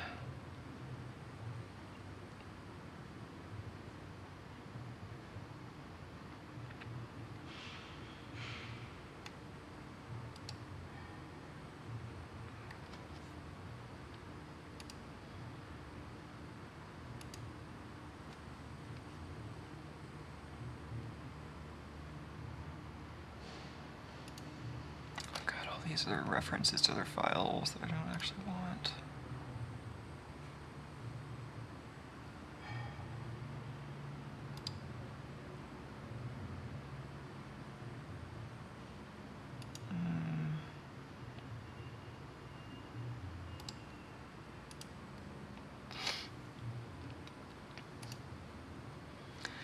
There's some warnings in this file. Why has this got a warning? Well, I guess this might be a good starting point. This is like the output end of the winch, basically. This is the capstan that actually measures the cord's travel. There's an idler that keeps pressure against that, and this is actually not... this is not really good. This is not... This is all old. I've changed all of this. What about this design? This has got some links in it too that I don't necessarily want. Yeah, Fusion 360 doesn't handle these links very well, and I think I might be better off just not having them.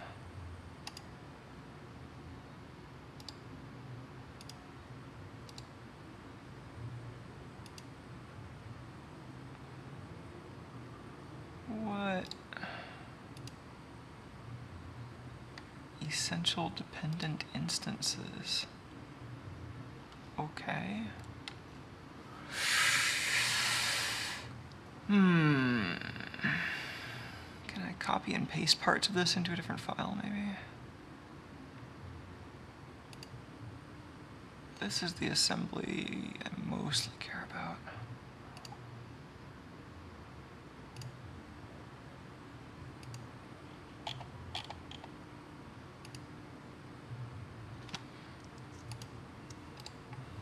Can I copy all of this?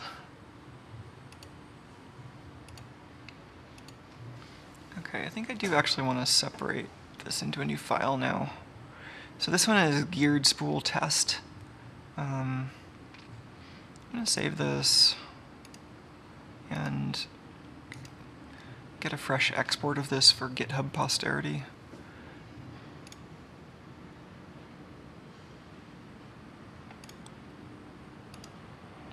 Usually export it once in Fusion 360's native format and then once in the industry standard step format.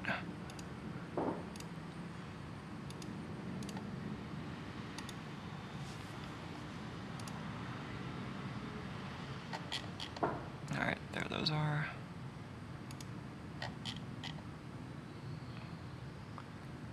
Okay, now I will make a new, well, I'm going to rename this the old WinchBot mechanism.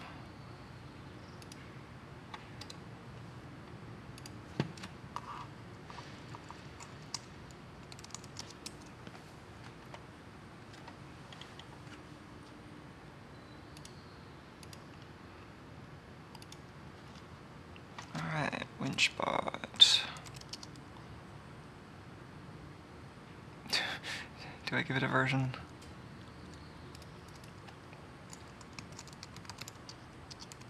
B3? Sure. Of course, then Fusion 260 is going to give us yet another versioning system on top of this. Can I rename this, or does it have to finish loading before I can rename it again? Oh, the sidebar is just not happy right now. I just can't interact with this. That's cool, I didn't need you anyway. Now I've got WinchBot v3 v1. Oh.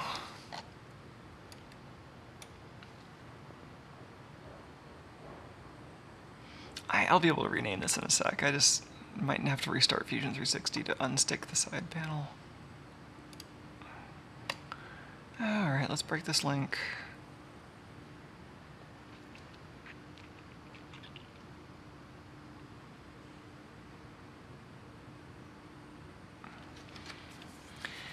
Yeah, I mean, if I need to do something much bigger, I could use casting, I could mill it.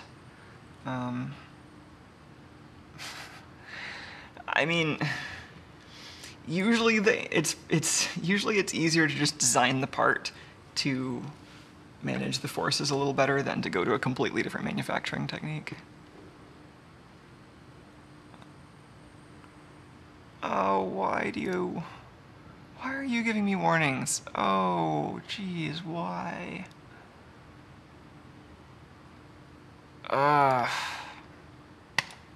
Okay, fine. Can I delete this monstrosity, or maybe I just have to restart Fusion 360 before anything is going to be happy? Die. Oh, I really don't like this program.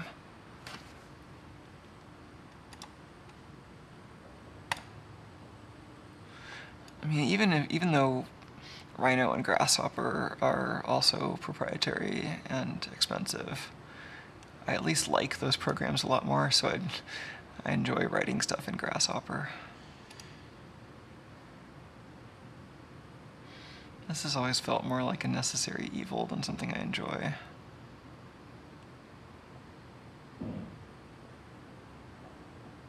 Oh, thanks. You were installing an update in the background. Maybe that's why none of my files worked. You could have told me. Let's delete this now that I can finally right-click it again. And maybe now I'll just copy this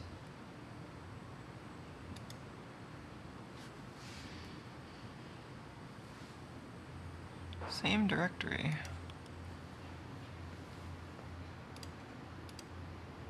So there's my copy.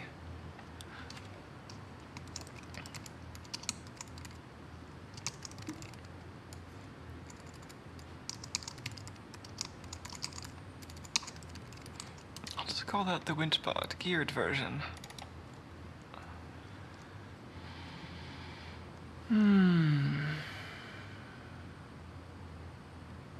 I've not tried FreeCAD recently. I tried it a little while ago and really didn't like its UI, but I should give it another shot.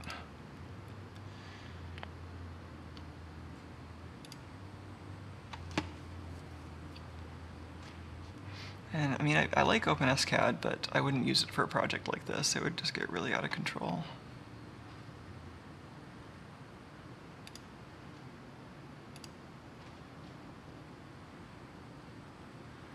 Okay, well, let's see if we can do that copy-paste I was trying to do again. Because I wanted to try to get the output assembly.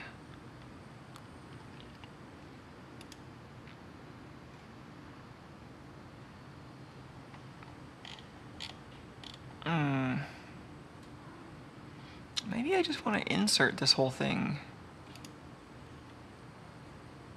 I don't really care if it's partially broken, because I'm going to delete a lot of it anyway.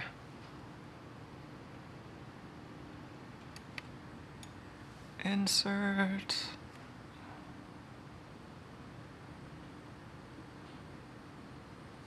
Let's put this somewhere out of the way.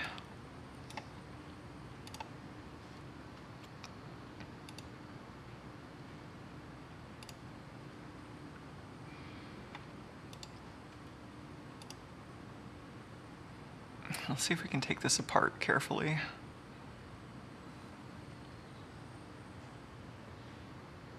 Oh, it just disappeared. Why did it just disappear?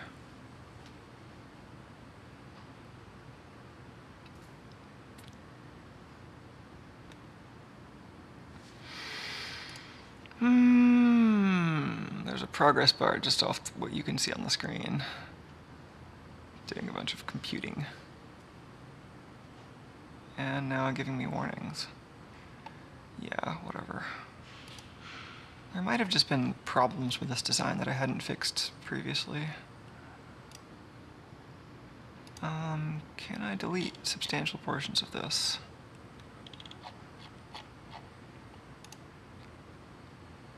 Yeah. Okay, so I had this separated into, let's see, there's a core, internal parts, just all this nonsense. Oops. And the mech shell, and the electronic shell. So I'm going to delete both of the shells. And the core.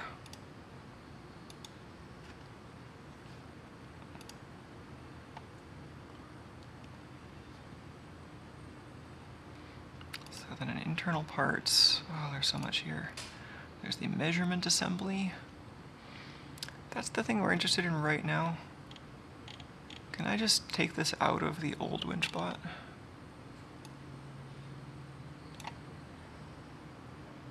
Was that a valid move? I don't know if it was.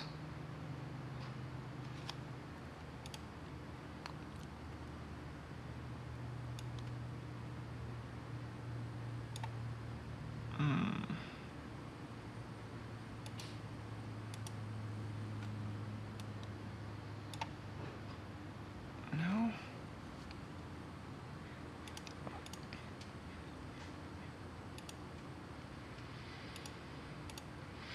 Oh, these are still linked.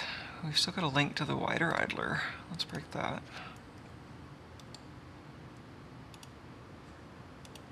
And then the old spool and motor, which actually I just want to delete these. Let's break the link and then delete it. Oh, can I not break these links?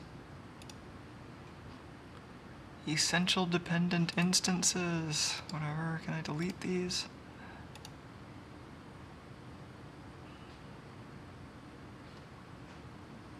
What just happened?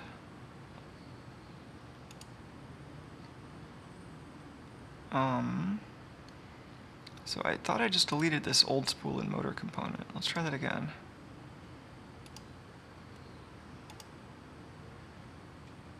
So it plays musical chairs, and then the motor and spool is still there. It went up a level. Now it's up here. Can I find where these were added to the timeline or remove them there?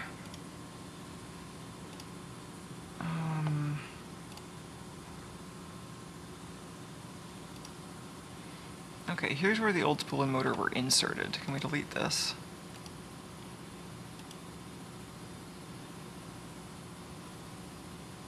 It's trying hard. That was better. Okay, here's where the wider idler was inserted. Maybe we can go back there and break that link too. Roll history.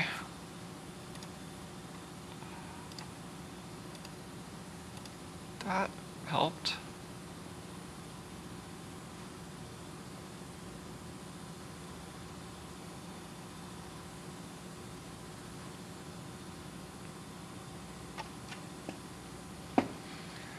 And can I move this? I don't know if I care about moving it out.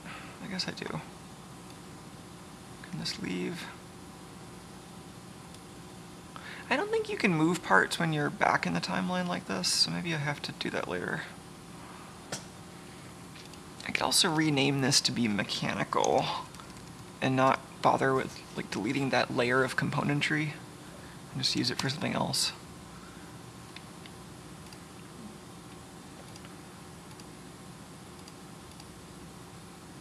What is this ghost idler?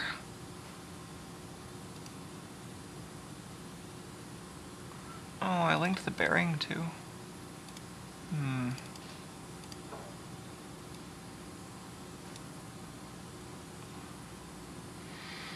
Now I'm going inside the wider idler and unlinking my 606 bearing. Yeah, I started out using links a bunch because it seemed like the right idea because I'm used to having, you know, like a lot of small software objects that depend on each other. But yeah, it's really, really not ergonomic. So then I stopped using it.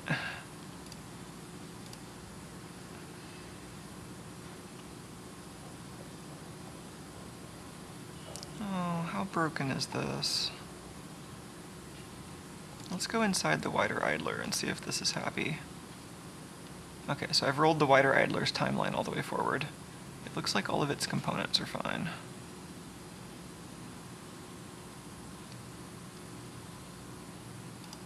Okay, so now back in mechanical land.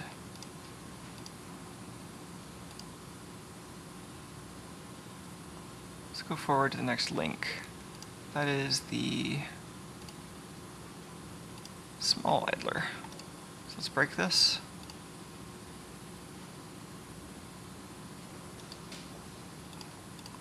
Where is this one? Oh, that's inside the measurement assembly.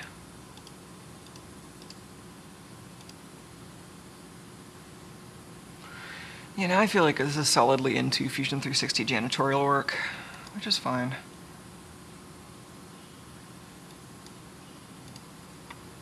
Load cell.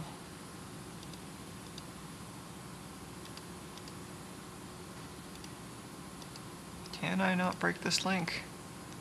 Why can I not break this? I have to right click on it in the right pixel. Okay.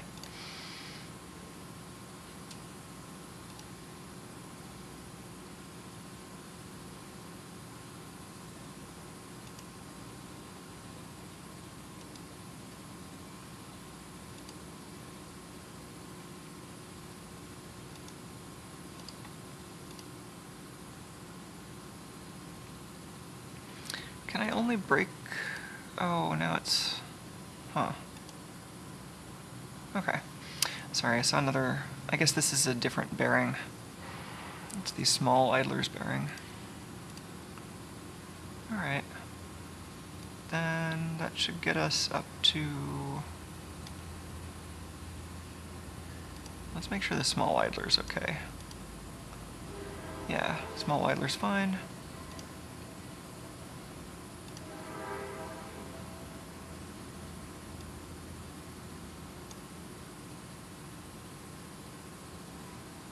Looks like we're building the load cell now. So let's see if that fully builds. What was that? Point. All right.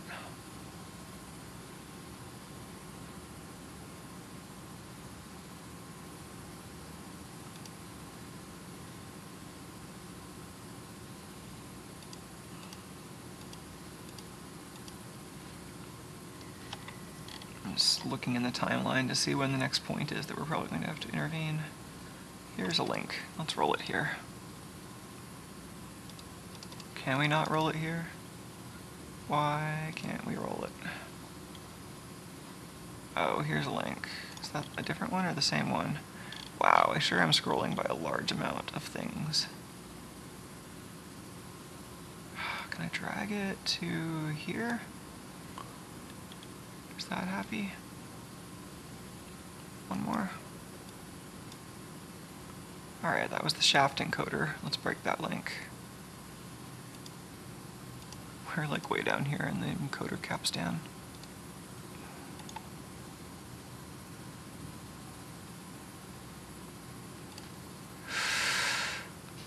I think all the little freezes get much more infuriating when you use the space mouse, because otherwise you don't really expect it necessarily to respond all the time to camera movements.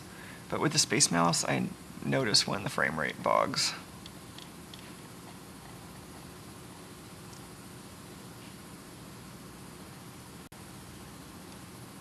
Here's the next link.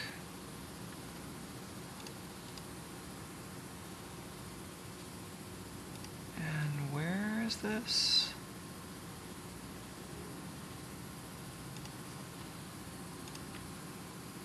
Oh. It's another idler.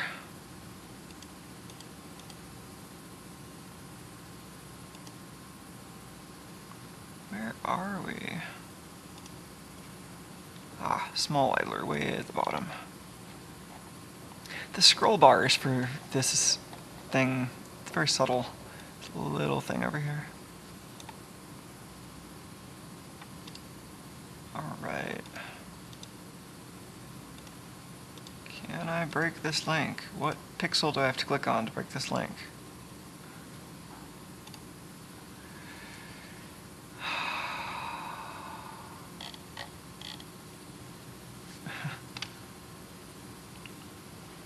And now I've got this link. I think that's the bearing.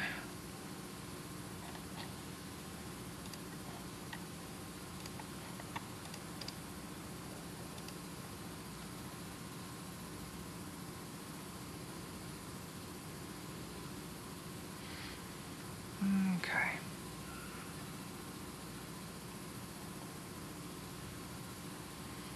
And then there's a warning on this extrude over here. Let's see what's going on there.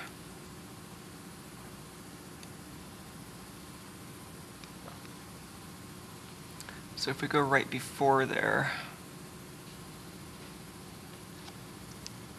did it just give me different warnings? I think it was giving me warnings for this next one, because I don't see any warnings earlier. So what is this? This says the profile reference is lost. What is it trying to make? Oh. This was part of the load cell mount.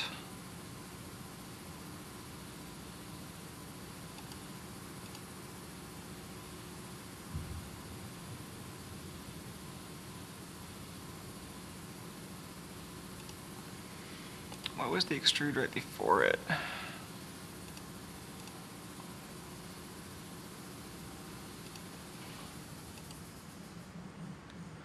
So this is the extrude with the error. Then right before it, there was something. I'm just curious what this is doing.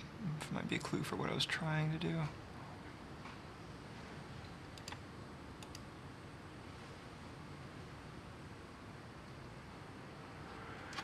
Oh. what are you cutting?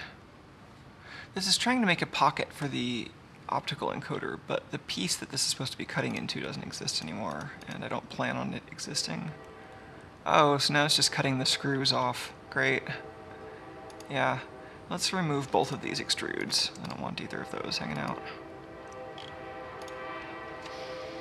So mostly I'm interested in, well, I'm interested in the, where is it? This plastic piece that I built around the idler to grab onto the load cell. That part's useful. In fact, I can probably just keep that as is without even reprinting it. And of course the wheels themselves, I can keep them. But yeah, everything else I kind of want to trash. Okay, where are we? We are in... Wow, what component are we even inside?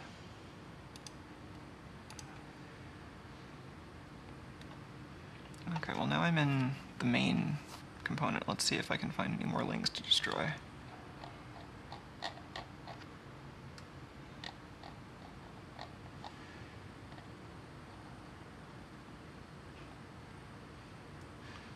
Oh, here's an error in a position.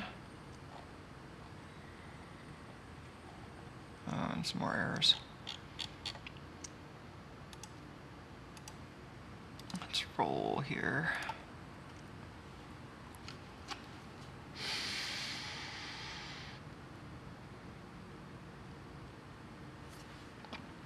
So these position captures are probably not important since I think they were superseded by joints later on. Oh, and then here's a link I want to delete. Yeah, and I mean I certainly don't want these now, so let's just delete all these captured positions.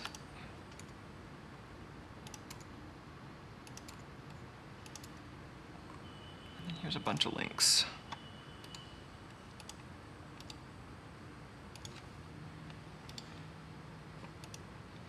There's the microcontroller.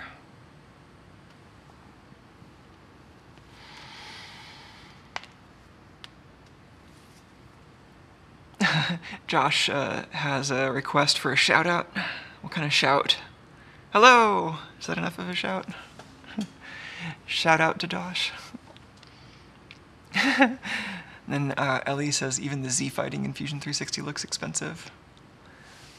Yeah, kind of. I mean, this is one of those programs that is expensive in some ways and free in other ways, like so many things these days. So if you're not using this commercially or you're using it for education, you can get a free license for it, basically. You can just download it and go. But of course it isn't actually free, and if you're a big company that wants to use it, they'll charge you a lot, and no matter what size company you are, they'll try to restrict what you can realistically do with it.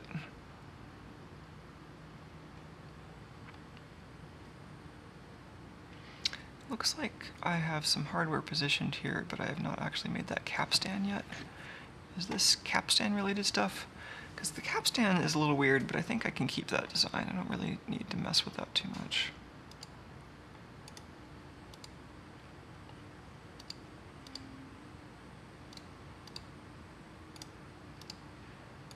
Oh man, I think you have to not highlight this and then right click on it when it's not highlighted. Of course, when you right click on it, it becomes highlighted, but then that's the procedure to have the break link option appear. I don't know if that's intentional. And then it hangs for a while. And it's back. Okay. Next.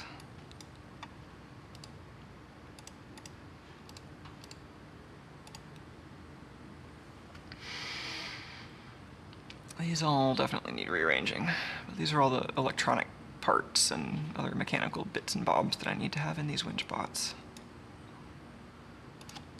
Delete some more positions.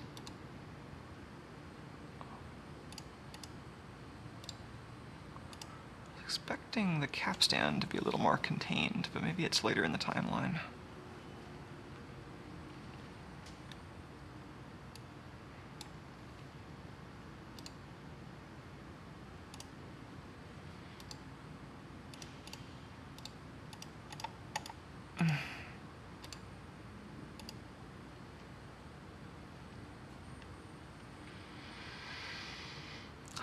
Oh, software. It sure is frustrating most of the time.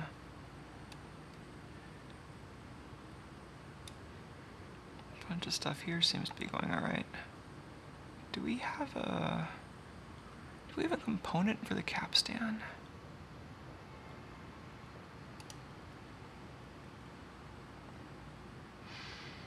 I'm gonna maybe look ahead in the measurement assembly and see if this turns out alright. How far can we jump ahead here?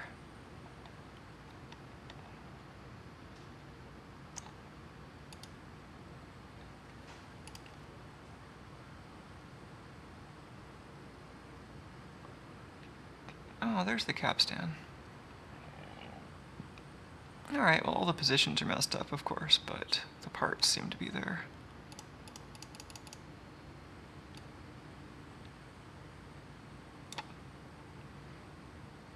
Okay, mechanical.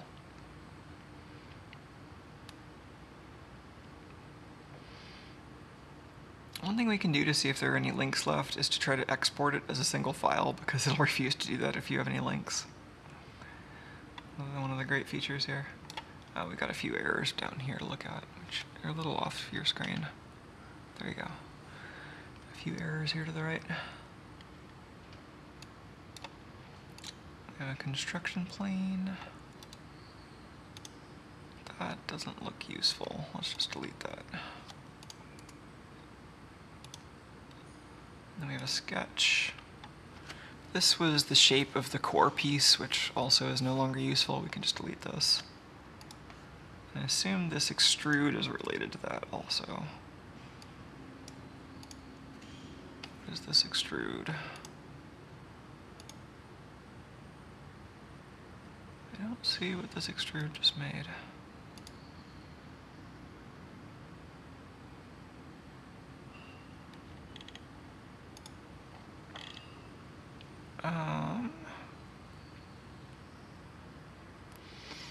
Yeah, I don't think that's relevant anymore. I think that was part of a mounting hole cutout, which none of that needs to be there. I'm just going to delete all of these.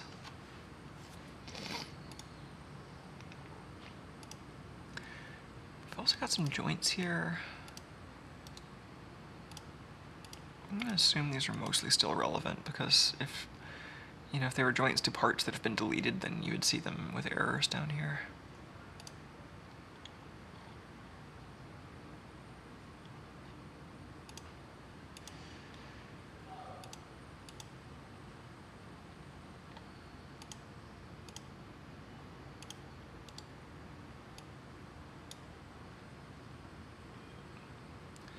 Yeah, see, like that's the set screw. That's useful. Okay, maybe that's enough cleanup. Maybe we can start to attach this to stuff. So we now have this little mechanical subcomponent. A lot of extra hardware. Can we delete some of this extra hardware?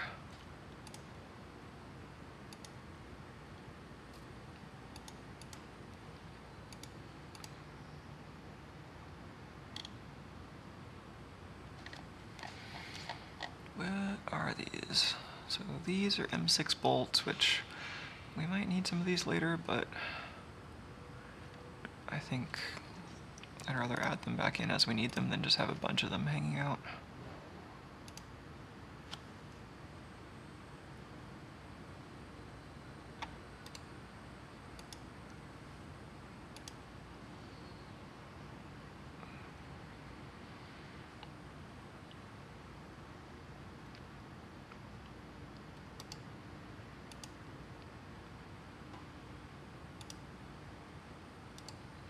Is there an easy way to focus this? Yeah, find in window. Okay.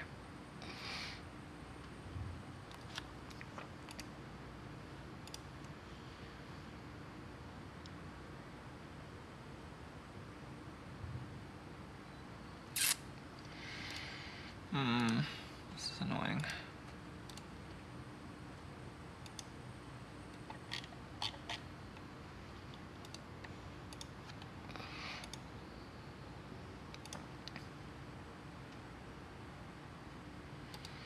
think I'll keep stuff if it seems like it's already usefully positioned, but a lot of this stuff does not.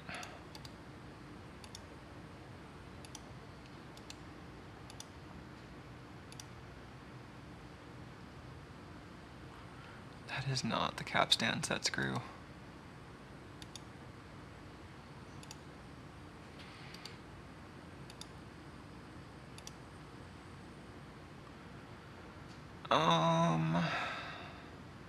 That piece is borderline useful, but I think I'm still going to delete it.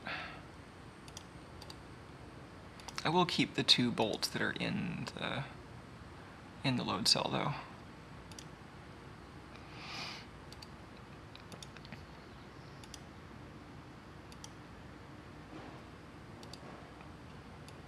I wonder if it's automatically deleting the joints I'm invalidating, or if I'm going to have a bunch of unhappy joints in my timeline.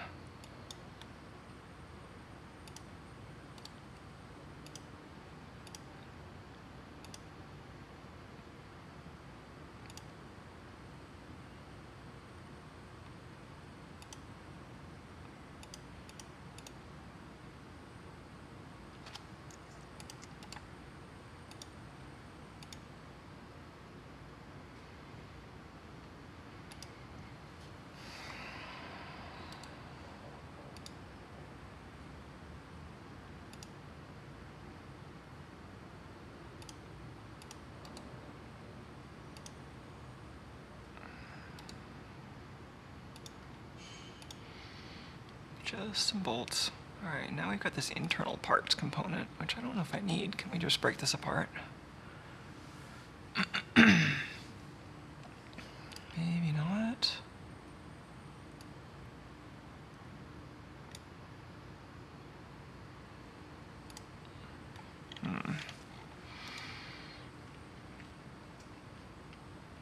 Yeah, I don't know if I can easily get those out right now.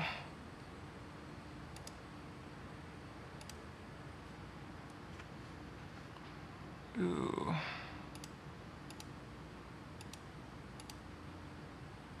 Looks like some of the deletes turned into removes, which is not what I wanted.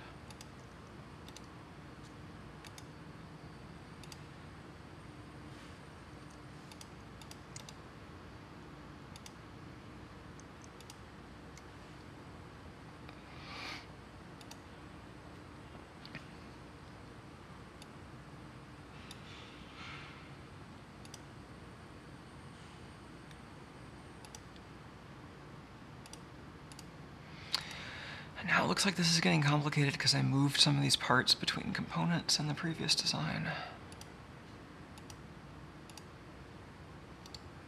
Where are you, thing?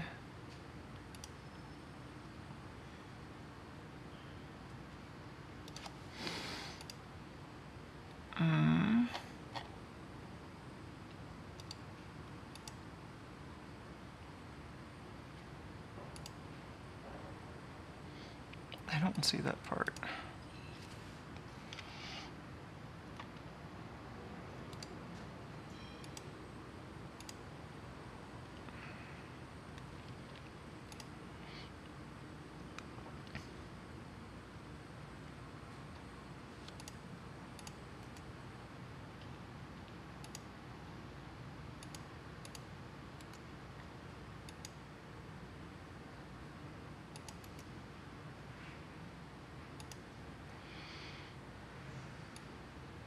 Maybe the most reliable way to do this is to wind back time to where that part was inserted and then delete it. No, because then it still wants to... this error message keeps getting covered up by the CAD, but... yeah, it's adding a delete feature to the timeline, which is not what I want.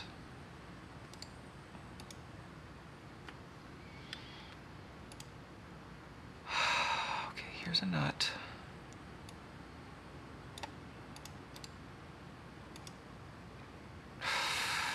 What I wanted. I asked you to delete it, not remove it. I understand the difference.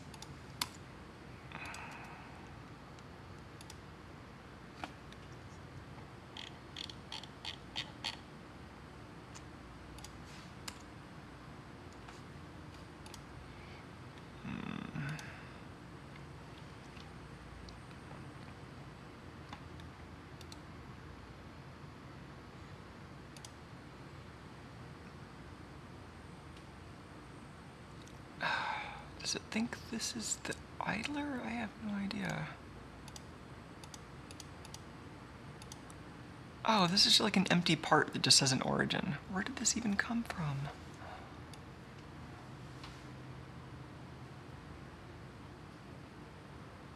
It came from this component.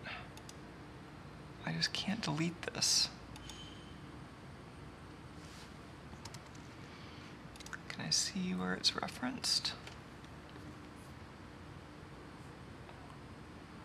No. Why?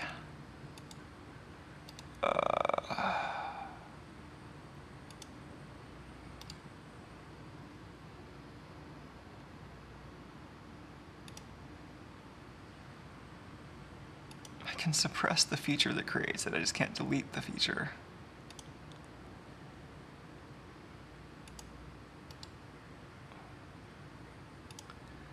What if I roll the history before it? Still won't let me do that.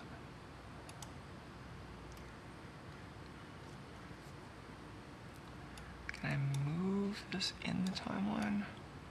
I can move it back. Can I move it forward? Whoa, I just moved it back and then it combined with something.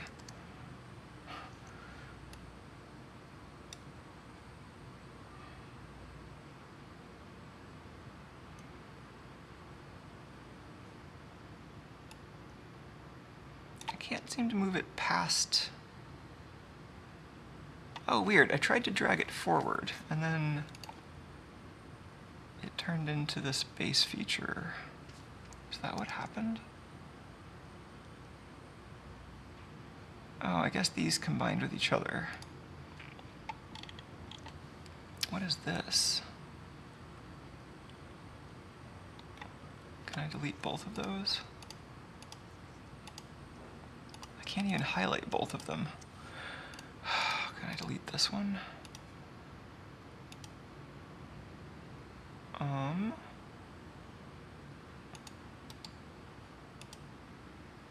No. That didn't actually delete it, that added a deletion marker. But then I can move the empty component further forward in the timeline. Maybe I just have to move it past whatever it thinks is referring to it.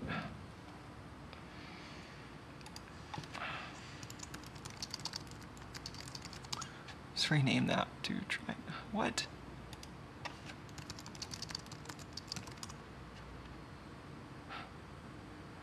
It wasn't just me. I actually renamed that right, and it just didn't stick.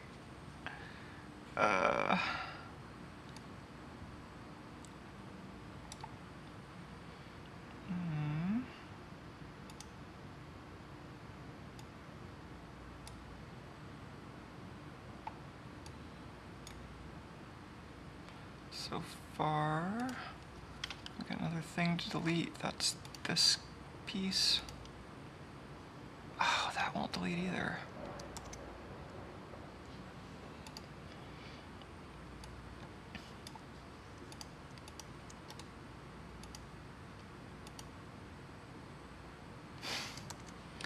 I didn't ask for that. I asked for a deletion. This is my other plan for attaching this to the wall. It's a really long M8 bolt.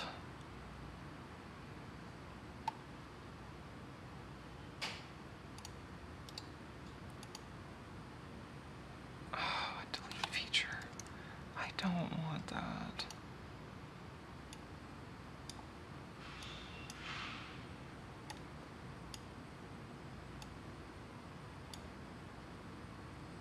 I can just try to move these forward, but geez. You know, actually, I think I've resolved this error before when that was a feature that was referenced by a joint. Instead of deleting the joint, it would just give me that completely unhelpful error. So maybe I can find, if it does have a joint, maybe I can find that reference.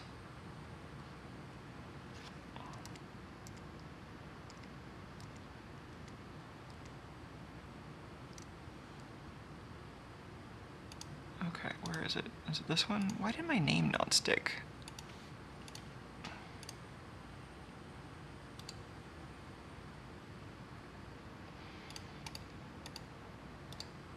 course, if this piece was attached to joints, I would expect a menu item to be here. One of the random contextually appearing and disappearing menu items. But I don't see that.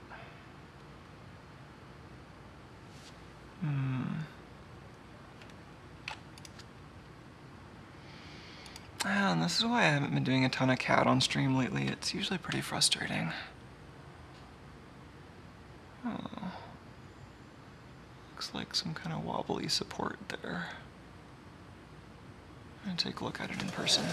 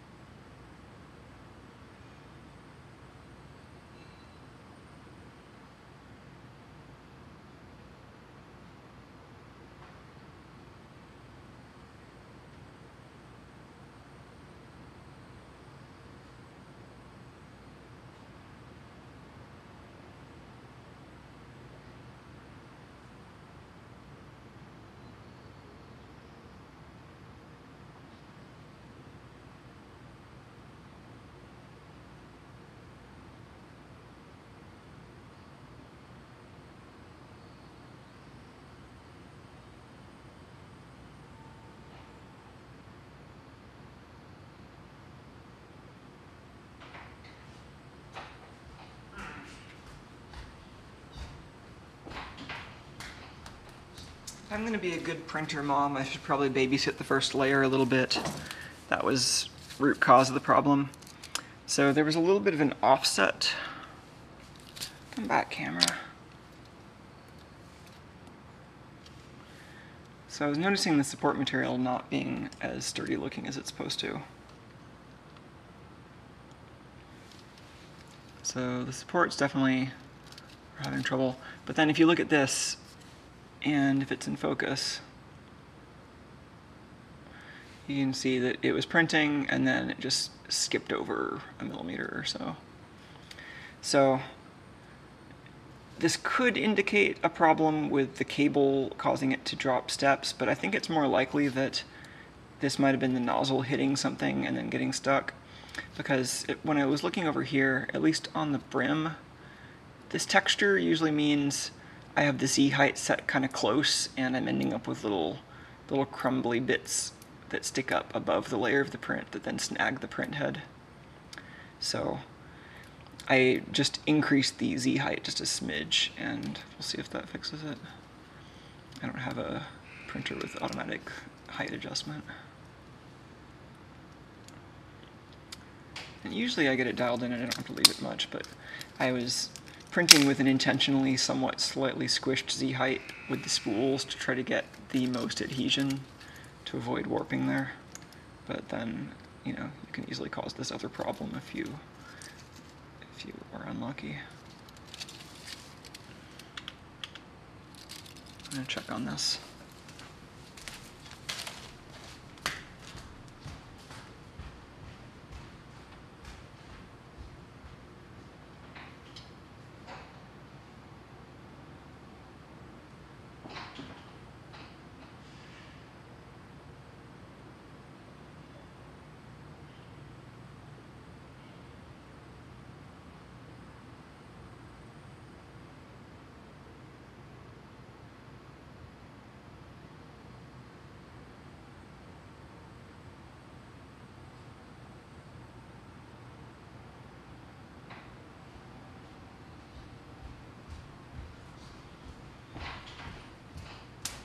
Seems all right.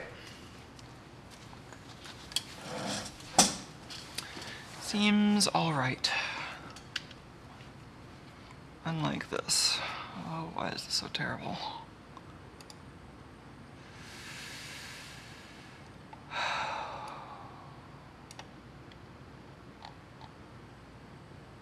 Can I just push this into the future a little bit? Ah, okay, it won't push past this joint.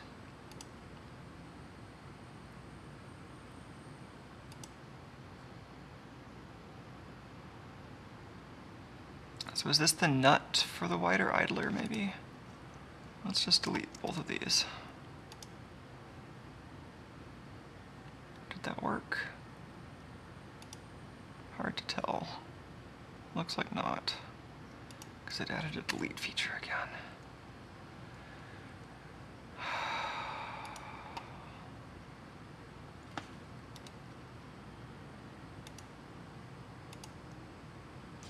I'm just deleting what I can. Highlight the thing in the timeline. Delete that. No.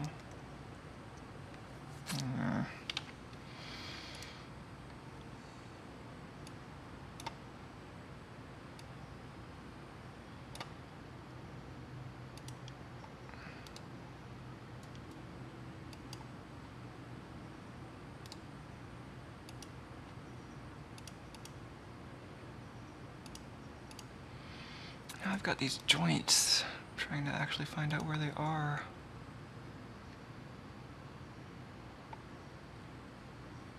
It says it's in mechanical.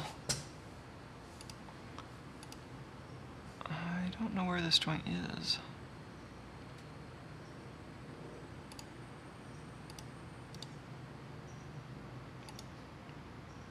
I guess I can delete the joint.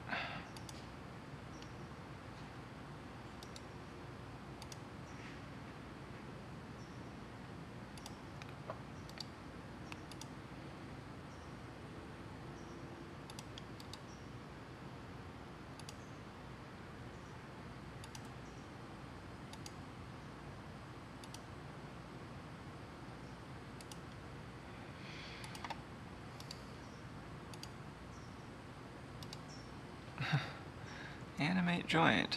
There we go.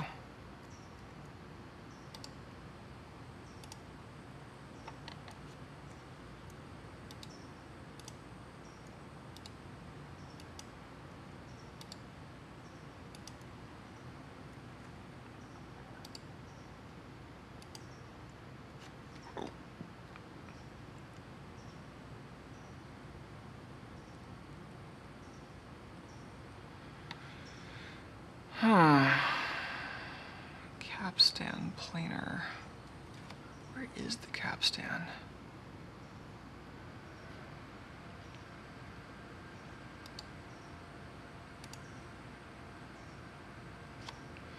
I don't know if that joint's helping.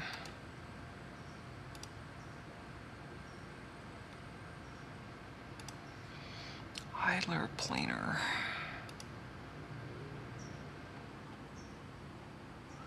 Yeah, delete that for now.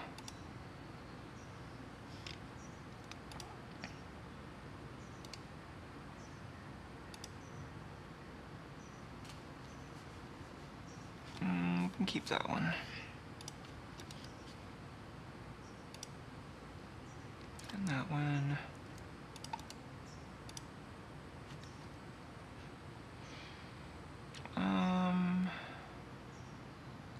Yeah, I don't know about that one. I think I want to delete that bolt.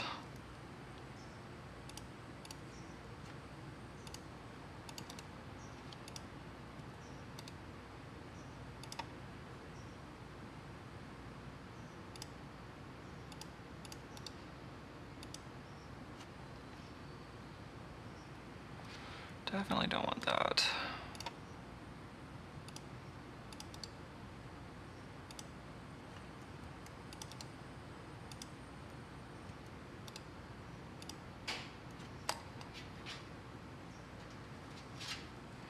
I think these are mostly fine.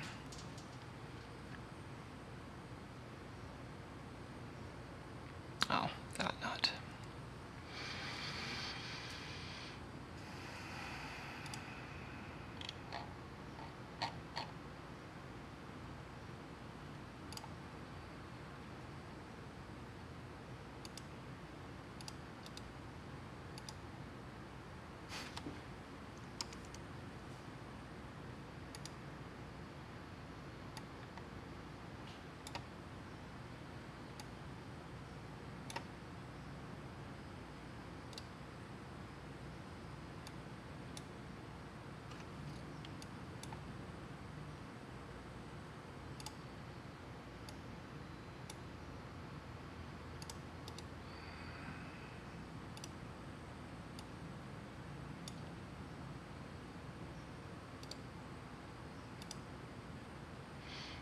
I might just want to delete all the joints in this part of the timeline. I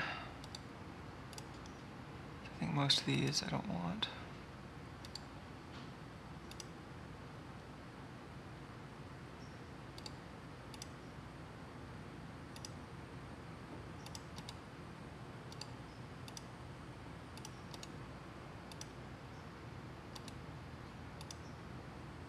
Oh, that said it was for the set screw. I'd like to keep the set screw joint around if I can.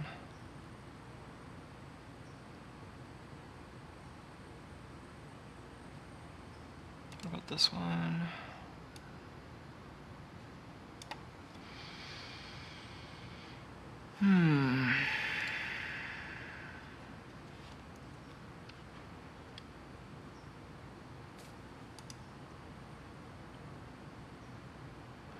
Cut and paste.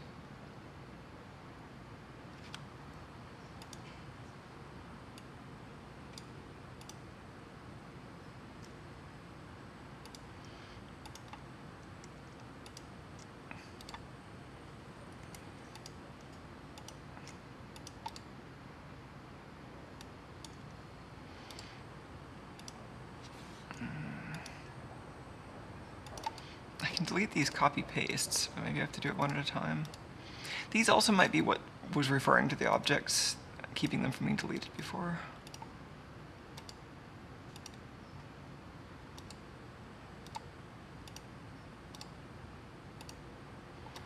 It's like a program with all the instructions written in really, really invisible text.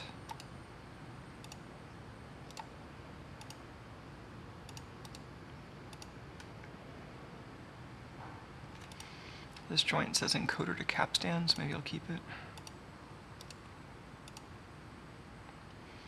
I can finally get rid of that internal parts component.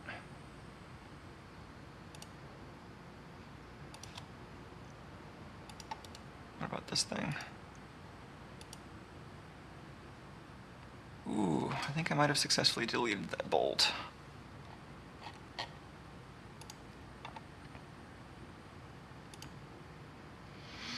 Why do I have a ghost capstan here?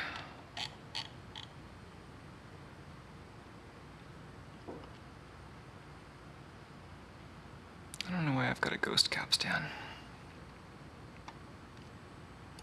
Or no, that isn't even the capstan, that's the wider idler. I still don't know why I have a ghostly version of it.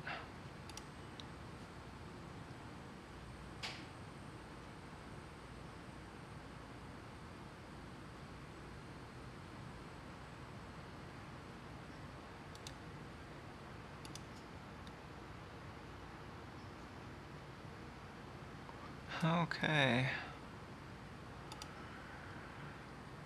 This is approaching a state of cleanliness. So I think we're at the end of the timeline for this mechanical sub thing.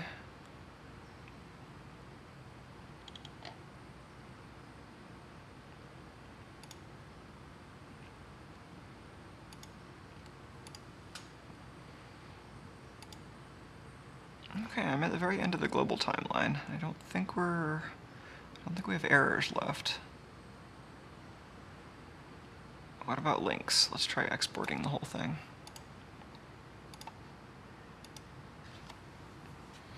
It will refuse to export as a Fusion 360 package if there are any links. That's a good sign. Okay. Let's export a step file while we're doing this.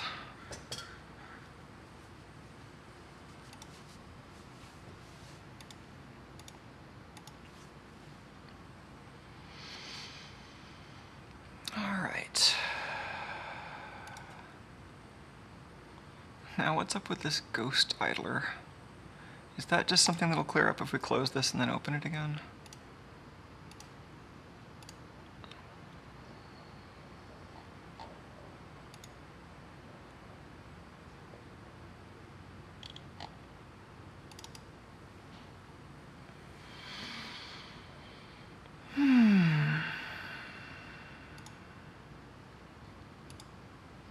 Alright.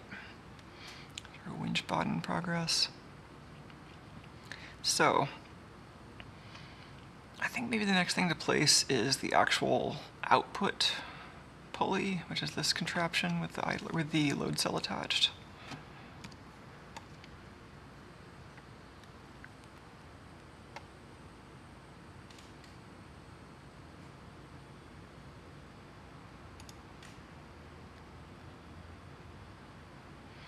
And this really wants to come out on the side that's opposite the wall.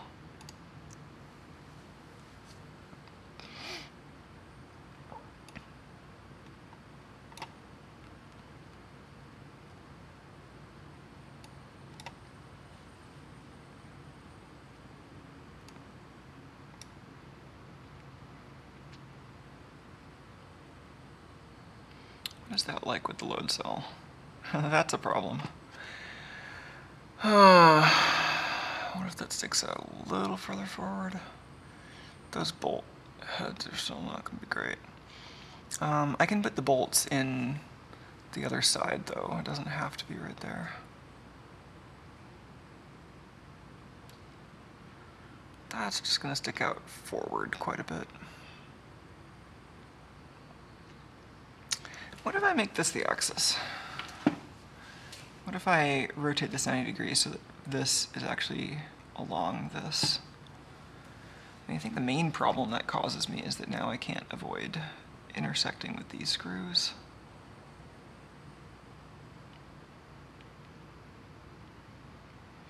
If I mounted it using two, now I'm just thinking about the tilt again, hence the tilt. If I mounted this with two studs instead of just one, then, and then just commit to having some kind of swivel in the wall mount portion. I don't know if I like that. It seems complicated.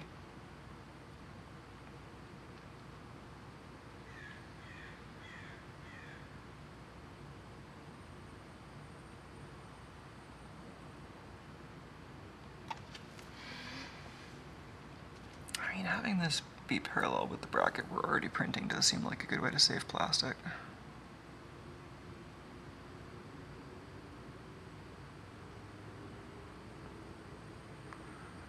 Oh, I don't know if it'll be balanced if I do that, though. Well, it'll be close.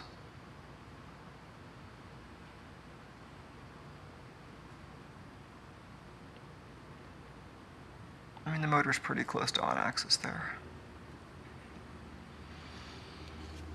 What would that feel like?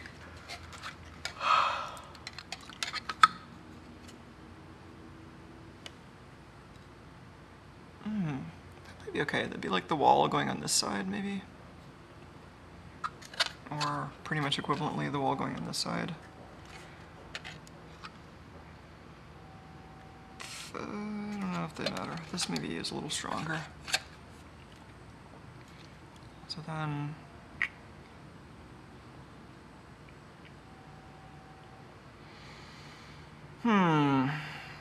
I mean, it could go through this side. So if the wall was over here, then this stud could pass through this section right here. It just wouldn't be really strong, and there wouldn't be a great place for me to anchor it.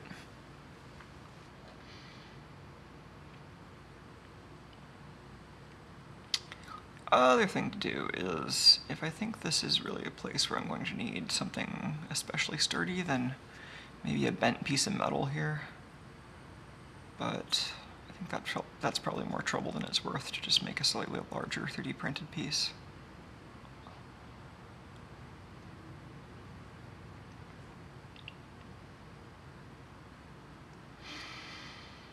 Oh, it might have been nice to have the captured side of the nut be on the top, so that I could then just pass this directly over there. I still wouldn't have a great way of getting the nut in, but then I wouldn't have to worry about leaving room for a socket to drive the nut for tightening it.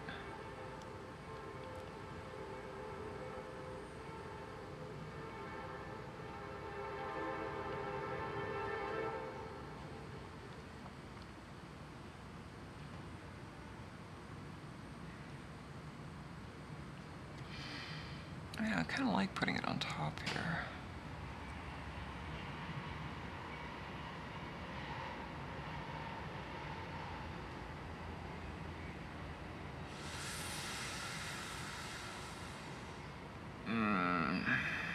Maybe I should change that nut profile in that piece that I just started printing.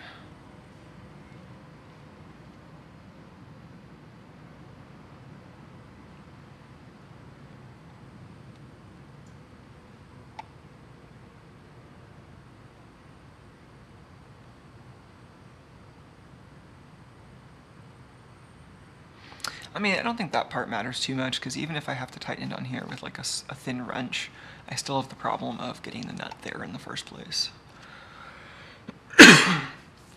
Which means that if I put this on top of that, then there's at least some minimum height. I have to raise it above there. I think that might actually get somewhat large.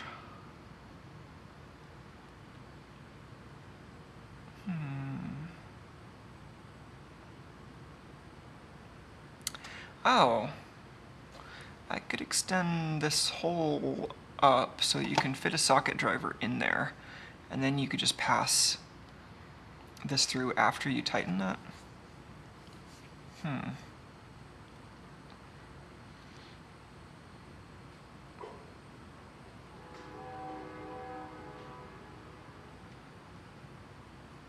getting intrigued by this. Let's maybe reposition this piece.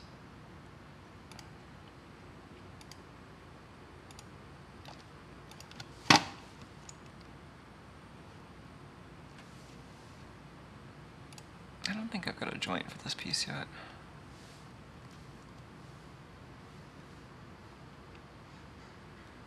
Oh, or is that what? That's right, I made a joint. It just didn't end up where I wanted it to. It's way up here. Oh, no, that's that. This is the one I'm talking about, I think. Yeah. I'll delete both of these. Now let's try...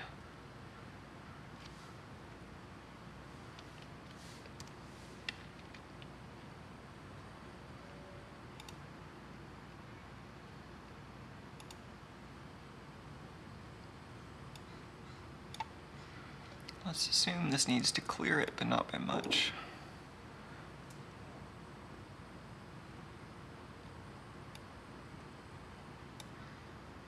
Yeah. That might be nicer.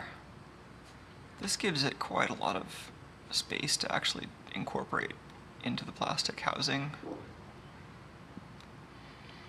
Could also reinforce it with some bolts right around here.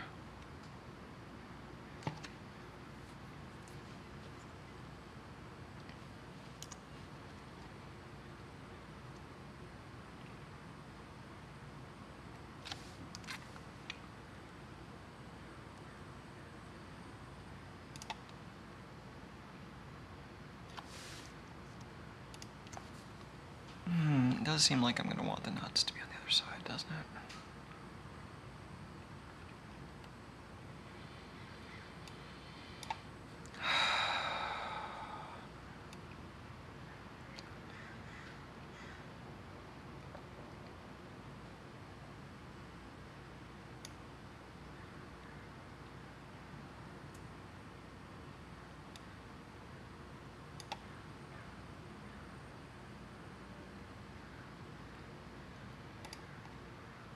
Oh.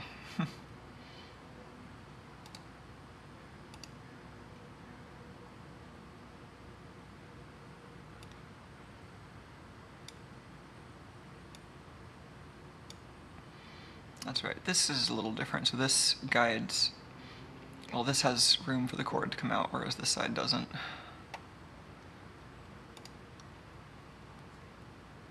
Are we missing a bolt down there? I don't know that I care that much.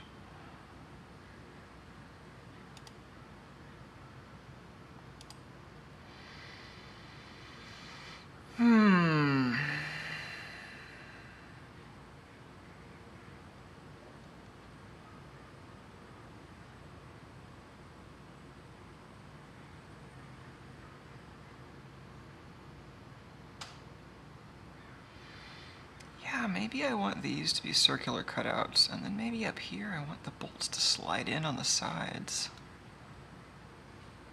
In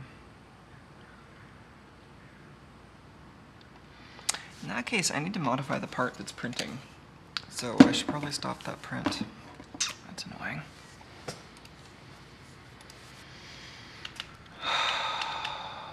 Let's modify this before it wastes any, or stop this before it wastes any more plastic.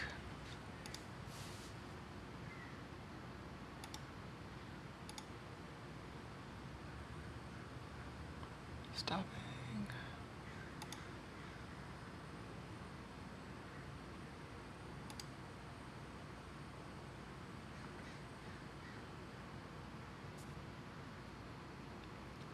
Trying to back it off the build plate a little bit, but right after you stop the print, I think it doesn't want to respond right away because it's setting up the time lapse.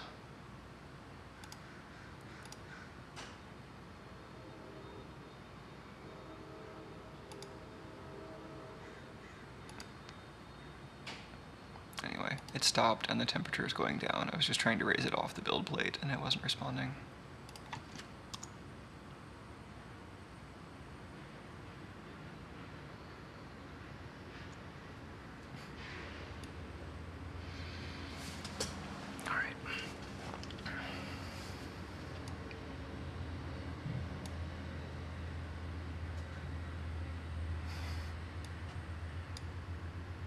Yeah, rendering time lapse, I know.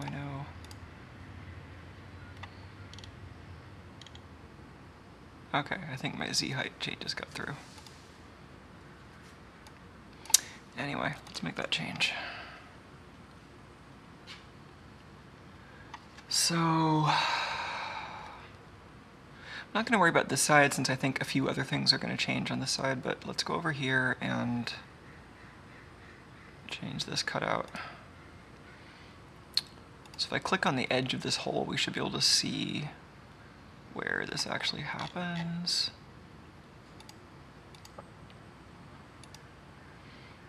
So we need to go in the spool component. No, it's in the frame, right?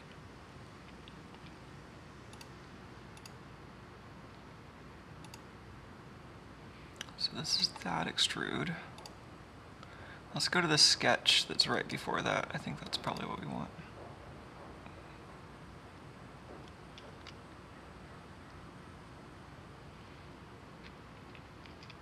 All right, let's delete some of those.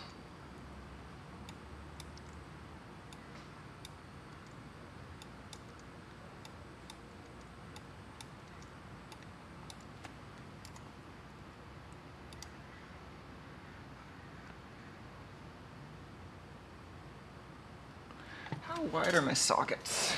Because that would be convenient if I could fit an entire socket. I mean, I was expecting to have to put the socket partly on the bolt, but... Oh, where are my calipers?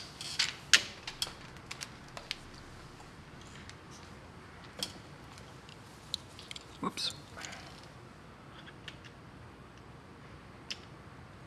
Caliper time.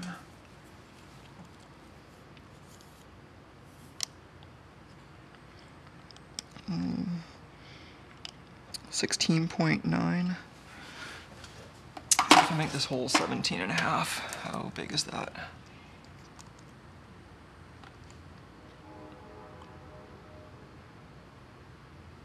$18? I'm not shy about 18, let's try that. Same thing on the other side.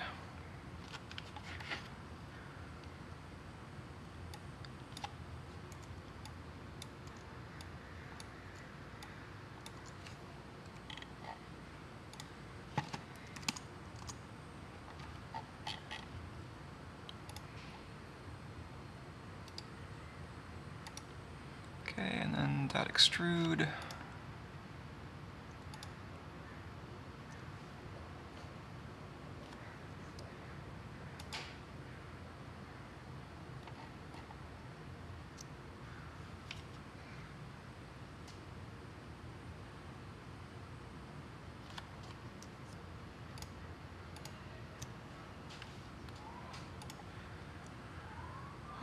Okay, recompiling.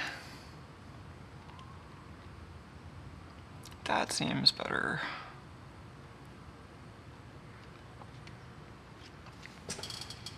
Okay, let's get this one printing again with this change.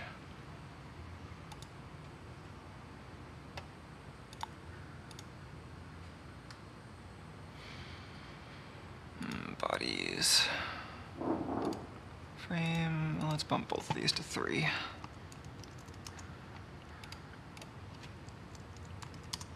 But let's only save the drive half for now.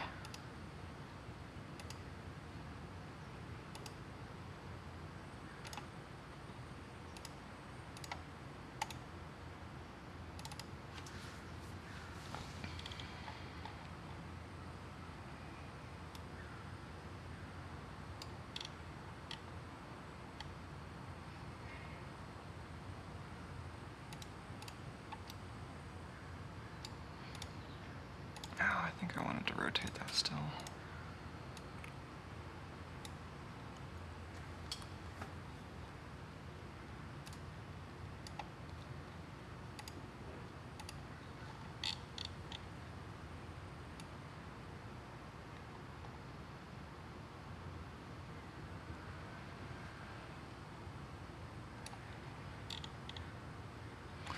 Wait for it to calculate the infill, and then we can see if it actually is doing what we want.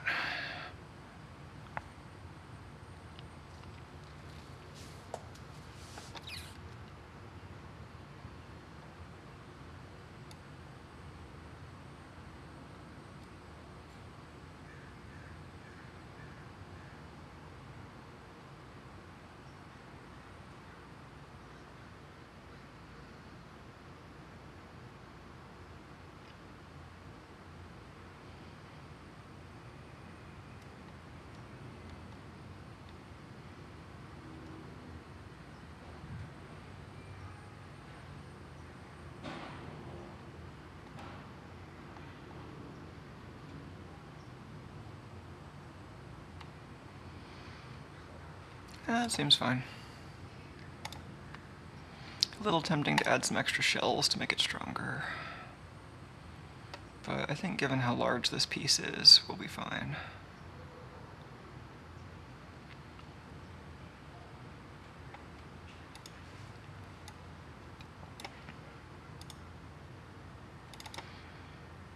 I'm gonna give the print bed a really quick clean and then restart this.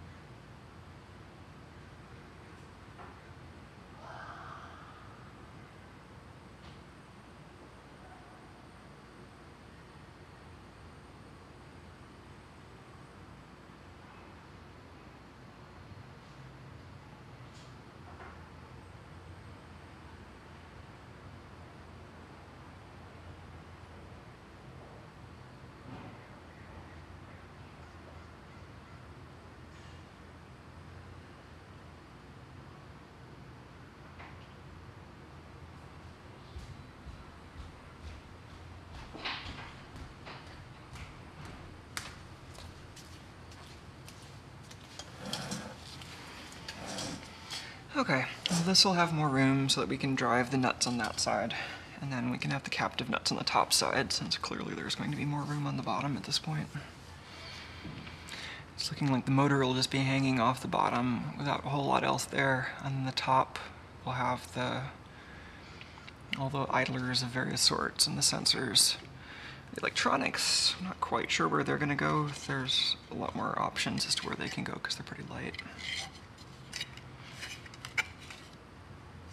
New spool design is nice and sturdy. I'm appreciating that. Good God.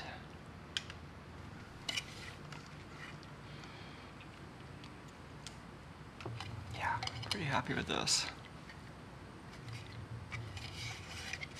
Anyway.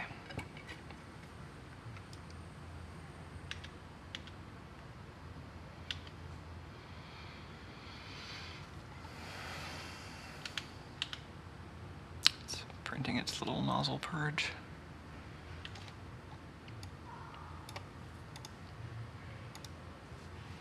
All right.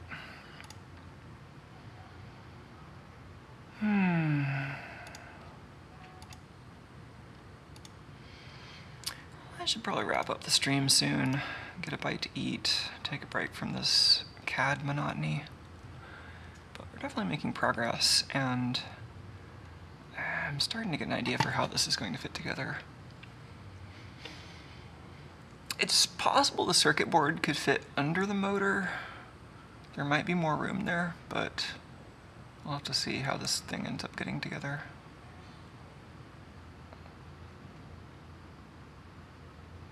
It could also go like in this space here to the side of the motor. Actually, let me just do that with a joint.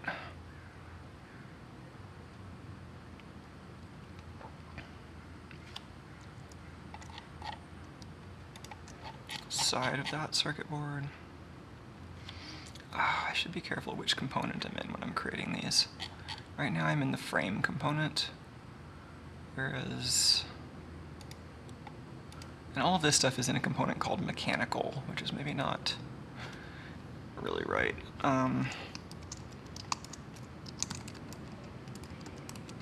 Bot paraphernalia? I don't know. This is not really super organized right now. Some of this is electronics and some of it's mechanical. Oh, and I think do I still have parts I don't want in here? I thought I was done with that, but here's a bolt that I don't think I actually want. Can I delete it finally? I think so.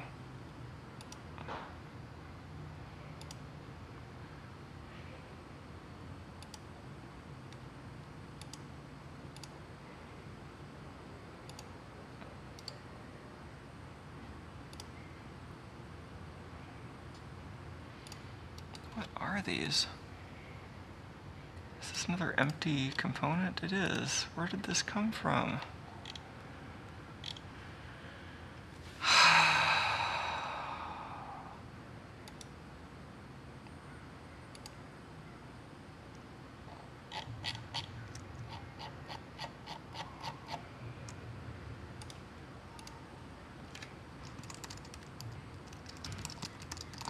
Parts from last time. I don't know.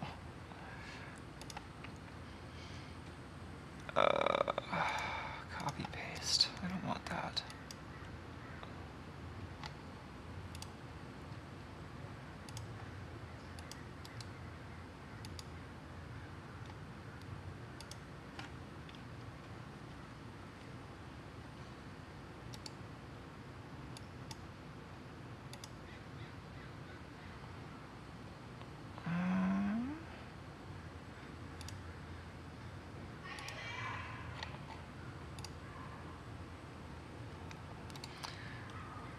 Seems to be working so far.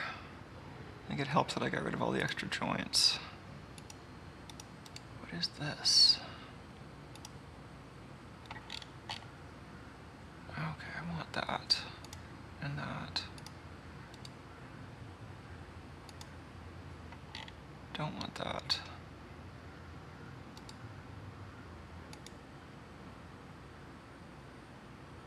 Did that do anything? There we go.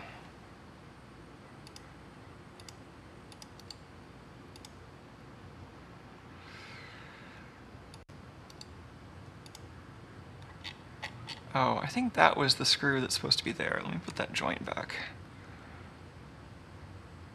What is that? I don't know what that screw is for.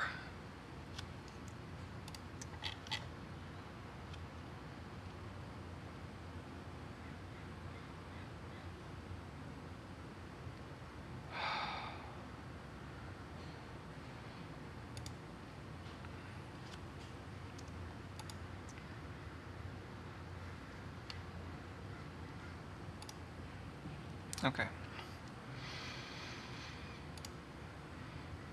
Can I organize any of this?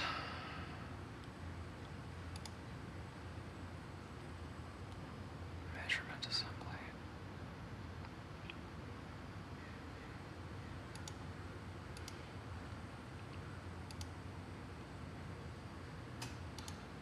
Okay, these two I don't want.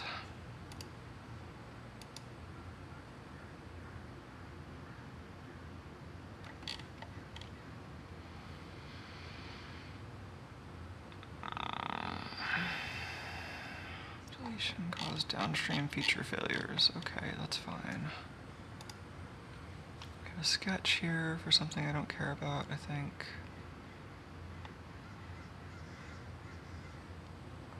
A fillet? Oh, that's where this thing is being made. Oh, what's going on there?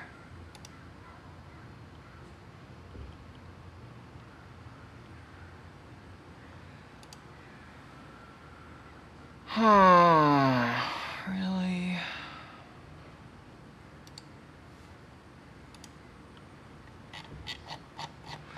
I didn't want to edit this part. This part mostly works.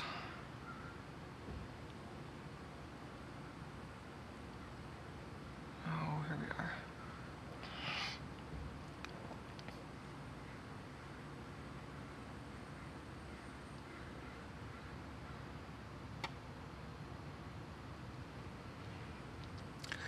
I don't know why the bolt moved. I might have moved it forward. Did I accidentally delete the bolt that I wanted there?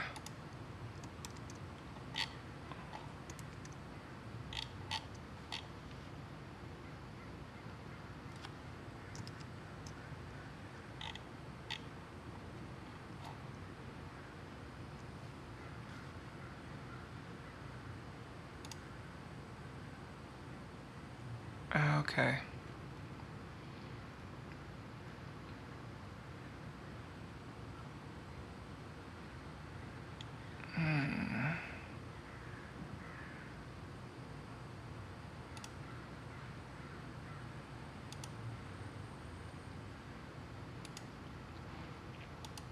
Where are those bolts then?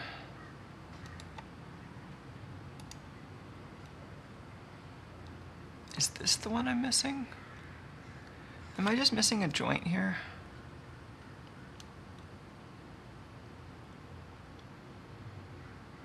Let's try...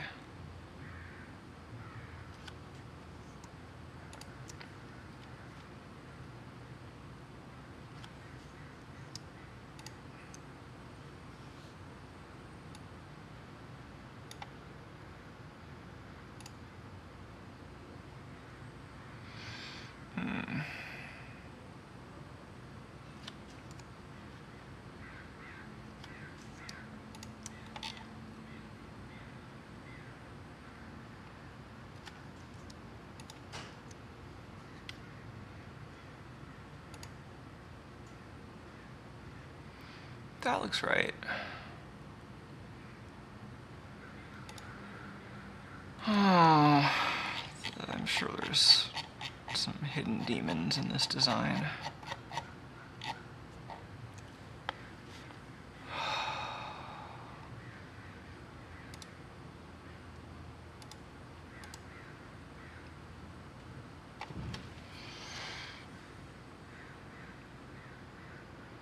Ah, it's just so messy.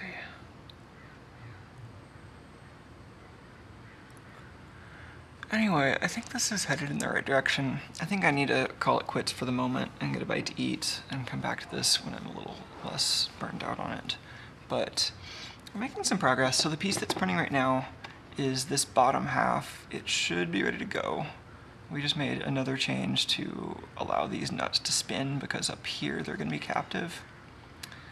But it's mostly ready to go. I think up here what's going to happen is I'm going to leave the center free so that I can access that directly with a tool. But then I'm liking this orientation. That definitely saves plastic and increases strength, I think. So I'm going to leave room so that you can slide the nut in from the side here, and then slide the threaded rod up this way, and then tighten it all together. And that means right above where the nut slides in, I can have room for stuff like this. So this, I'm going to swap the screws over so it's screwing in from the other side, and then probably have more slide-in nuts to hold this. Or possibly nuts on the bottom side here, because I think I've got room for inserts.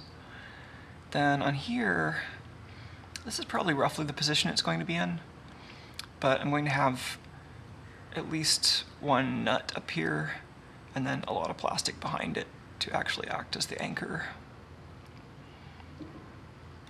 So yeah, that's looking a little better. And then as for actually getting the cord up here, so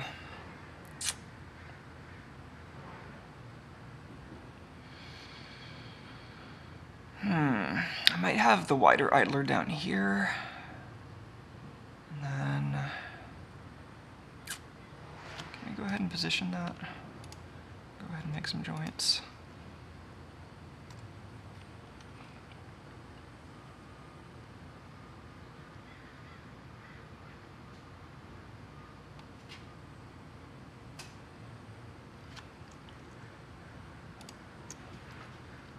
Grabbing the very center of the idler.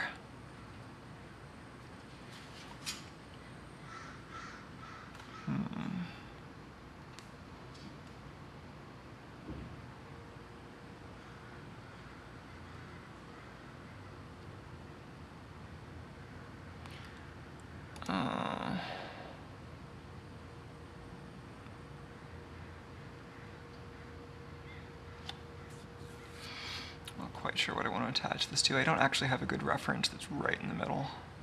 Oh, actually, can I use this? I don't think I can. I don't have an actual center because that's not the center of this piece.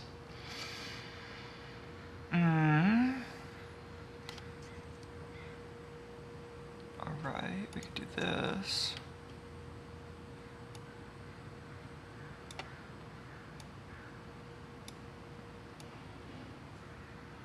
make this an easy number? It's not 40 millimeters, is it?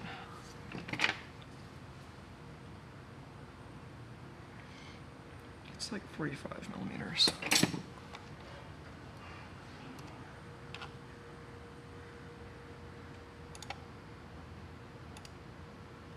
Yeah, 45 millimeters. Oh, 45.5 millimeters. Okay, fine.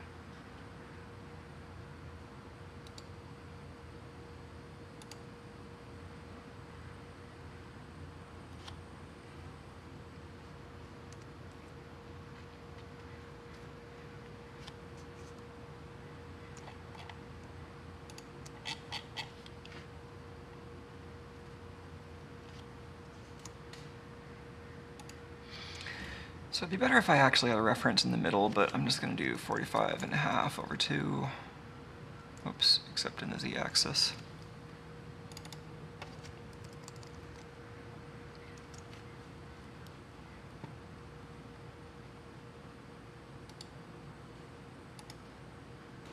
And where is this joint?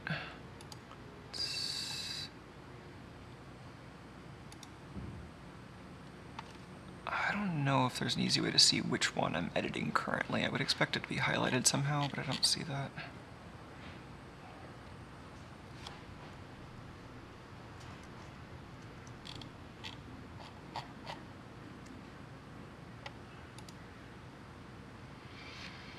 Rigid 39 in measurement assembly.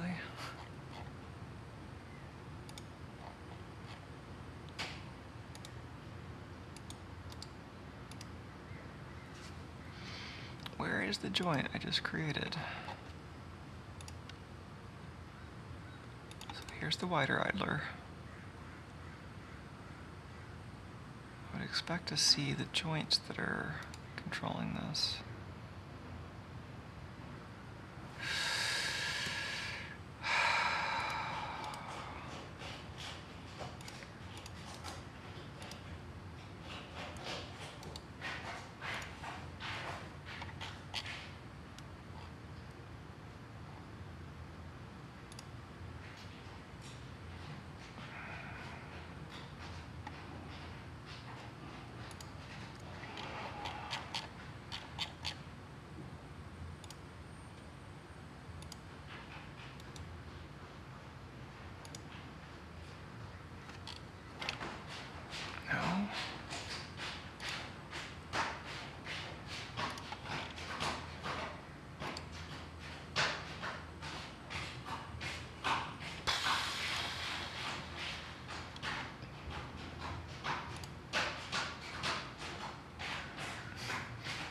Goes disassembling the litter box again.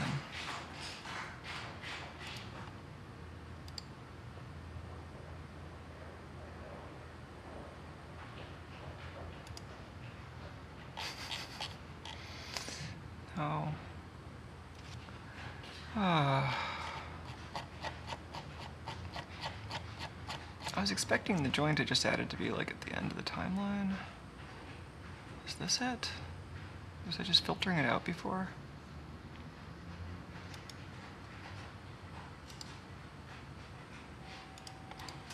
And why does sometimes the... So I wanted to hit animate joint and that isn't on the menu, but why? Why can't I see what this joint is for?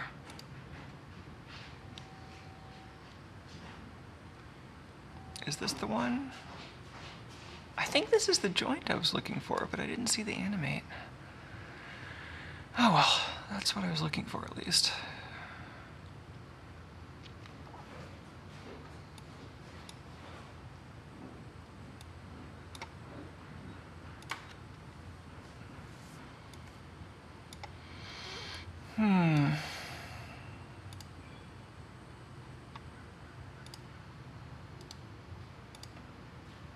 Okay, now I have an animate joint. Why? Wider idler position.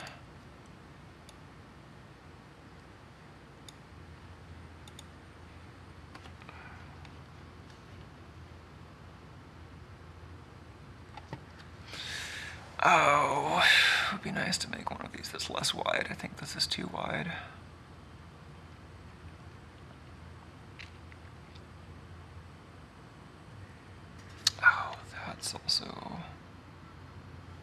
Yeah, that's an interference area. Hey Tuco, I feel you on my legs.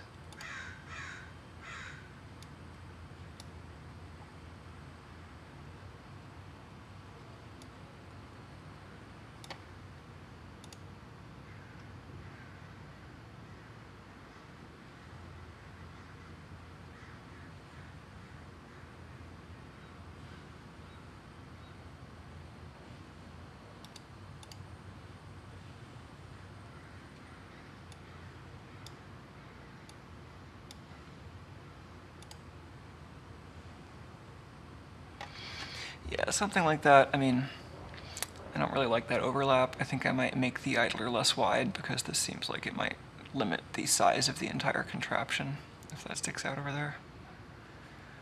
But then maybe this idler is what switches directions.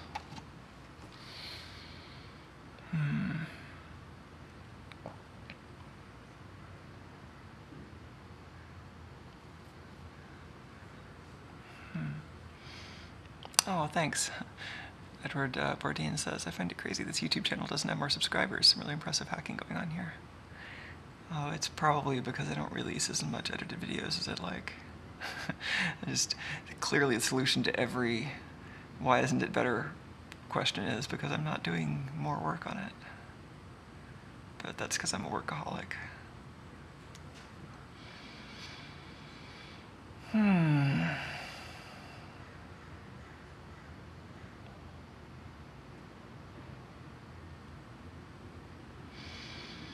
Yeah, so I think I make a thinner version of this. Can I just modify that easily? Because this is in the same document.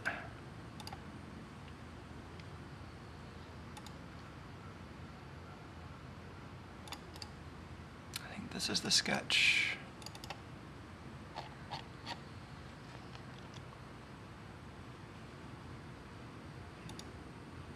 Yeah, that's the wider idler profile.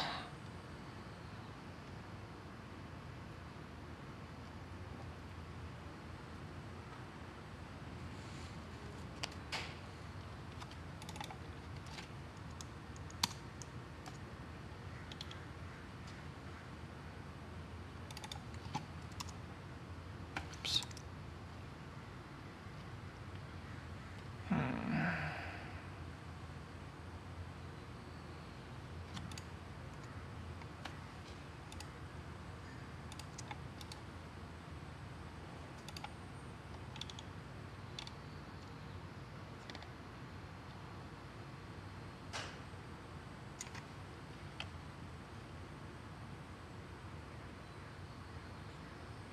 So the idea behind this is you'd print it with this side down.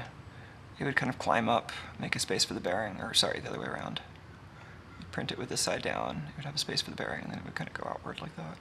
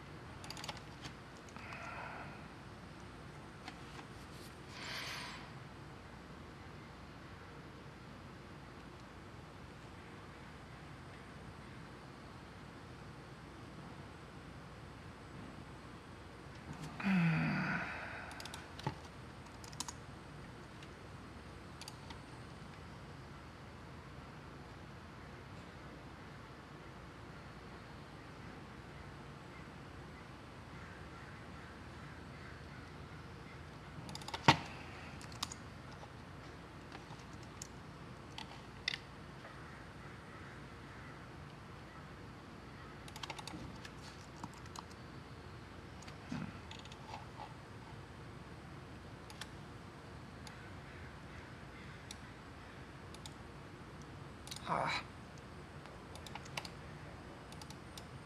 See, this is a bug. It's a bug in my design. Those were supposed to be stuck together, but I would never have noticed if I hadn't moved it.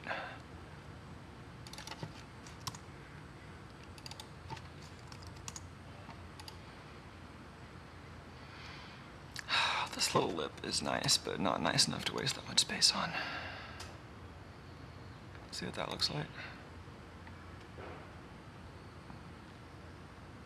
Whoa. I think the resolve got the wrong idea there.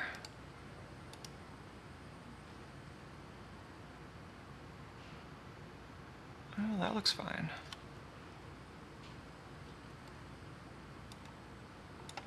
Going back in time, so that's fine. Then, oh, this is for holding the bearing. I think this was overly complicated. This was something I was trying where I had a bunch of little separate pieces that held the edge of the bearing. I was hoping that it would allow it to, like, allow those little pillars to deform a little bit to allow the bearing to seat in really tightly. I don't know if it actually helped, but that's what I was trying to do.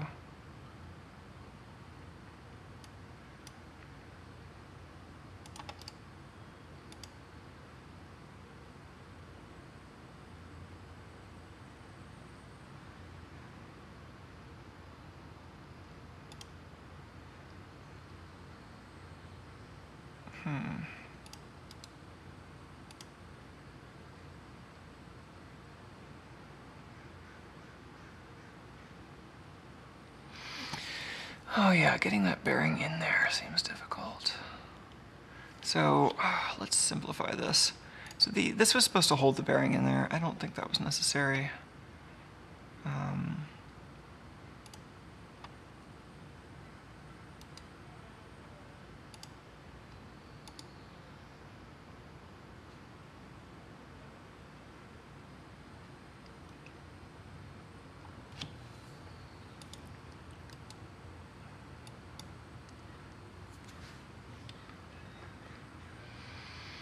Yeah, let's not worry about that.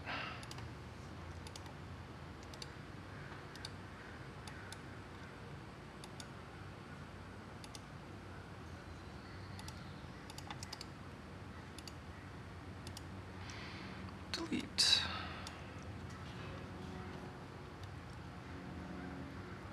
Huh. Why do we have so much fillet? Ah, that was in the middle. That's fine. These are a little much.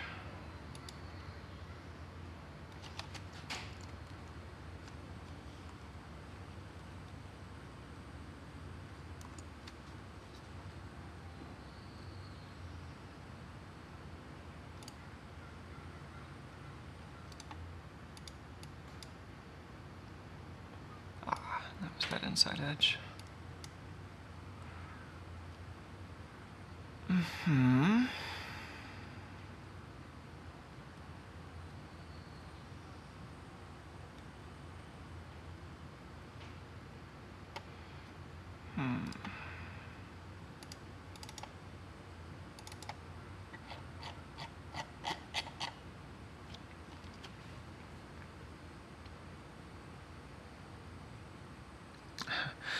It's annoying when the center of rotation ends up somewhere way off screen and you're fighting against that. Right.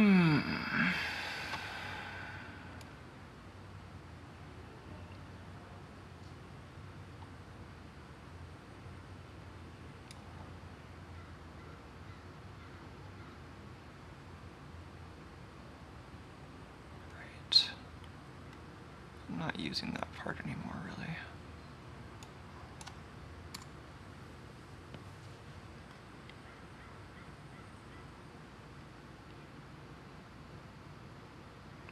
Here I can just set the thickness of this material, I think.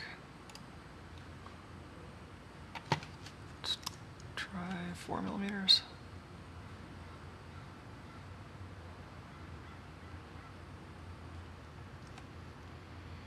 I think that's too much.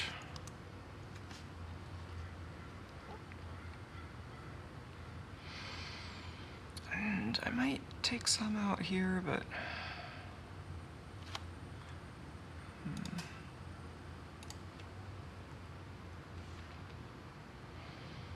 I'd like that to be the same angle. Actually, maybe we can mirror. Let's mirror this piece across that.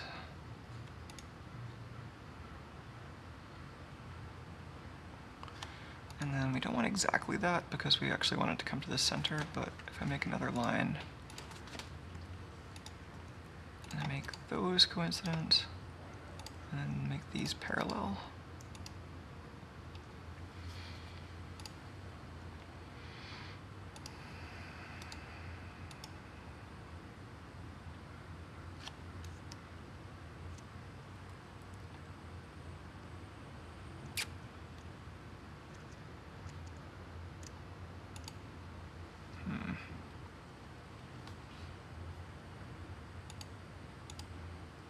Where did that sketch go?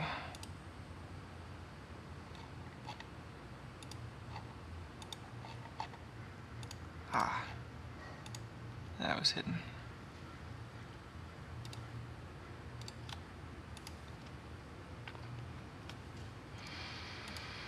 Oh, somebody is making something delicious nearby. Have I talked about food enough yet on this stream? I mentioned I had toast today.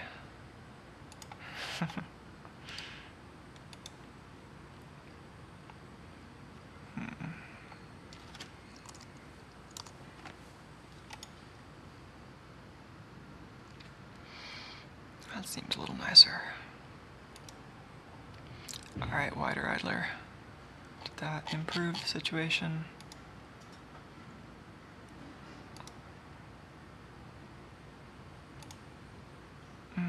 Didn't I have a joint for that?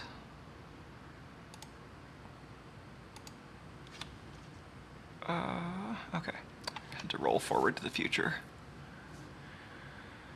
That seems better. Can we tweak that now?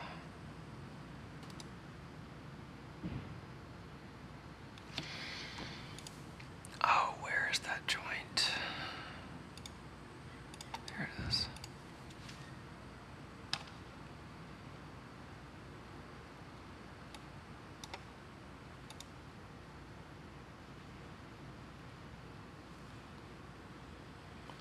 Well, something kind of like that might not be terrible.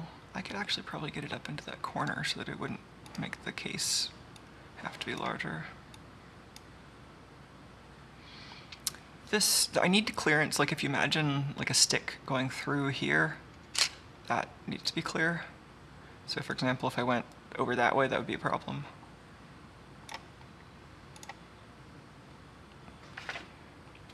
So that's, like if the spool was completely full, that's where the cord would have to go, for example.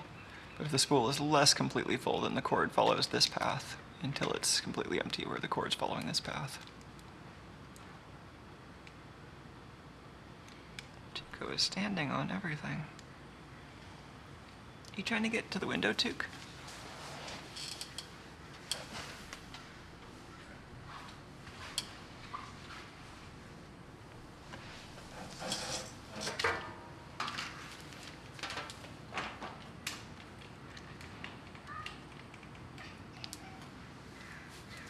Took's chirping at birds.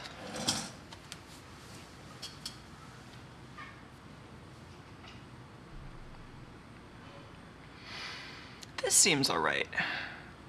A little bit of overlap right there at the end, but I think when the spool is full, it won't be full at the very edges, probably. So that's a good starting point, at least. We can start there. And that is not enormous.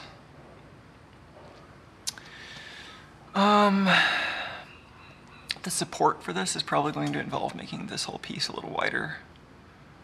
Like maybe extending this L out a little bit. That's fine.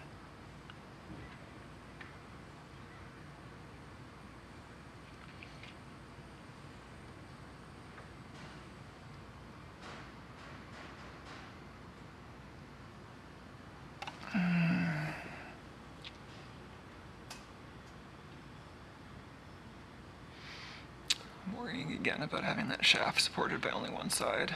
I mean, it was fine on the previous design. But then I'm worried that that might become the next weak point.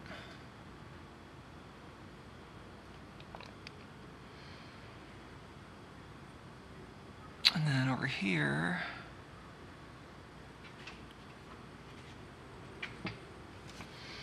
we have an idler already. This one.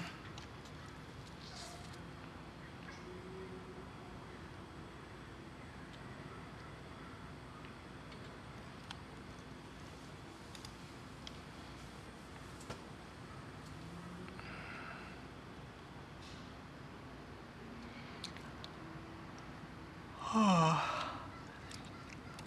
don't know how I'm going to rotate this.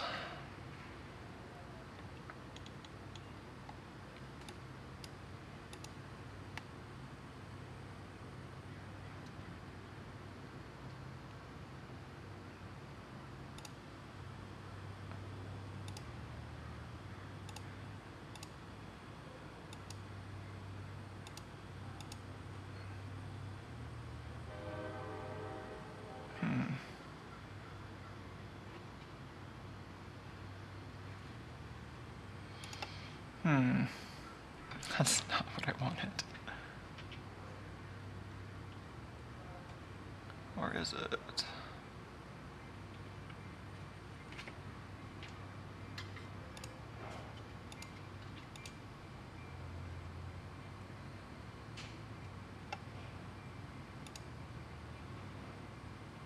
Oh, now where did that joint go?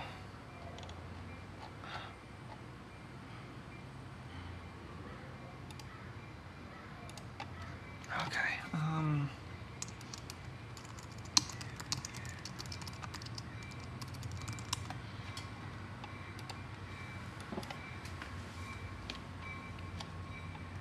so here, since I made that a sliding joint, I can drive it. Of course, actually that should be attaching to the edge here into the center.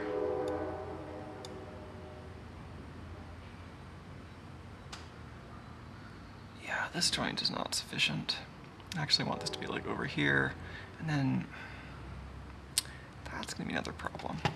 I don't know if I'm gonna be able to keep this from being about as wide as like a cube that this would fit inside, unfortunately.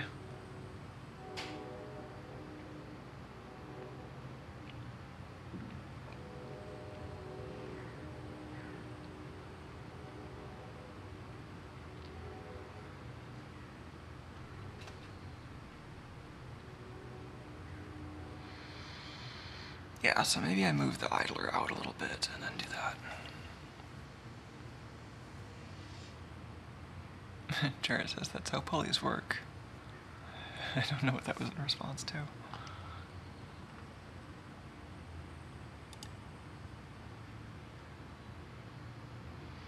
Oh, was that the joint animation, maybe?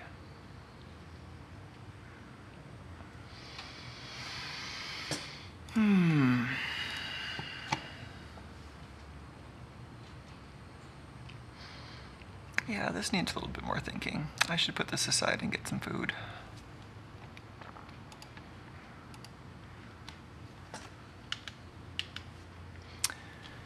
Printer's happy for now.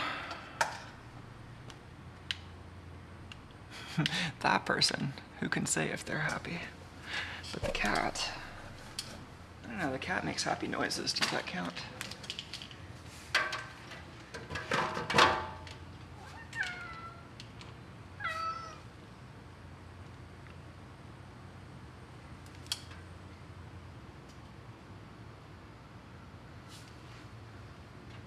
Oh yeah, yeah, Jared says that was the pulley rotating and oscillating ridiculously.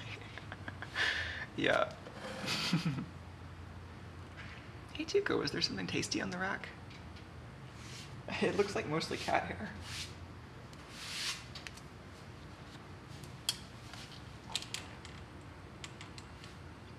This cat is off the hook.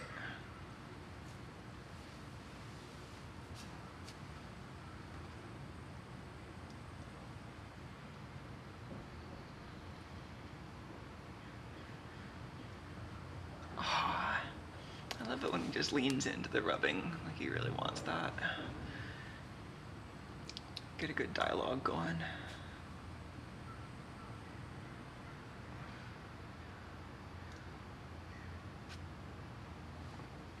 Well, thanks for tuning in, folks. Hope the CAD wasn't too frustrating, but at least there's delightful cat.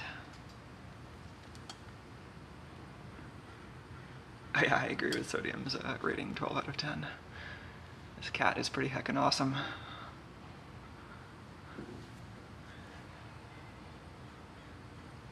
I think he's in a kind of alert mood right now because there are all the birds outside. And the sun's going down, so it's also starting to cool off in here. So he's probably enjoying the rack. Mm-hmm.